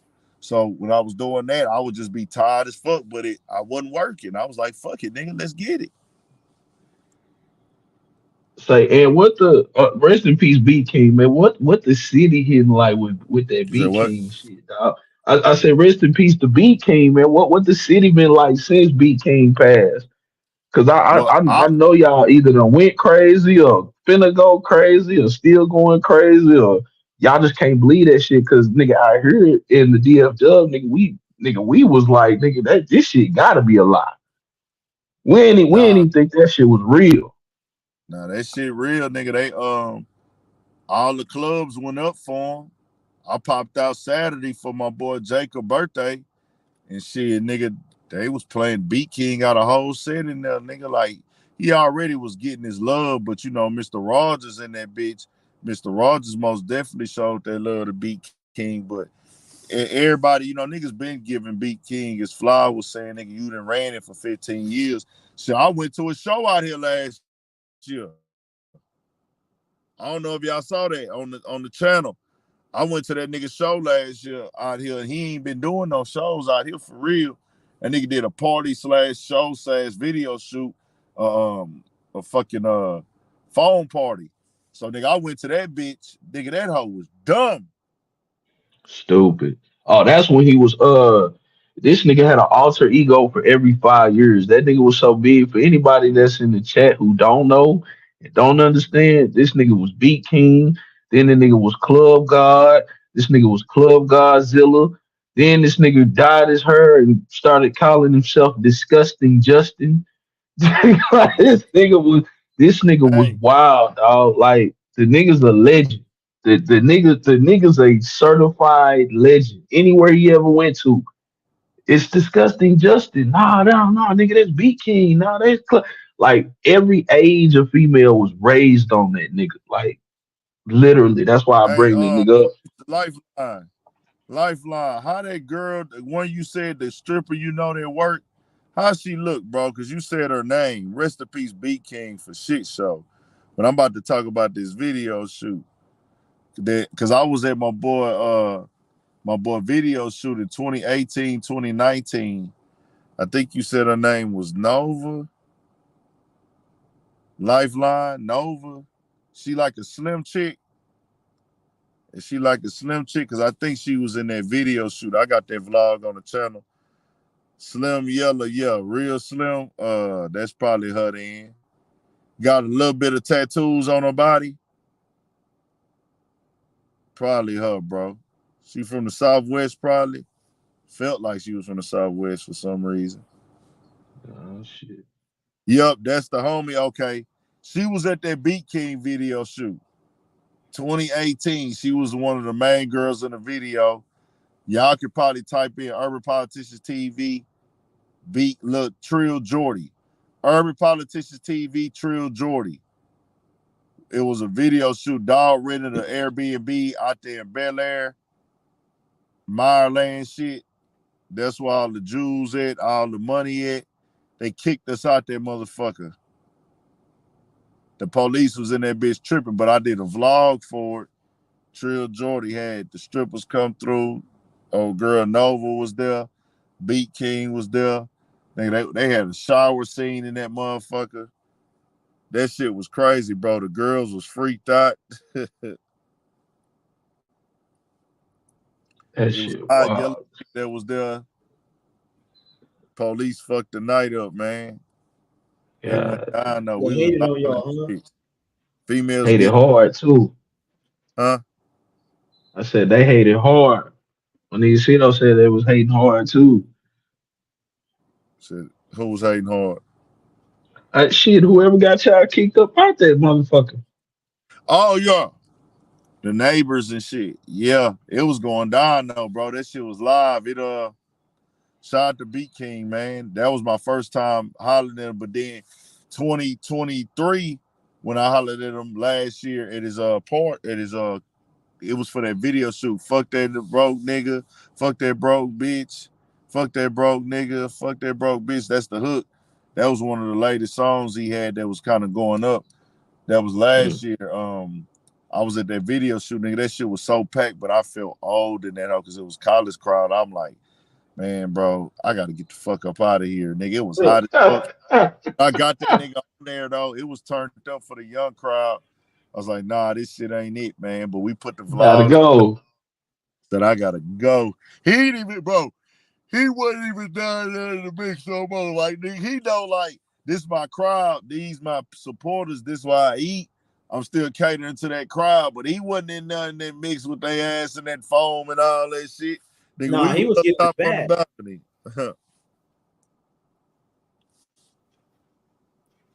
Yeah, Yeah, I they said said nah, he was getting his bag. yeah, he's supposed to do something with Sexy Red. Nah, B King was doing his thing. Most definitely, rest in peace, man. And that nigga was tapped into the channel. He followed me in it. I seen when he followed me one day, but I was already following him, I think, and then he ended up following me. I was like, okay, B King tapped in. And then the nigga ended up, when I seen him, I ain't tell him I was coming. I just popped up to the party, went and hollered at him. That nigga say, man, urban politicians, nigga, what the fuck? Like, nigga, I watch your shit, bro. He told me off camera too, I'm on your shit every day, nigga. I fuck Yeah. your content, nigga. Yeah. He I had seen that video you dropped in the clip. That shit fucked me up when I saw him. I was like, God damn, it was just a couple months ago when I was seeing the nigga online doing his thing and shit, having fun, and then next thing you know, that nigga gone. Yeah.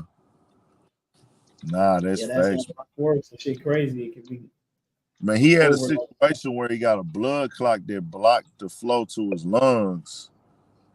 I don't know. I forgot the name of that. I forgot what they Yeah, call it. a pulmonary embolism. Yeah, I have Yep. never.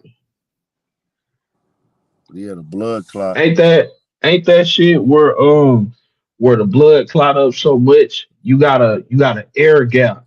It's kind of like it's similar to a stroke, but it has to last for a certain amount of time to be considered a stroke. But that what you was just talking about, that's what they declared it to be, which is why we didn't even know what it was at first. So I don't know if that was some of the reason behind like his changing in the body and working out and shit like that. So yeah, Yeah, because he I don't lost know hella what it weight. was. He lost a gang of weight because that nigga used to be bigger than what we even knew he was. I Bro, saw that's the bro. nigga When I in saw that old picture, I was like, damn, I ain't never realized that nigga was that big. that nigga was big than a bitch, dog. That nigga looked like four niggas. That Yeah. nigga looked like cause yeah, that nigga was in Dallas. We was at it wasn't Club Shay, it was another club off of 635 over there in Dallas, damn near Irving. And I saw the nigga, that nigga back looked like about three, four, five niggas. I said, God damn, man, that nigga B King. And they was like, yeah, bro, that nigga ain't finna perform tonight, though. That nigga in that bitch chilling. And then next thing you know, we ain't seen the nigga for a while. Nigga started losing weight, losing weight, losing weight. And at first, you see somebody losing weight like a motherfucker, you think they sick. But then nigga was, working out. Nigga got two daughters, nigga trying to live for him and shit. So I was like, all right, cool. Nigga getting right. And then shit, all of a sudden, RIP Beat King. I'm like, man, what the fuck is going on? So And it's so crazy somebody, for out somebody here. got to take that torch. Shout out to Beat King too, man. They went up for him in the city, and I didn't pop out Sunday. So I didn't get to see how it went up Sunday for him. I popped out Saturday. But man, anytime that mix come on in the city, certain DJs they gonna say RP B King. He had because that nigga was the type of nigga he had the relationship with all the DJs out here. You know what I'm saying? You gotta play a Beat King song before the night over, probably most of the time, I would think. You know what I'm saying? And his songs just was so familiar, you don't even realize that nigga, this a Beat King song right now. So I was gonna say this that it was crazy because the city was on fire because of Sauce Walker when this happened. The city was on fire for 3 days because of that Sauce Walker Breakfast Club interview last week. So the first day it was on fire because of what he said about Drake. Every blog was posting that throughout the whole culture, throughout the whole internet. Everybody talking about Sauce. Everybody talking about Sauce. What he said on the interview. Then Bun B responded. Even though he responded the first day, it didn't go viral on the internet to the next day. That became the conversation of that day. Whole time Slim Thug responded, but his shit didn't go viral to the third day, even though he had already said what he said. This shit started getting running across every blog. What Slim Thug said. On that third day, that's the day that we got the news that Beat King had passed away. On that third day, man. And then that's when it was like, okay, we that changed that convo. You know what I'm saying? So that's it's crazy that was going on. Nigga, we talking about Bun B, we talking about Drake, we talking about Sauce, we talking about the city and what need to be worked on and done. Next thing you know, you hear Beat King die down all up and down the timeline. Everybody posting Beat King. Even, Beat King that touched a lot of platforms as well. You know what I'm saying? Way too many. He done Too touched many a lot of platforms. platforms. A lot. Like that nigga done been on No Jumper. I don't know if he got a chance to go to Breakfast Club. I know he probably been covered on there before. But he done been everywhere just doing interviews and all type of shit. Traveling, doing shows. What when he on 85 South too? Probably so. I can for sure see him being on there. For sure see him That being nigga, on that motherfucker. yeah, that nigga was on 85 South. But But yeah, that Sauce Walker shit was crazy. And then that nigga Beat King shit just popped up. And it's like you ain't heard shit about Thug, Sauce, Bun. You ain't heard about none of them since Beat King. It kind of it's kind of what they needed though. Nigga was really arguing about some shit we already knew. Like that yeah. nigga Sauce been on Drake ass. Nigga Drake ain't gonna say nothing 'cause he can't rap with the nigga. And yeah, for anybody in the chat that think he can, no the fuck he can't. No, and that nigga Drake can't see Sauce Walk. That nigga ain't getting in no cipher. And nigga ain't saying nothing like that. Nah, and he ain't no Texas nigga. I don't care how much time he spend out here. Nigga ain't doing it like that. He Fuck got his no. cowboy hat though. Who Drake? You ain't see Drake with Jay Prince and them with the cowboy hats. What's Man, up? that look like a gay porn cover. I saw that shit. I Oh, saw that shit, dog. Yeah, man, that look like some weirdo shit to me.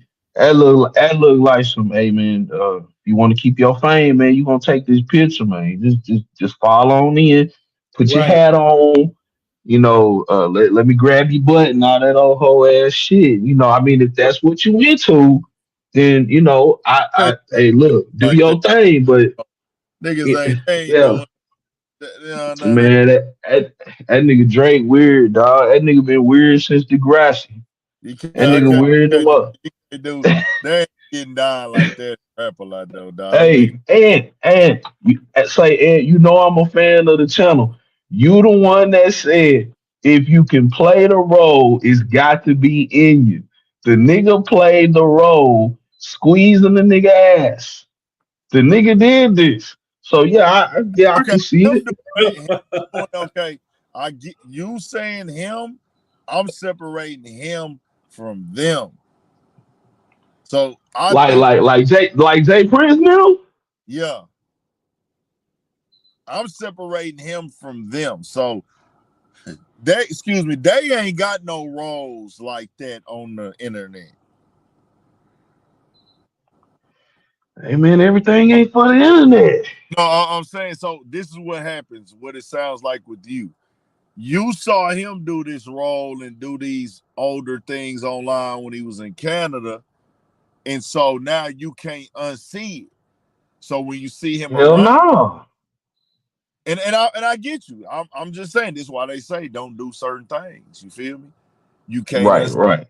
you can't unsee that role of him with the probably the black face, the role of him saying the N word with the ER, the other clips that they came out with him in the past. You like looking at him a certain way. So then when you see him take a certain picture and he got a certain look in the picture, you probably like that nigga off. So then you looking like the niggas around him what they own. And I'm here to say, nah, them niggas ain't on that. Nah, you know what I'm saying? I can't tell you to unsee something when it Yeah, comes, man, but it's they, kind of hard, man. yeah, Pause. I get, but you, certain niggas, they gonna take a picture with a nigga 'cause it's business and it's this and this and that. And, but I ain't gonna throw that on them like that, man. Like, them niggas ain't on that type of time. It ain't that type of party, but you just looking at it like that because of what you put in your mind for him. But Yeah, I can see Prince like the Prince family on a whole nother level. They can call them type of shots, but the shots that they can call though, that's the only thing I would question. They ain't gotta. It's certain folks that they ain't gotta do that shit. I feel like Drake one of them type niggas, man. He got to maintain. After that nigga just suffered this whole horrible ass death, and then K Dot ripped his bitch ass up. Yeah, he got to bounce back. He got to bounce back. He have got you to do something. have you seen this shit with him? And I don't know if it's true or not. Somebody told me that Yachty is one of them blogs posts. You know they be lying, so don't. I'm not confirming this, y'all. Y'all look this up before you spread it. I'm not confirming it. Supposedly, some blog posted that that song that they do that Yachty was the Super Soak song or whatever. That was him and Yachty. They got previewed on one of them. I think it was Casa Not Bitch Ass Stream. Uh, that Yachty's supposed to be on the song with him, but he took Yachty off. Yeah, because of the shit with Mr. Hotspot. So which is the dude that they had sampled the beat and Mr. Hotspot's I don't know if y'all know about him, but he's kind of Yeah, big on Instagram and shit, TikTok. that our hot spot, man. That nigga hilarious. Yeah.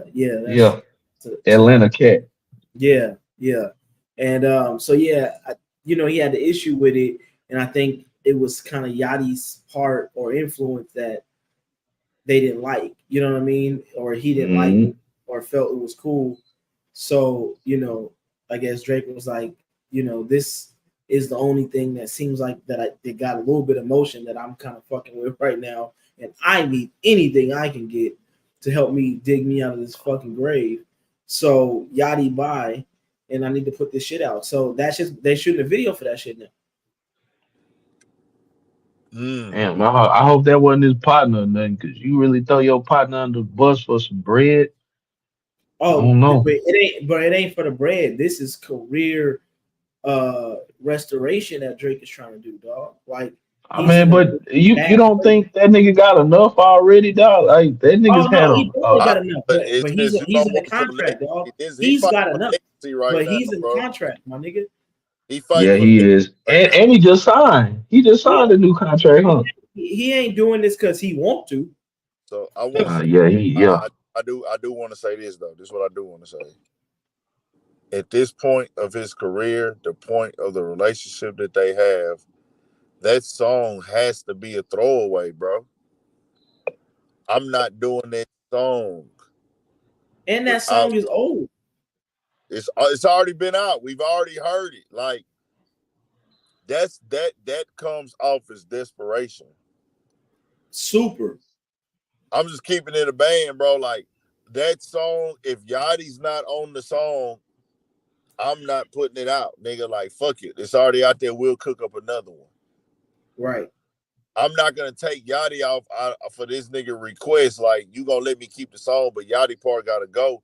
If Yeah. And anything, I'm hey, fucking Drake, nigga. if Like, anything, Yachty, what part you ain't feeling, and we gonna have Yachty redo that. And if Yachty don't really want to redo it, then fuck it, nigga. We ain't putting it out, bro. I'm not finna. Hey, bro, I need that hoe that bad. But you know, people who Drake fans, they won't come out and say that that's a form of like what's really, how deep is this shit, bro? Like it can't be that Right. deep. So it's like they gonna go put the money behind that song now. Well, if oh he's yeah, on the no, video for yeah. it, that's I, the I money. think they gonna try to. I think they gonna try to run it like a little single. Now that they got the clearance. Yachty gonna come out and say he don't feel no way about it, but that shit ain't how they supposed to go, bro. But yeah, they say he unfollowed the boy. I saw that. That's what I was wondering too. Is that real? Like, is that a real thing that I saw? In the check. Nah, he said he unfollowed him and then he followed him back or some shit like that. But That he I followed him. mean, if Yachty was cool with it, I'm sure he got his writing credit. Well, he always getting writing credit. He been writing and Drake been taking the nigga songs. Drake took the nigga song Big Jumbotron shit popping. Oh yeah, he's following him. Drake got that Yeah, no. Hey, listen, Jumbotron shit popping. Yachty has one of the best, like, on the Ghost production, Ghost writing squad. Yachty has one of the popping writing teams. Like his whole little camp, he's got his own little camp cracking right now. That's really kind of got the wave on a lot of shit. So they're writing on a lot of shit right now. He's got a whole little Bro, squad of writers and I producers. don't even call that writing when a nigga just making the song. Like on that Jumbotron shit popping, that nigga literally went in there and remade Yachty's song, bro. Word, Bro, fucking for word. sure. For For sure. Katie. Dog. And that's how, listen, with the big artists, that's, and I've never seen like Drake's name, but I've been in the A&R meetings, like, and I've seen the board of who they got the board up there. What artists are looking for what? This person looking for hooks, this person looking for concepts, this person looking for melodies or whatever. So this person's looking for whole songs. This person's looking for da da da da. So the writers and the producers go in and they come up for whatever they think they can get their placement on. Yeah. You know what I mean? So they gonna go write this song. You know what I mean? And if Drake hear that shit, he fuck with it, then he gonna cut it. You know what I mean? And maybe you might be on it, maybe you not might be on it, or whatever the case may be. Hey, I don't get Drake's like I guess nervousness and fear now because it's like fam, your fan base is so solidified. All you had to do was come back with another cool song and you straight. Like yeah, you took an L, but nigga, like I told niggas, Jay-Z took an L. His is a lot worse, but Yeah, but I think, bro, I think it's a stain. Like I think big he stain. Yeah, and I listen. He it's a stain to us, but I think it's the stain that he feels on himself. Like Kendrick said, like this is a lifelong battle with yourself. Like I think Drake is having that internal issue where he's kind of overthinking the shit. You know what I mean? Like where he's not just Let me just Yeah, focus on that's what music. I'm Not focusing on music. None of this music is new. None of this music is new. Anything that we hear from Drake, the 100 gig shit, none of this shit is new. All that shit Been is there. there. These are old records. Even the Super Sugar shit, it's like fucking 2019 or 2020 some shit. That shit ain't saying. new. So he did 3 features. He did the country girl type song with the weird name, the C name. I forgot that. He did the one with Yeah, Six. Cabela. Huh? Yeah, Camila Cabella. Yeah, her. And then didn't he do a Delilah song or some shit like Oh that? yeah, yeah. Juan Denila. Both of them is garbage. Garbage and the sexy red one, the BBL Drizzy Sexy shit. Red one was light as fuck. Super Couple people light. I heard trying to push it like this on Drake on this. I'm like, nah, I'm not fucking with that song. But if y'all vibing with that, do y'all thing. Now, the one with him and Yachty, I can see that song going the fuck up. No, that song is a song. Yeah, that's one of the ones. That's Drake. All you gotta do is come with one of those and you good. What is all Yep. this extra ass shit that they're doing right now? Right. Like all this old extra Why does the public even know about the clearance of the sample? Like, why do we even know about it? You know so what I mean? Like, He I didn't get he that. got to do what he can. I just don't yeah. get their fucking angles no more. It's like, what is all this shit, Drake? What is all, bro? Just drop a fucking a single. Hey, And you said it though. It's desperation, Big Ant. Like, nigga is kind of desperate right now, bro. like you That gotta nigga know. ready to self destruct. Something gonna happen with that nigga, man. It ain't nowhere he can't go without hearing not like us, him being called a pedophile. Dog, we ain't never seen no shit like this happen to a superstar. We talking about a No, nigga who can drop tonight and everybody will know about it with no promotion. And that nigga just got murdered. Like on wax. Like that nigga got his ass blown the fuck up. Can't go nowhere without hearing it. Can't go to no events, no nothing without hearing the song. It's a hit, No, no, no, longest song played. no, no. So If he go that in, the nigga, club is being instructed not to play that song. bro, it's still in the top five. which makes it worse. Like Now you gotta tell a motherfucker not to I'm just play telling the you, song. bro. Nowhere that Drake is, because Drake is not just going anywhere, bro. Drake is being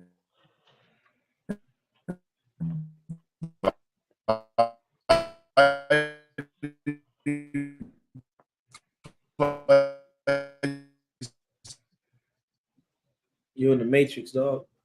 Man, my boy done stopped all the way. Yeah, he'll pop back in, but Yeah. I don't know, dog. I think it's scary right now for the boy, man. And he trying to figure it out. The nigga got dog. If he just made music, he'd be okay. No, if he But or what he need is the ability to go sit down for a minute. But because he feeds a lot of people, he can't. And that's where like if he just ducked away mm, 6 months to a year and just let it die down, but he can't do that. fuck with y'all. But what's understood, all right, here you go.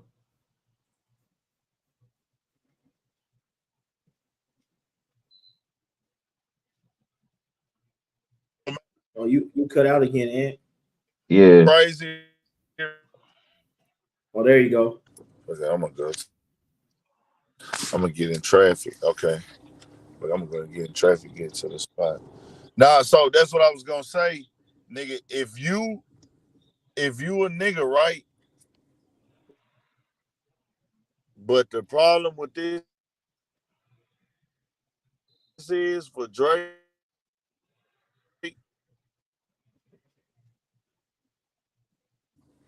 as a nigga.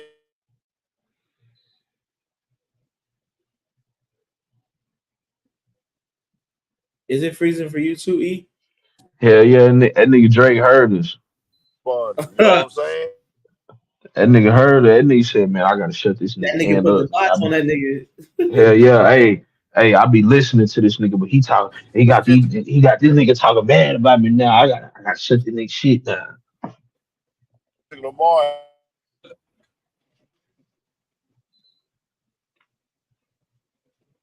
ain't said. Oh, there. Yeah, there you go. We can hear you.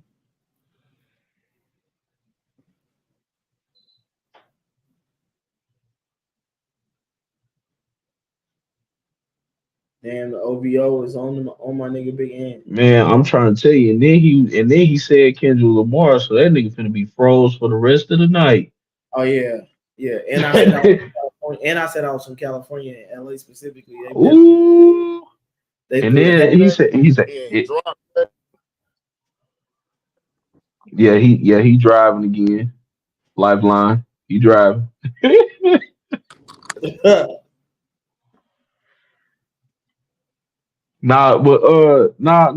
See though, somebody said in the chat he can sit down for 2 years and come back and act like he ain't never been in no debacle. And he Yeah, really no, could though. He yeah. really could. If he could, he would. But bro, he's had per his contract, bro. He's got to do a tour a year and 2 projects a year. That's in his contract. Yeah, wearing that So old thick ass motorcycle gear and shit.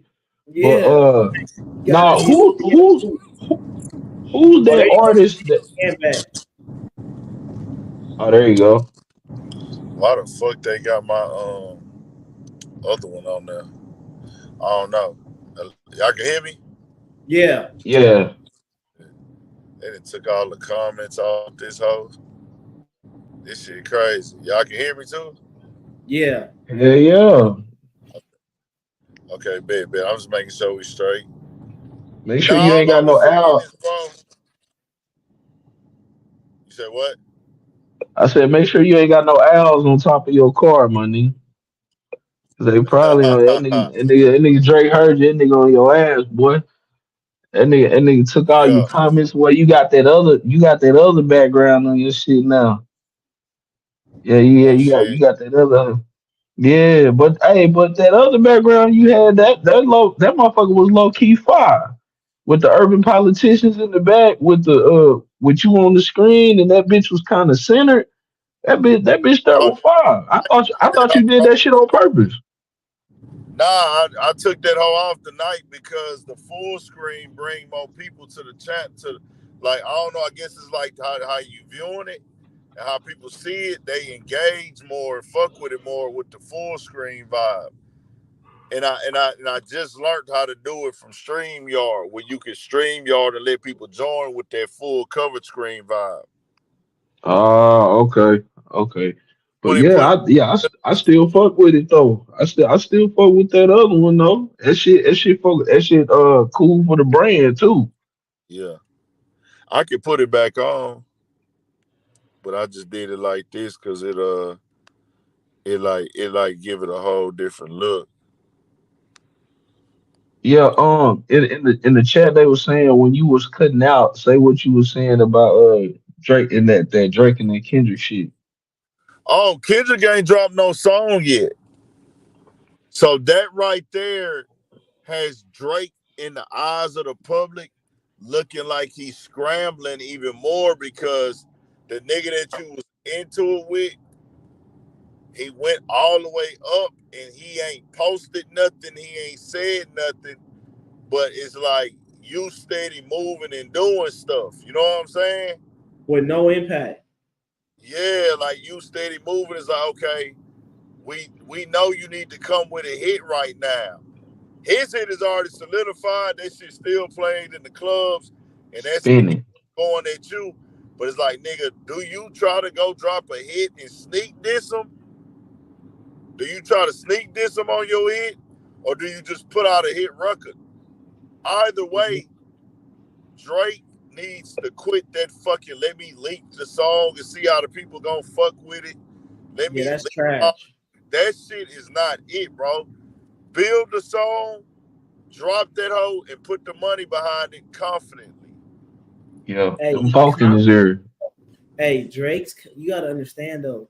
Drake's confidence is shot, dog. Like Dead. with, with the records that he put out with this disc, these are the first records of Drake's career that he's put out that he's not had like enormous amount of support behind.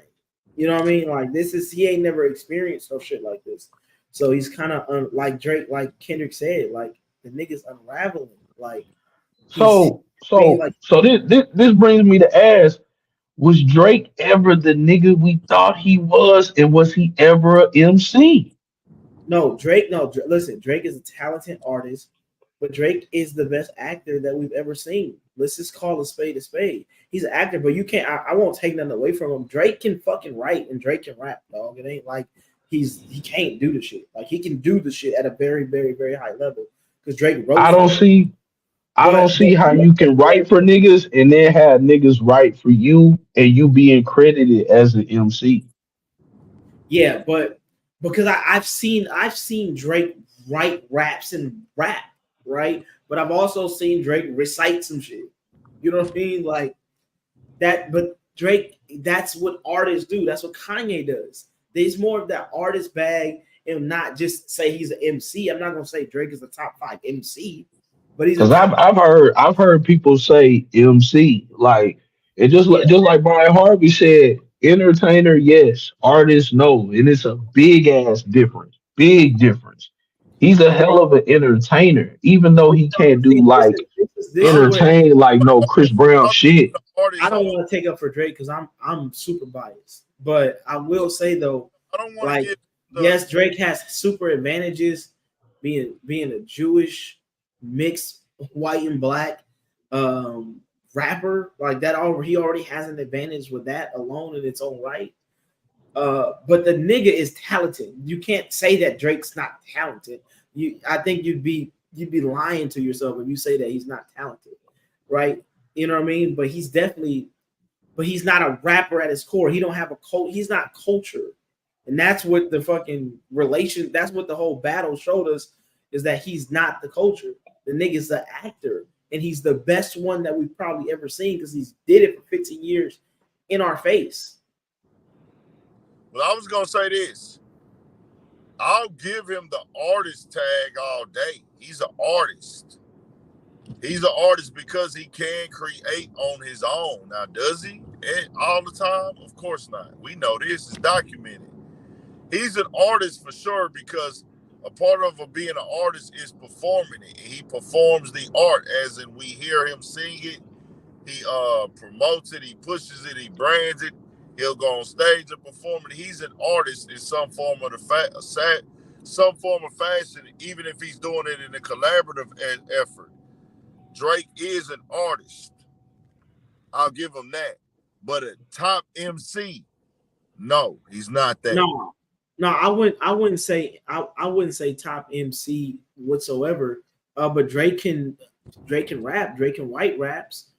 You know what I mean? Like it's not. We're not saying that. I mean, I think you can't have an ear and say you like music and say that you ain't never heard Drake rap and it was dope. You know what I mean? Yeah, for sure. But Drake don't have a pulse on the culture. He But I, just does I whatever the next thing is. I've heard Drake have great bars, even on the song like "If You're Reading This Is Too Late." That was my favorite Drake project. And then I heard the after effect of that, which fucked me up. But listening to "If You're Reading This Too Late," it's like, hey nigga, you come with them catchy good bars. But me listening to Drake really rap, to me his raps is for like, hey nigga, I'm not really rapping for that like That relativity. crowd. I'm No, rapping. Drake I'm is a rapping. meme rapper, dog. No. Like, Drake is rapping for the pop.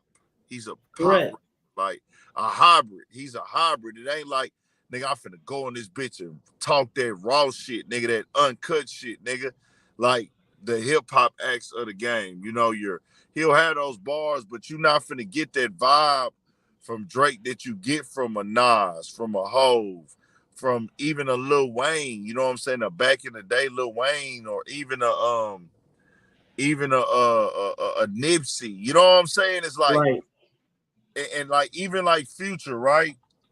You know why Future's been here so long and why Future catalog is so much like more relatable than Drake's, in my opinion. This is my opinion. Why people can really like the future catalog touches you more. Like you might have your favorite Drake album, and Drake has his diehard fans who love him over any artist for sure. They love his music over any other artist. But the non-originality is what makes other shit stick more than his. Like I feel like Future is respected on the level that Future's respected on is because his shit is so fucking original. Yeah, it's authentic, dog. Like bro, the authenticity is in that shit. The Like lingo, and that's dog, and I think oh my bad, go ahead. the lingo, the style, the flavor, the voice, the melodies, the subject matter, it's all original. No matter if Future has somebody in the studio that like gave him an idea of real quick or some shit like that, or he got a beat from a nigga who already had a hook on it and just ran with it in his own way. If that did, I'm saying that did happen with Future, but if that was to happen, you would know this is original still because it's like, hey fam, this who this nigga is, and we feel that way from him. With Drake, it kind of feels like I'm going in here and I'm trying to give y'all something that y'all know is gonna be a hit.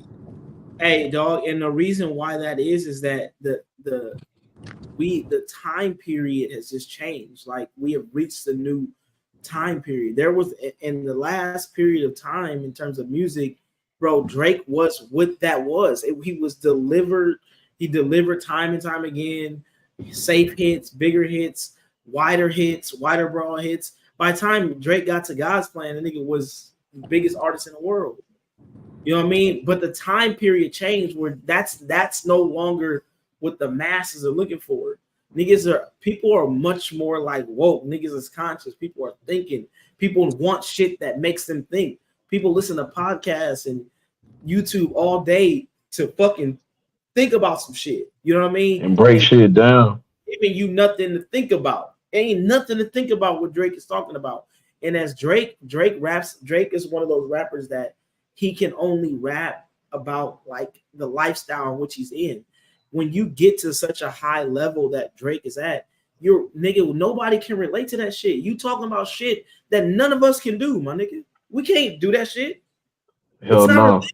We don't live that lifestyle. He doesn't know how to still be a human, my nigga, and be able to touch people. That's where he's just lost his disconnect, my nigga. It's because he's no longer rapping to the people. You rapping about private jets and shit. Niggas, we not doing that. Niggas, hey, somebody said somebody read my mind in the chat. So like Ross, Wayne, Nicki, Young Money. Then when he tried to do shit on his own, it was like, okay. But when that nigga linked up with Future, like that sent Drake to another level. Future put him in a whole nother stratosphere. Like he put that nigga in a whole, like he had a whole nother fan base after that. Hey, let me that 6 rings, that digital dash, all that shit. Because that put it. Future is in the music industry, dog. You ask any nigga that's in the music industry, you know anything about me. He is known as the Melody King, my nigga. So Drake was already great by time, but when he got with Future and learned how to like that, get some of that sauce, because Future is the Melody King, my nigga. Like we talking about a nigga with. We talking about a nigga that was in the dungeon. We talking about a nigga that was around CeeLo Green. We talking about a nigga that was around Big Boy, Andre 3K. We talking about niggas that was around, nigga that was around when Cell Therapy was made and shit like that. And yeah, he did write for Beyonce. And nigga did go, and nigga did a lot of shit. Rico, nigga, was a producer, nigga. Like Rico Wade, R.P. Rico Wade. That's his uncle, that's his uncle. Yeah, so that shit crazy. Right. Sleepy Brown and all that other shit. So it's like when Drake got it's like when Drake got around him, you ain't just around your dad no more. You ain't around Jerry Lewis Drummer no more. Like now you're around a different audience. Now he can rap different. Now he can have a Dirty Sprite 2 flow. Like my nigga said in the chat here. Now he know how to get that cadence and take that cadence and work with it. But I think he went to I think he got too high. I think he got too high, and now he on the ground again. So now he ain't got nobody to jump on. Like he ain't got them trampolines to jump on He to ain't got get no high like lane. that by himself. Like he can't. I don't think he now he we got to see who Drake really is. That's what I'm saying. Like, can we really put him where we thought he was? Because just like everybody in the chat saying the nigga was an industry plan, nigga was this, nigga was that. I wouldn't say that, but I would say like he's more of an entertainer. He's a pop star. He's an artist of his own kind. But the nigga ain't really just like that, like that. Bro, but and we can't like you can't undermine the value of the delivery. Cause bro, if you look at half of Drake's hits, bro, they wouldn't be hits if it wasn't Drake delivering them. Like this is you gotta call a spade a spade. Bro, there's a lot that goes into that. He's an amazing at what he do. What he does is amazing. It's just not an MC. You know what I mean? It's just not that. You know what I mean? It's not that he's not good at what he's good at, my nigga. But he ain't that. And it's so far away from being an artist and an entertainer and then an MC. Because the MC gonna make that shit work. It's just like some cats in the chat was talking about Benny the Butcher and Conway. Like them niggas is MCs. Like them niggas Real might not just rappers, have the best choruses all the time. Them niggas might not pick the best beats all the time. But the bars way be them crazy. niggas rap, they gonna keep you engaged. They gonna keep you listening. That ain't all the time with Drake. With Drake, it has to be a solidified hit. It has to be put together, bar by bar, chorus by chorus, bridge, everything. Everything has to literally be perfect. But now, since shit ain't perfect, we get Hey, to you got to be MC now. You got to rap period. now. Period. Dog, when you think about Drake's best shit, like Drake's hottest shit, Drake's arguable classic shit, all of it was 8+ years ago. His best shit, the best Drake shit. The best Drake shit ain't came out in the last 8 years. Drake Mhm. has been on a decline for a long time, my nigga. And if it's not nobody on the songs with him, that's just like Ed said. Ed hit the motherfucking nail on the head. I saw somebody say that shit too. He hit the nail on the head. If you reading this, it's too late. Thank me later.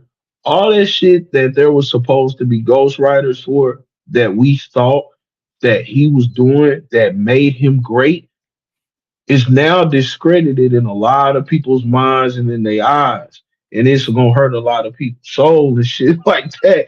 Because I mean they really fuck with Drake. So now like all we got is what people would call timestamp Drake.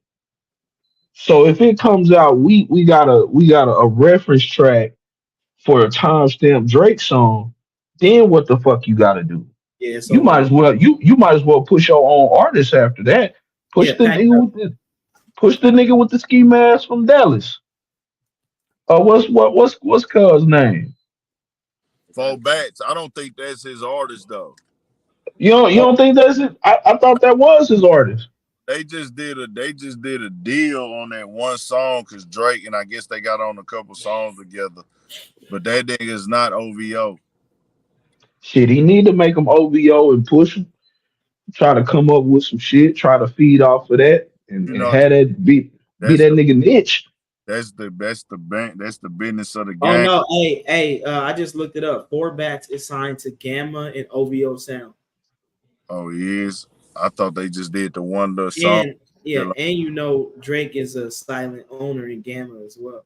Yeah, because old boy ain't really answering no questions about it or nothing like that. Larry Jackson. But like, Yeah, um, I just feel like it's levels and layers to these artists that the people rock with, right? So Drake being an artist is just like, hey, nigga, provide the people with the finished product, as in Mm, we don't hold him to the standard anymore that we hold other artists to on what we looking for, how we feeling, and the things where it's like Drake not sitting down and trying to really build a body of work like the other artists are, like mm, our eras and times and the way that we received their music, we didn't receive music because he put out music in such a quantity at one point in time. It still wasn't that type of quantity. Like, hey, we taking it as like this is really just that. We taking it as, hey, you trying to give us a hit. Every time you get on the song, it ain't really a song of like this is super duper heartfelt, this is super duper deep or passionate. You gonna have them lyrics and some of that music on your projects, but a lot of the time it's like, okay, bro, every time Drake come is like it's put together and it's formatted. It feels like it's formatted. And even with push-ups in this battle, I heard push-ups and that song sounded formatted to me. And it's like that showed me that's your lane of coming with a format. And even with Family Matters, that sounded formatted. It's like, okay, come with this, da da da da. You know who even banged to say my nigga YB, my nigga CB, my nigga DD. And it's like, why are you not just rapping straight through on this motherfucker? You know what I'm saying? Exactly, and Gotta be some exactly, chant. It's gotta be, it's like you trying to make music for it to be catchy. It's gotta be chanty. Instead of just like, nah, let me get on this hoe and let me talk that shit. Hey, Yeah. right.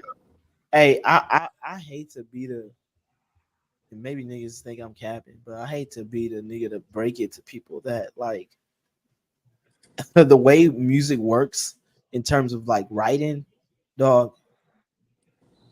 If you're not like a premier rapper, like a top tier, you know, like your Jay-Z, your top of the top of the top, they all have writers, dog. They all have writers, all of them. I know all these niggas. I know the writers. Of course Like you got these I niggas got writers, bro. Like most of these niggas is not writing all their songs. Most of the niggas. so peep, right? There's a bunch of niggas we listening to right now. Somebody, especially top niggas, somebody most definitely coming in that studio with them, helping them. They damn sure getting their hooks from niggas. They For damn sure. sure. And then sometimes the beat already come. The beats they getting is coming with a cadence already, especially for the hits. So I get that. I get that. But it's a big difference as opposed to like, hey, bro, you just doing copy and paste. hmm Right. Yeah, collaborating is different than copy and paste. We But get a like lot of copy and paste from Drake, bro. right. But Like dog, the Mob labels Ties, have bro. Mob Ties, I fucked with that song Mob Ties. yeah. I fucked with the Mob, bro. That shit was live even out here, H Town. You know, And that this shit was Drake. huge out there. But you know, even me, like being a nigga, I'm not gonna be biased on nothing. If the song go, the song go. When I'm in the club and Mob Ties was coming on, after the Meek Mill shit and the ghostwriting shit, this hit, this that. So you mean to tell me, nigga, after all that ghostwriting shit, all this back and forth, you wouldn't got another reference track? You know what's crazy? I think I stopped listening.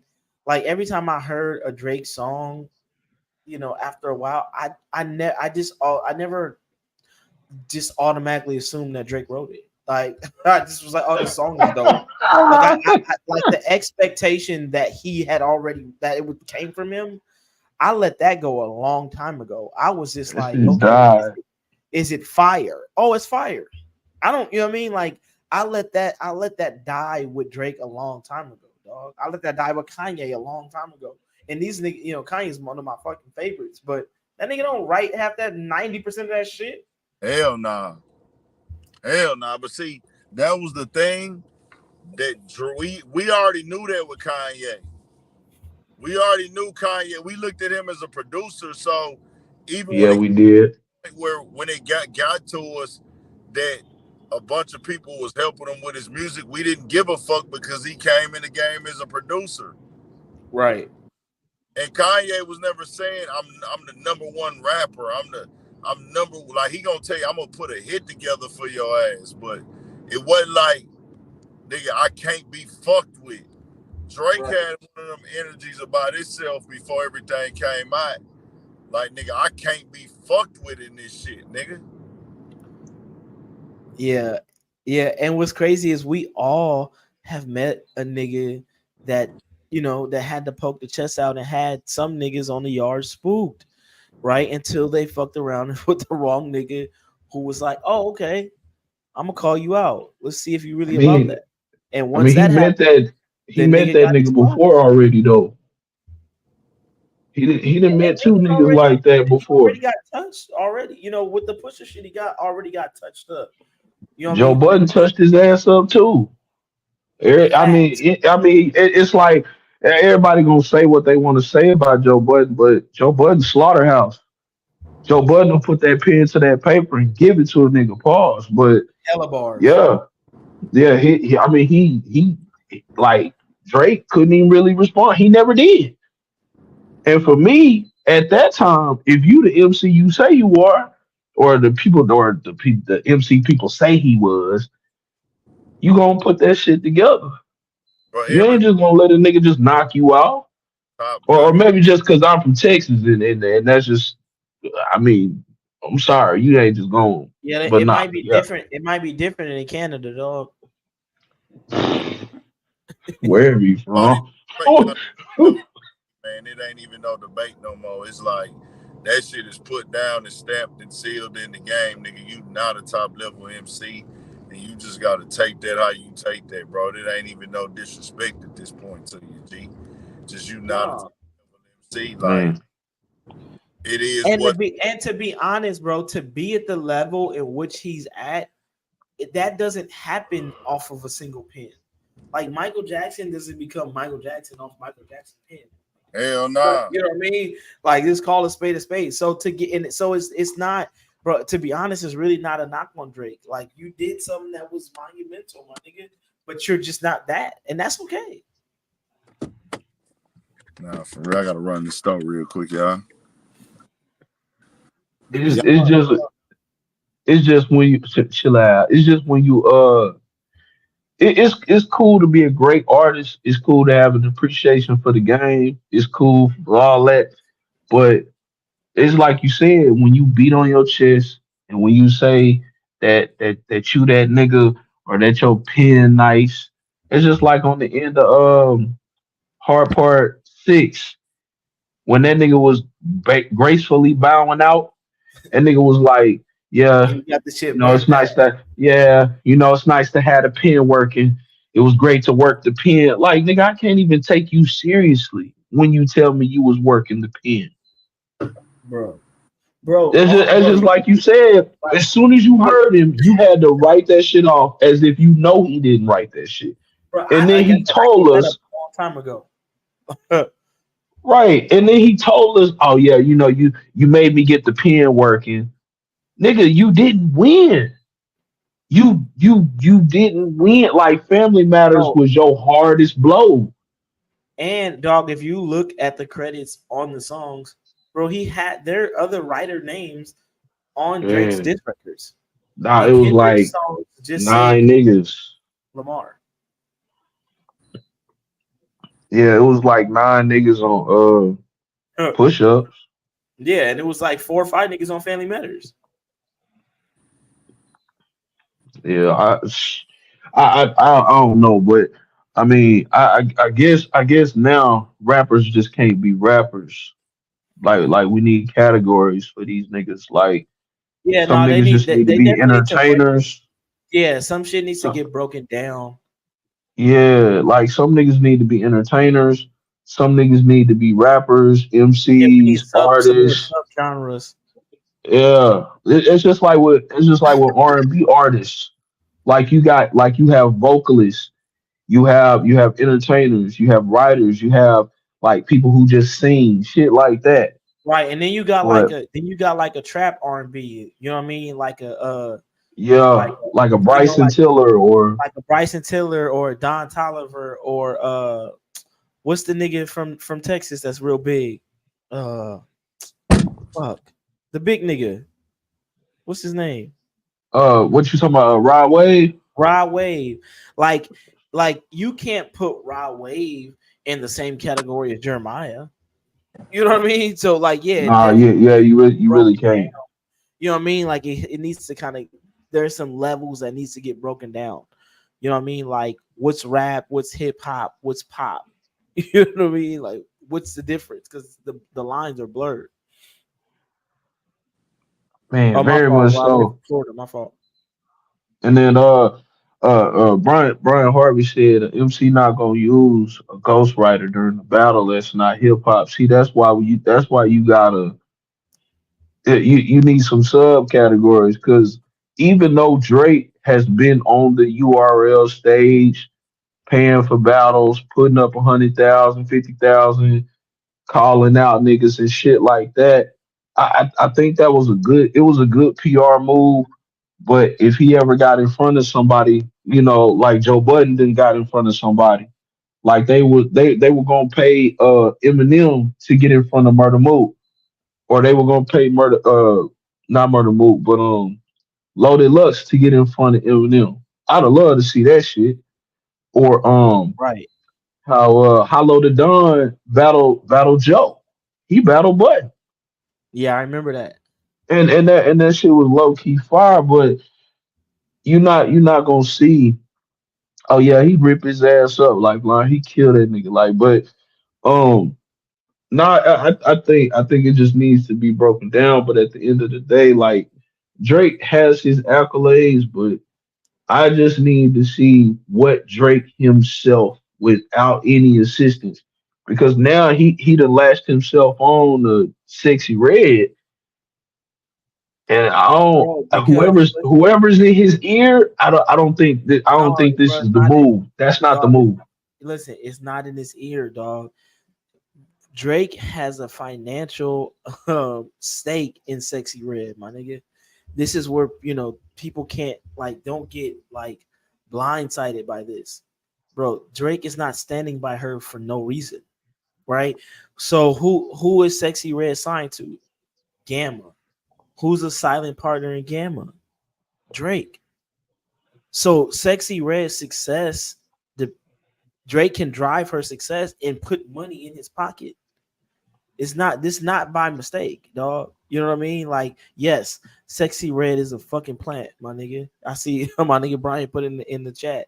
Like, Yeah, I'm yeah, not he saying did. Sexy Red don't do her thing. Like, the club will go up with Sexy Red come on, but Sexy Red is the definition of a plant. Like they seen she had a record. Cool. Now let's put her with the biggest artist in the world, right? Because he's a partner of ours, and let's drive her shit up. Bro, this is I mean, come on. This is just like we talked about the politics shit. Like they think we fucking blind, my nigga. Like, you know what I mean? Like we Man, can't see this shit happening in our face, my nigga. You think Drake wakes up like, oh yeah, I wonder what Sexy Red doing today. Let me hit her. No, nigga, that's in their calendar, in their schedule, because they are business partners. her and Ice Spice. I think Ice Spice ain't take the bait. I I Nah, th- I, nah. She I didn't. thought it She was didn't. She I didn't thought it want to. was Yeah, so Ice Spice wanted to play the game a little differently. But yeah. Ice Spice is not. Also, Ice Spice don't have. I don't think she has the gall that Sexy Red does. Sexy Red is fucking standing on that bullshit, and at the end of the day, even a lot of people don't fuck with it. Some people just respect that she stands on what she is. You know what I mean? So uh we still don't really know what uh redhead what's her name Carrot Top is. You know what I mean? Chill out, Sexy Red. Nah, what G Lover said she had more records, but nobody knew those records, nor can she rap, and she's not No, she had nice. the record that no, she had the record that got a little bit of steam. You know what I mean? It's the record What was that? she could have had plenty more records. They were obviously not the one. She had Yeah, a Pound Town it was wasn't a no Pound Town. Yeah, yeah. like so what other record G Lover? What other record was like Pound Town? Brother, it wasn't, bro. There's certain records that those records like Glorilla, like No, fuck nigga free, right? Like they don't gotta be hits. Just give me some B side, cause I fuck with B side. I don't like just hit records. Give Right, me something that's B side. And I understand it's a thing called underground, but everybody ain't nice like that. Sexy right. Red ain't nice enough for me to say, "Oh, let me dig through the crate."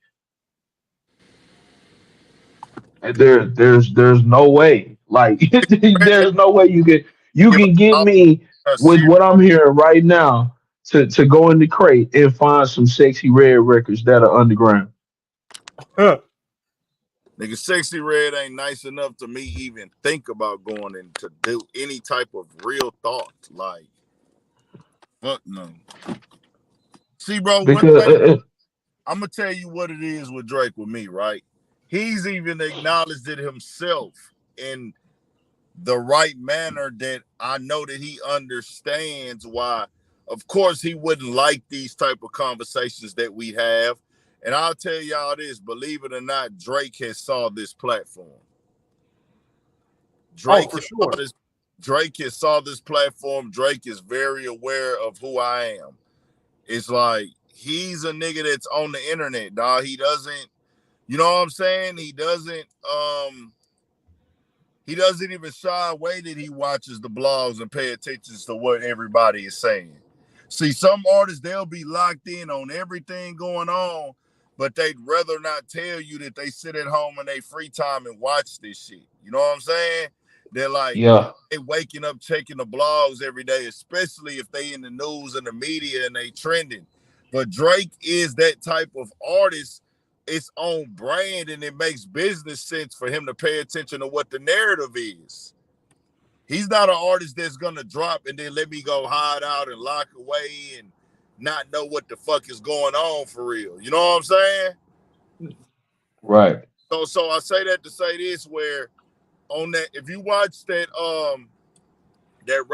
rap radar interview, there's a part of it where he acknowledges that he understands the different elements of fans in hip hop, because he told Elliot, you know, you guys fans are gonna look at it like this, of course, where basically acknowledging that there's an element to this game where nigga, it's hip hop rap, spit your shit, none of that ghostwriting shit. You know what I'm saying?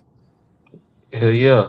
He referenced that in that interview, and I don't know if it was the Pusha T clip that he spoke on, but he referenced that he understands the different brackets of fans in this fucking culture. So I say that to say I'm a grassroots fan, bro. I'm born and raised from where I'm from. I can only see the rap game a certain type of fucking way. I can't change how I was raised because a new nigga come in the game and he going crazy. Like, I'm from a city of freestylers, bro. I don't give a fuck how trash you are. I don't give a fuck how good you are or how bad you are. If I find out that somebody else wrote your freestyles for you, or you're just Man, rapping another nigga's freestyles, I'm nigga, disappointed. I'm gonna be like, oh nah, nigga, you're not cool. Yeah, I'm disappointed. I'm For sure. disappointed. It don't, and I understand the difference of getting helps and ideas and you know, because like artists like Big Mo are inspired by that of a Nate Dogg. You know what I'm saying? Or different things of that element. But I'm just from that culture, bro. We different down here. Was like, hey nigga, y'all ain't finna come tell me and force me to believe that, hey man, it's okay to have ghostwriters because a nigga this and oh no, nigga, fuck that. Facts. Nigga, I'm not changing my mindset for that. Now, does that take Yeah, a nigga making hits? No. Does that take away from a nigga selling records? No. Does that mean his fans are gonna stop supporting him? No. But I understand that this nigga's a pop artist. He not meant to match up with no Kendrick Lamar, nigga. Y'all was the only niggas that was fooled and thinking he had a fucking chance. Right. man. Only chance he had was Kendrick Lamar not participating. The moment That was his Kendrick best Lamar bet. made the decision to participate, it was fucking over. Facts. He thought that Kendrick Lamar wasn't gonna get active with him. He thought that social media would win that battle, and he was sadly mistaken. Oh no. Real rap. That nigga, should that have. nigga K Dot was way too calculated. Let me say this. Once again, it was proven that real rap, real bars in hip hop, if done correctly, there's nothing better. You want to know who else reminded niggas that?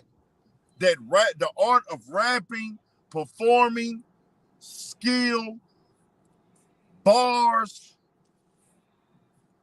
energy, aggression. You know what really reminded niggas that that was a thing and people didn't even know? That we missed that and we love that, and that's the overrider of all. We got an example of that from a legendary situation that happened a few years ago. A performance. Can y'all guess it? Just think of one that reminded niggas, hey, nah, we might not even know the song. We might not even know, we might not even know the song. We might not even know the vibe. We might not even know heard this all before, but the way when you hear it, hey, dog put it, the Locks versus Yeah, Dipset, yeah, yeah, yeah. G Love, yeah, G Lover said it. He he said, said it. bro, He said that it. right Sure there. did. And I'm a Locks fan, so I knew all the songs. Even when Jada did the solo freestyle he did the freestyle over the Biggie beat. I had that mixtape. I used to listen to that. The Champ is Here 3. I Yeah, was that just shit was fire. so when he did that, that reminded niggas, cause hold on, this is rap, nigga. Everybody got to talking about these niggas is rapping over the instrumental. The lyrics ain't playing. And niggas got reminded that, hold on, Jadakiss is that nigga. That nigga. Locks are those niggas. They really rapping. And then when that was the first time where a lot of people, they thought that Jadakiss was freestyling, but no, that was the actual song. When they went over the Biggie beat. The Who Yeah, I Shot. remember that. I had that mixtape. So I was like, when I'm hearing it, I'm like, hold on, bro, he rapping. But a lot of people, this their first Yeah. time hearing this. You gotta know their first time hearing this, they fell in love with it because the execution, the performance, and the lyrics. And That the and essence of it. rap overrides all. So that's what Fact. happened with Kendrick here, bro.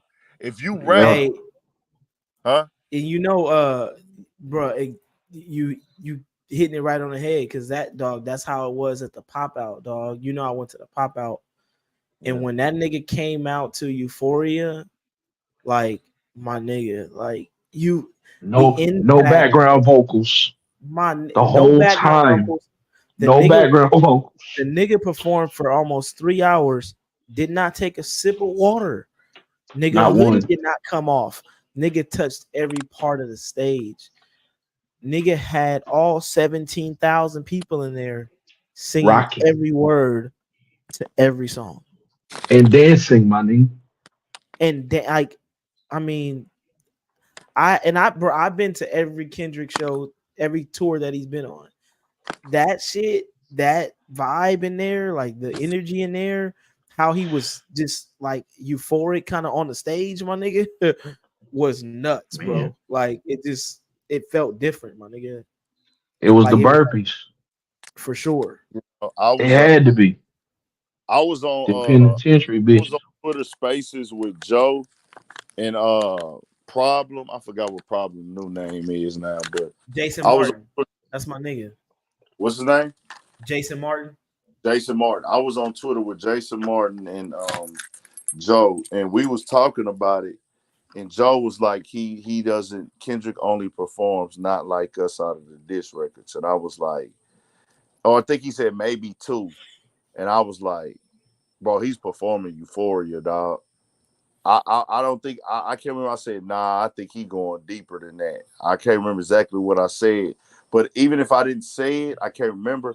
I know in my mind, I'm like, Euphoria is the best rap song out of that battle.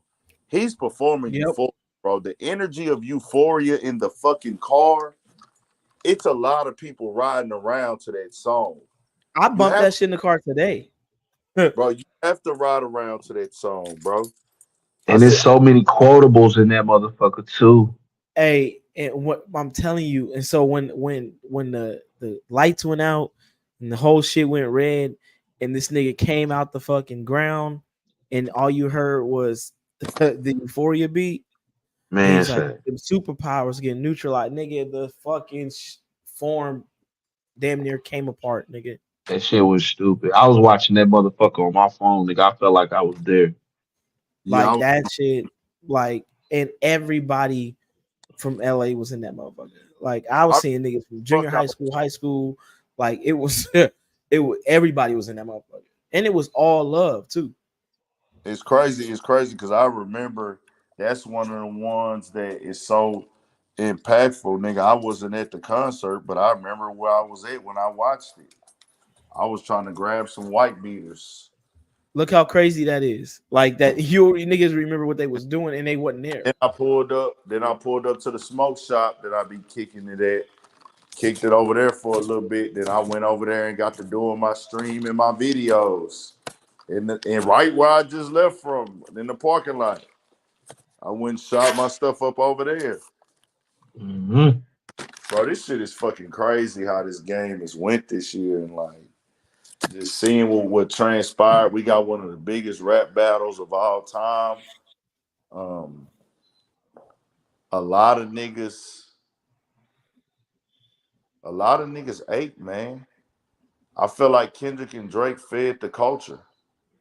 Oh yeah, this was a huge like I think everybody in that's in rap or hip hop deserves deserve them should give them niggas some type of thank you because this helped the whole industry.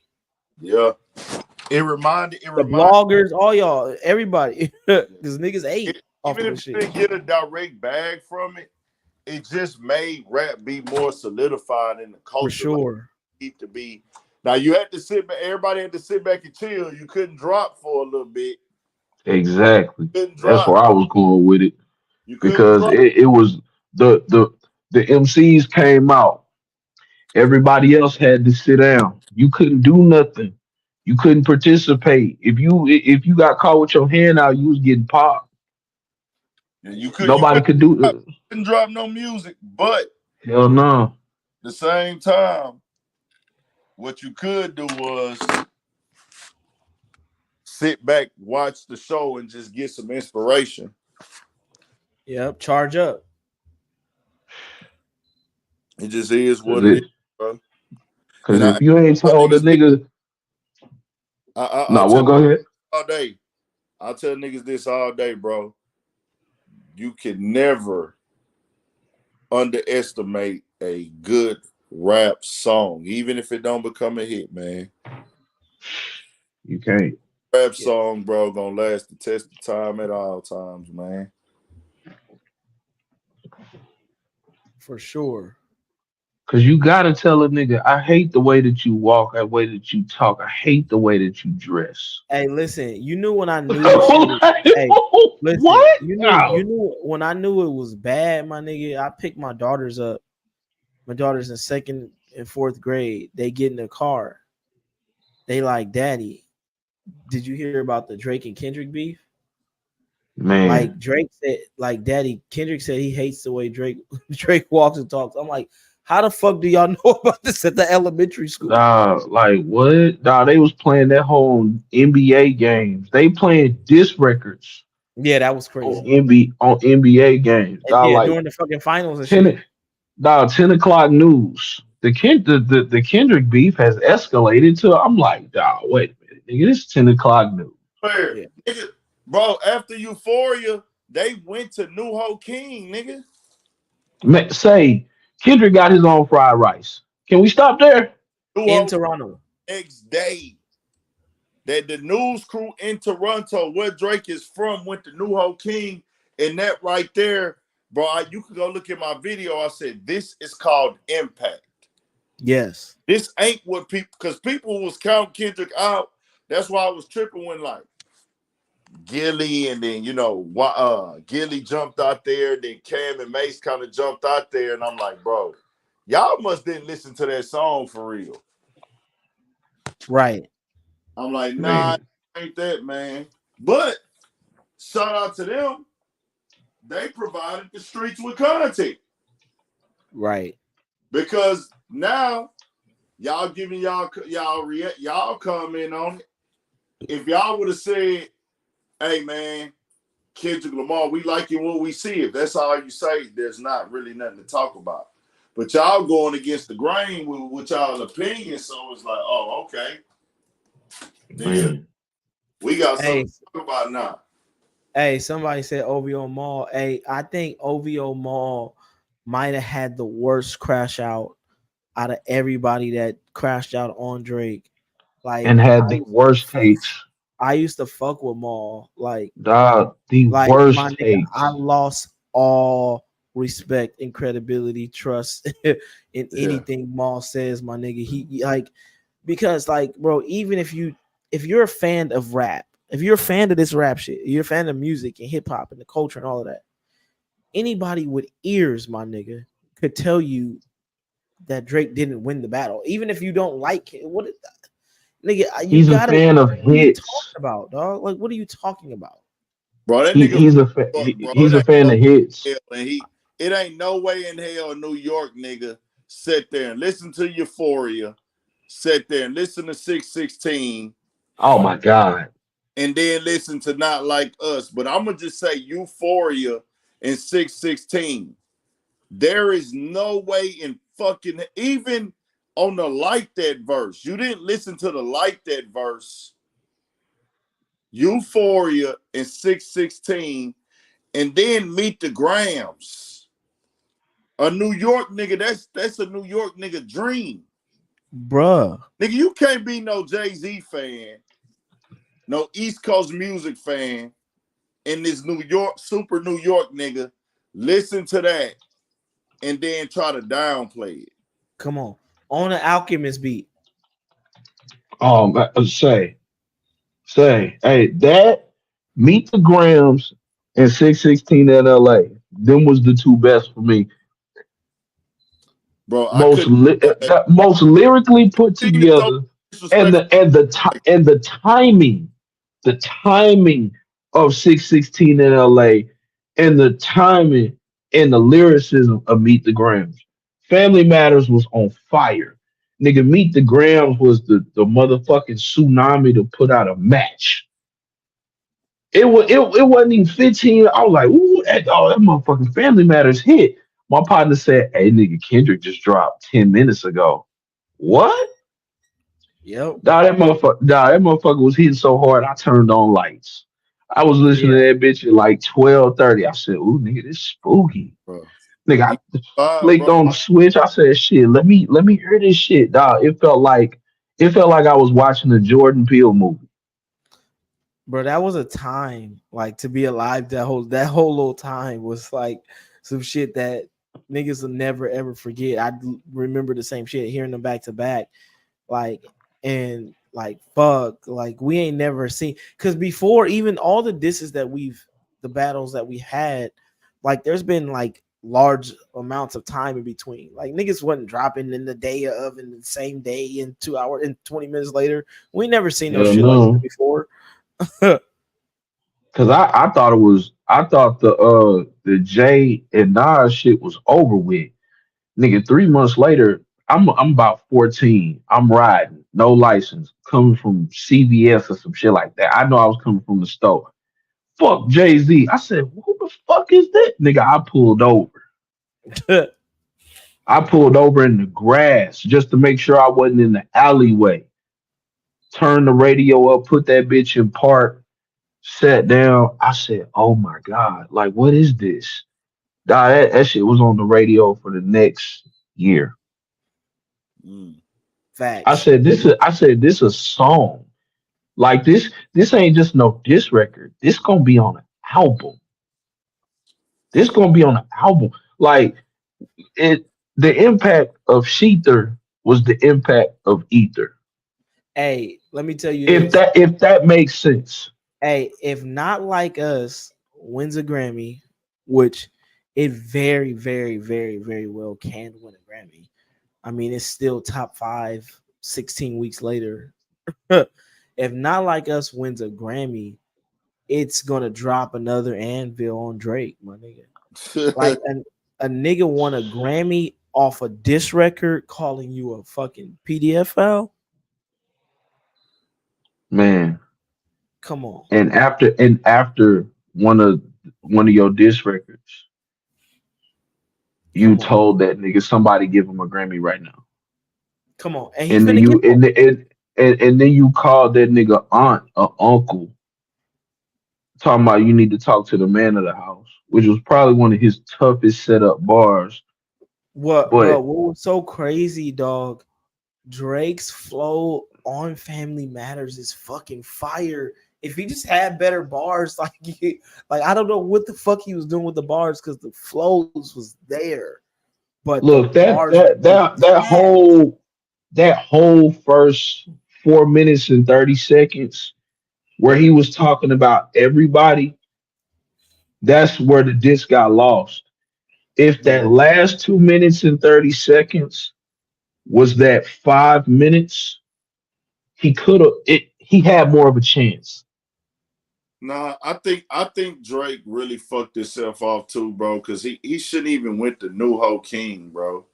He was busy trying to take the air out of what Kendrick did. he was playing defense. And it was like, nah, bro, you should have just went for a rap. Like, let me rap on this nigga. Let me just spit to this nigga. But I think he knew like I gotta try to out hit him, and he bought in more into his own hype. They're like, man, I'm bigger than this nigga. Kendrick is not important. I'm gonna be able to really just control the narrative, nigga. I'm Drake, nigga. If I could just No, if I could just show these people that nigga, I'm not worried about that I got robbed. I can show y'all I'm invincible, and if I could put a good picture together, and he tried to sell it with the video, and it was like, yeah, oh, in Kendrick's case, I'm not selling you no video, nigga. I'm selling you the music. We're in a rap battle. We in a fucking rap battle. I'm selling you the storyline, and I'm selling you the bars, and I'm selling you the raps. This is a rap battle. Drake was in the superstar mode. He didn't come down to the grassroots. Right. he He Every ain't, can't. he ain't never been there. He grassroots. never been there. He never been there. When you don't come down to them grassroots in the battle, that's how you lose it, bro. You gotta come down to them grassroots when it's real. Back to the basics. Say, but you remember what Styles P said with Dave East, right? He said, "Yeah, what you doing up there? That shit look real good. I'm not taking nothing away from the nigga. He on top. But when you from up there and you come down here, nigga, you got to come with it. And he ain't never been down here. So nigga, stay up there with that shit. That nigga ain't never been down there with nobody like a Styles P, nobody like a Dave East, nobody like a Nas. Nigga, Nas was rapping in the tunnel. Even Luda went to the tunnel. It's a lot of niggas with that microphone in their hand went to the tunnel. Niggas was sleeping on Chameleon there until that nigga got on Rap City and shut them NY niggas up. Shout out to the NY niggas. But they was hating on Texas for a minute. Y'all ain't got no lyricists like that.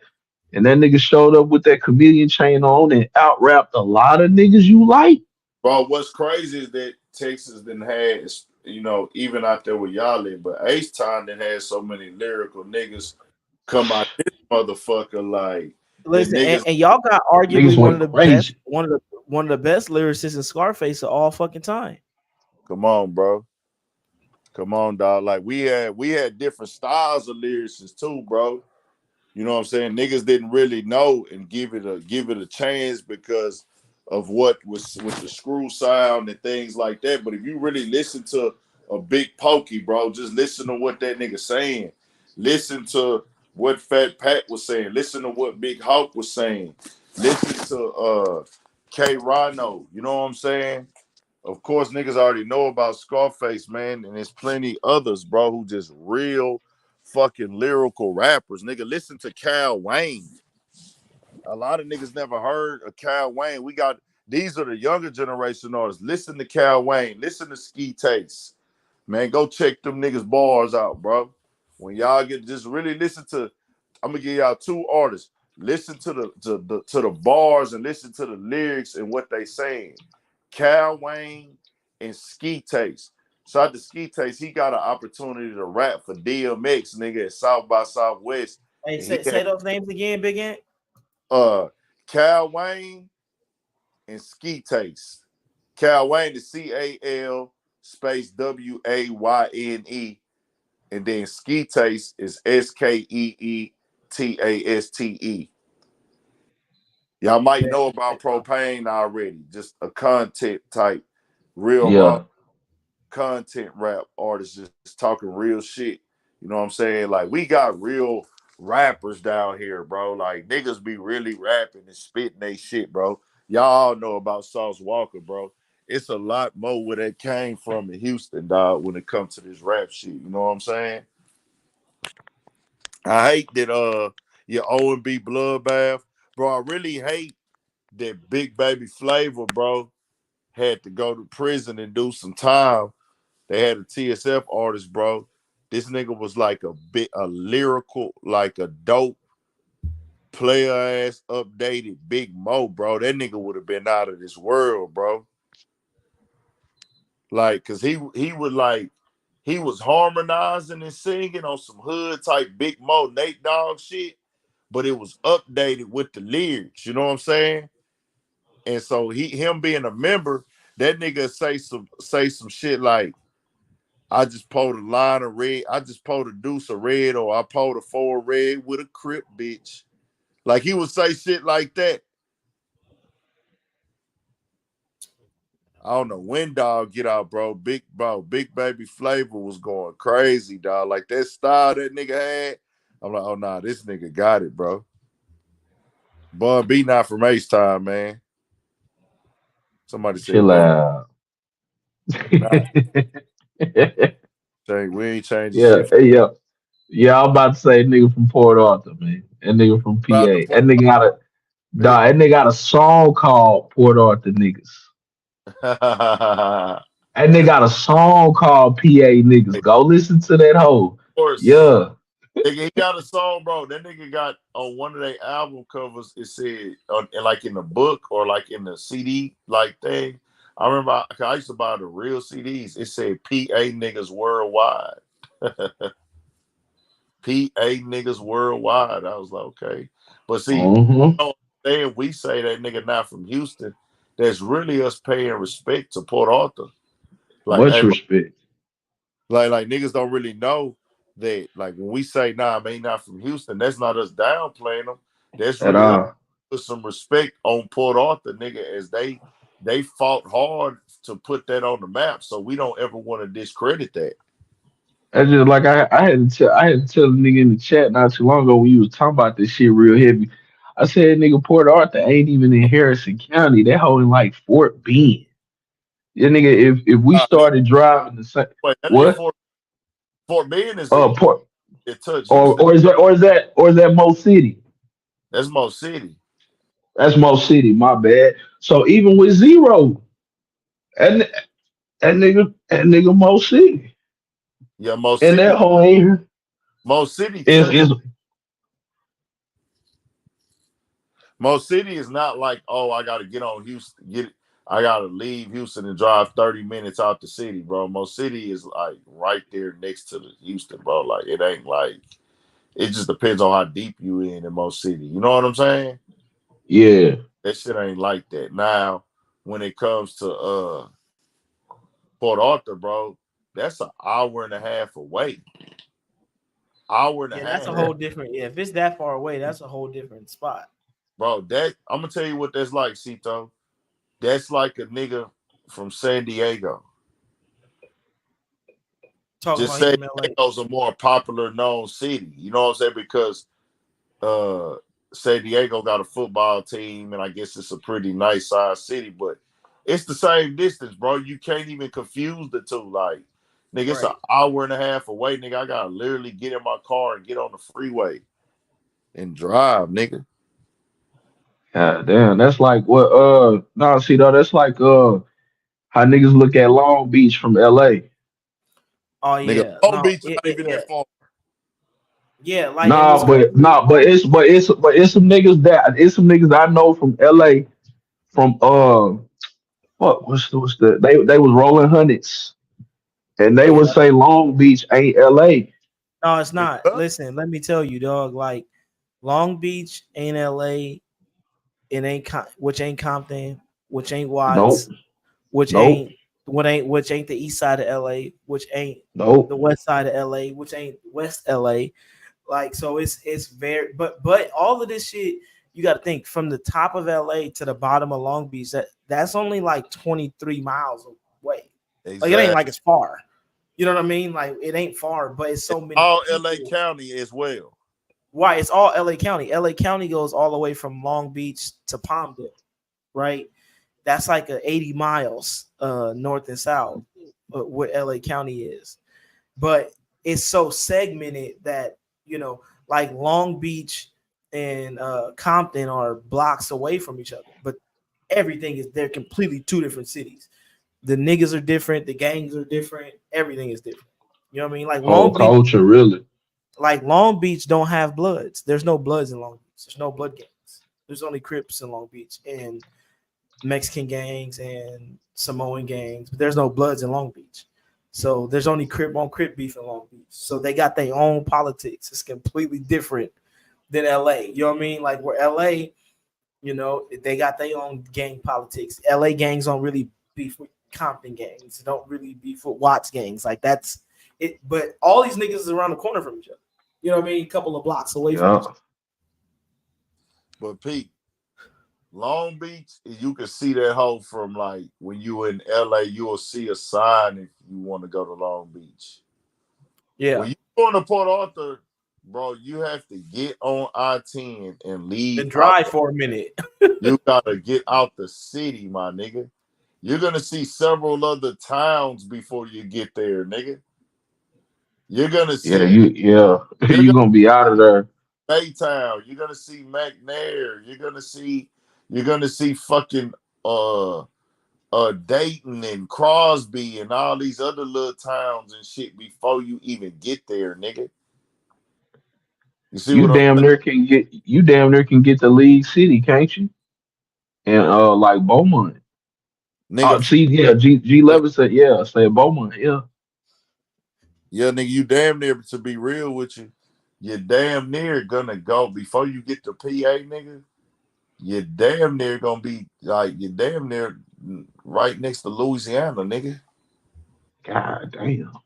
It ain't that That- far, that- hour and a half, but dog, like I said, see, PA, they come to H Town. We don't go to Port Arthur for nothing.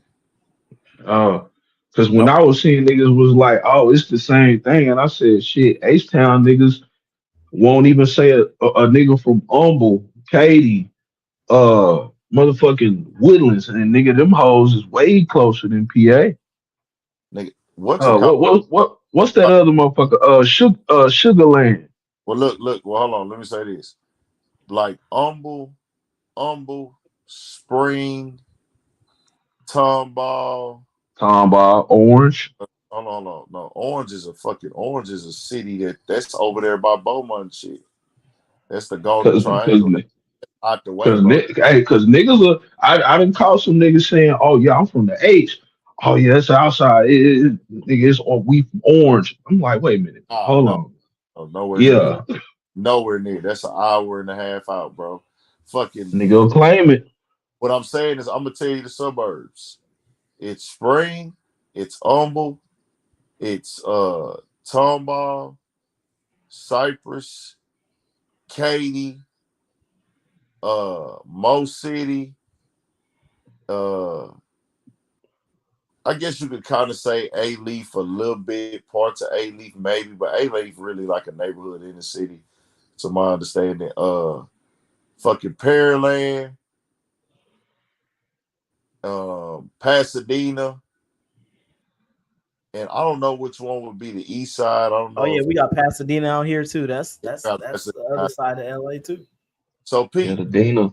all the places Hey, that I hey, just Dina hard though. all these places that I just named, bro. You know what's separating them from being in Houston city limits? A freeway. So when you go out the freeway and you go under or over the beltway, it's gonna be one exit, and then that's that area. So it's really like a 1 minute drive, 2 minute drive to be back into the city. All these suburbs are connected to the city, fam. There's nothing separating them but the beltway. Like, hey, you go up, the beltway wraps around the whole city. First 610 wraps around the inner city, and then the next thing is the beltway. On certain parts, it might be one hood that is Houston or one section that is Houston, and then it's the suburb. When you on 45 North in Beltway 8, the section that I grew up in is Greens Point. So right after Greens Point got the side that's inside the Beltway and outside the Beltway, which is a 4-lane highway. 2 lanes going that way, 2 lanes going, well, multiple lanes. Multiple lanes going this way, multiple lanes going that way. But once you cross over under that Beltway, you're still in Greens Point. But right after Greens Point is going to be Spring. The next freeway, 59, it's the same setup, but it's gonna be humble. You see what I'm saying? It ain't like these places like, oh, I gotta get up and drive out. Nigga, Port Arthur is out, nigga. Like that shit is nowhere near this shit. You can't take the surface streets. Nah, hell Yeah, no. like we got streets, dog. We got certain streets. Like you could take certain streets like Western or Normandy. You could take them streets from fucking downtown LA to Compton. So yeah, let me correct that. A Leaf is considered okay. A Leaf is a neighborhood then. Okay. I didn't know if A Leaf was that considered their own thing. I know they rep A Leaf heavy. So I guess A Leaf is more like a Greens Point type thing then. So shout out to that. Shout out to A Leaf for shit show. But yeah, man, I'm finna go and lay it down, man. Yeah, I'm finna get out too. Hey, make sure you check your DM. I hit you with my number for when you come to the city. Bet, got you. 100. Y'all stay All right, up. for sure. All right, Guys. Big Ant. All right. And y'all hit that like button on y'all way out too, man. Y'all turn us up, get us up on them likes. Most definitely appreciate all y'all tapping in.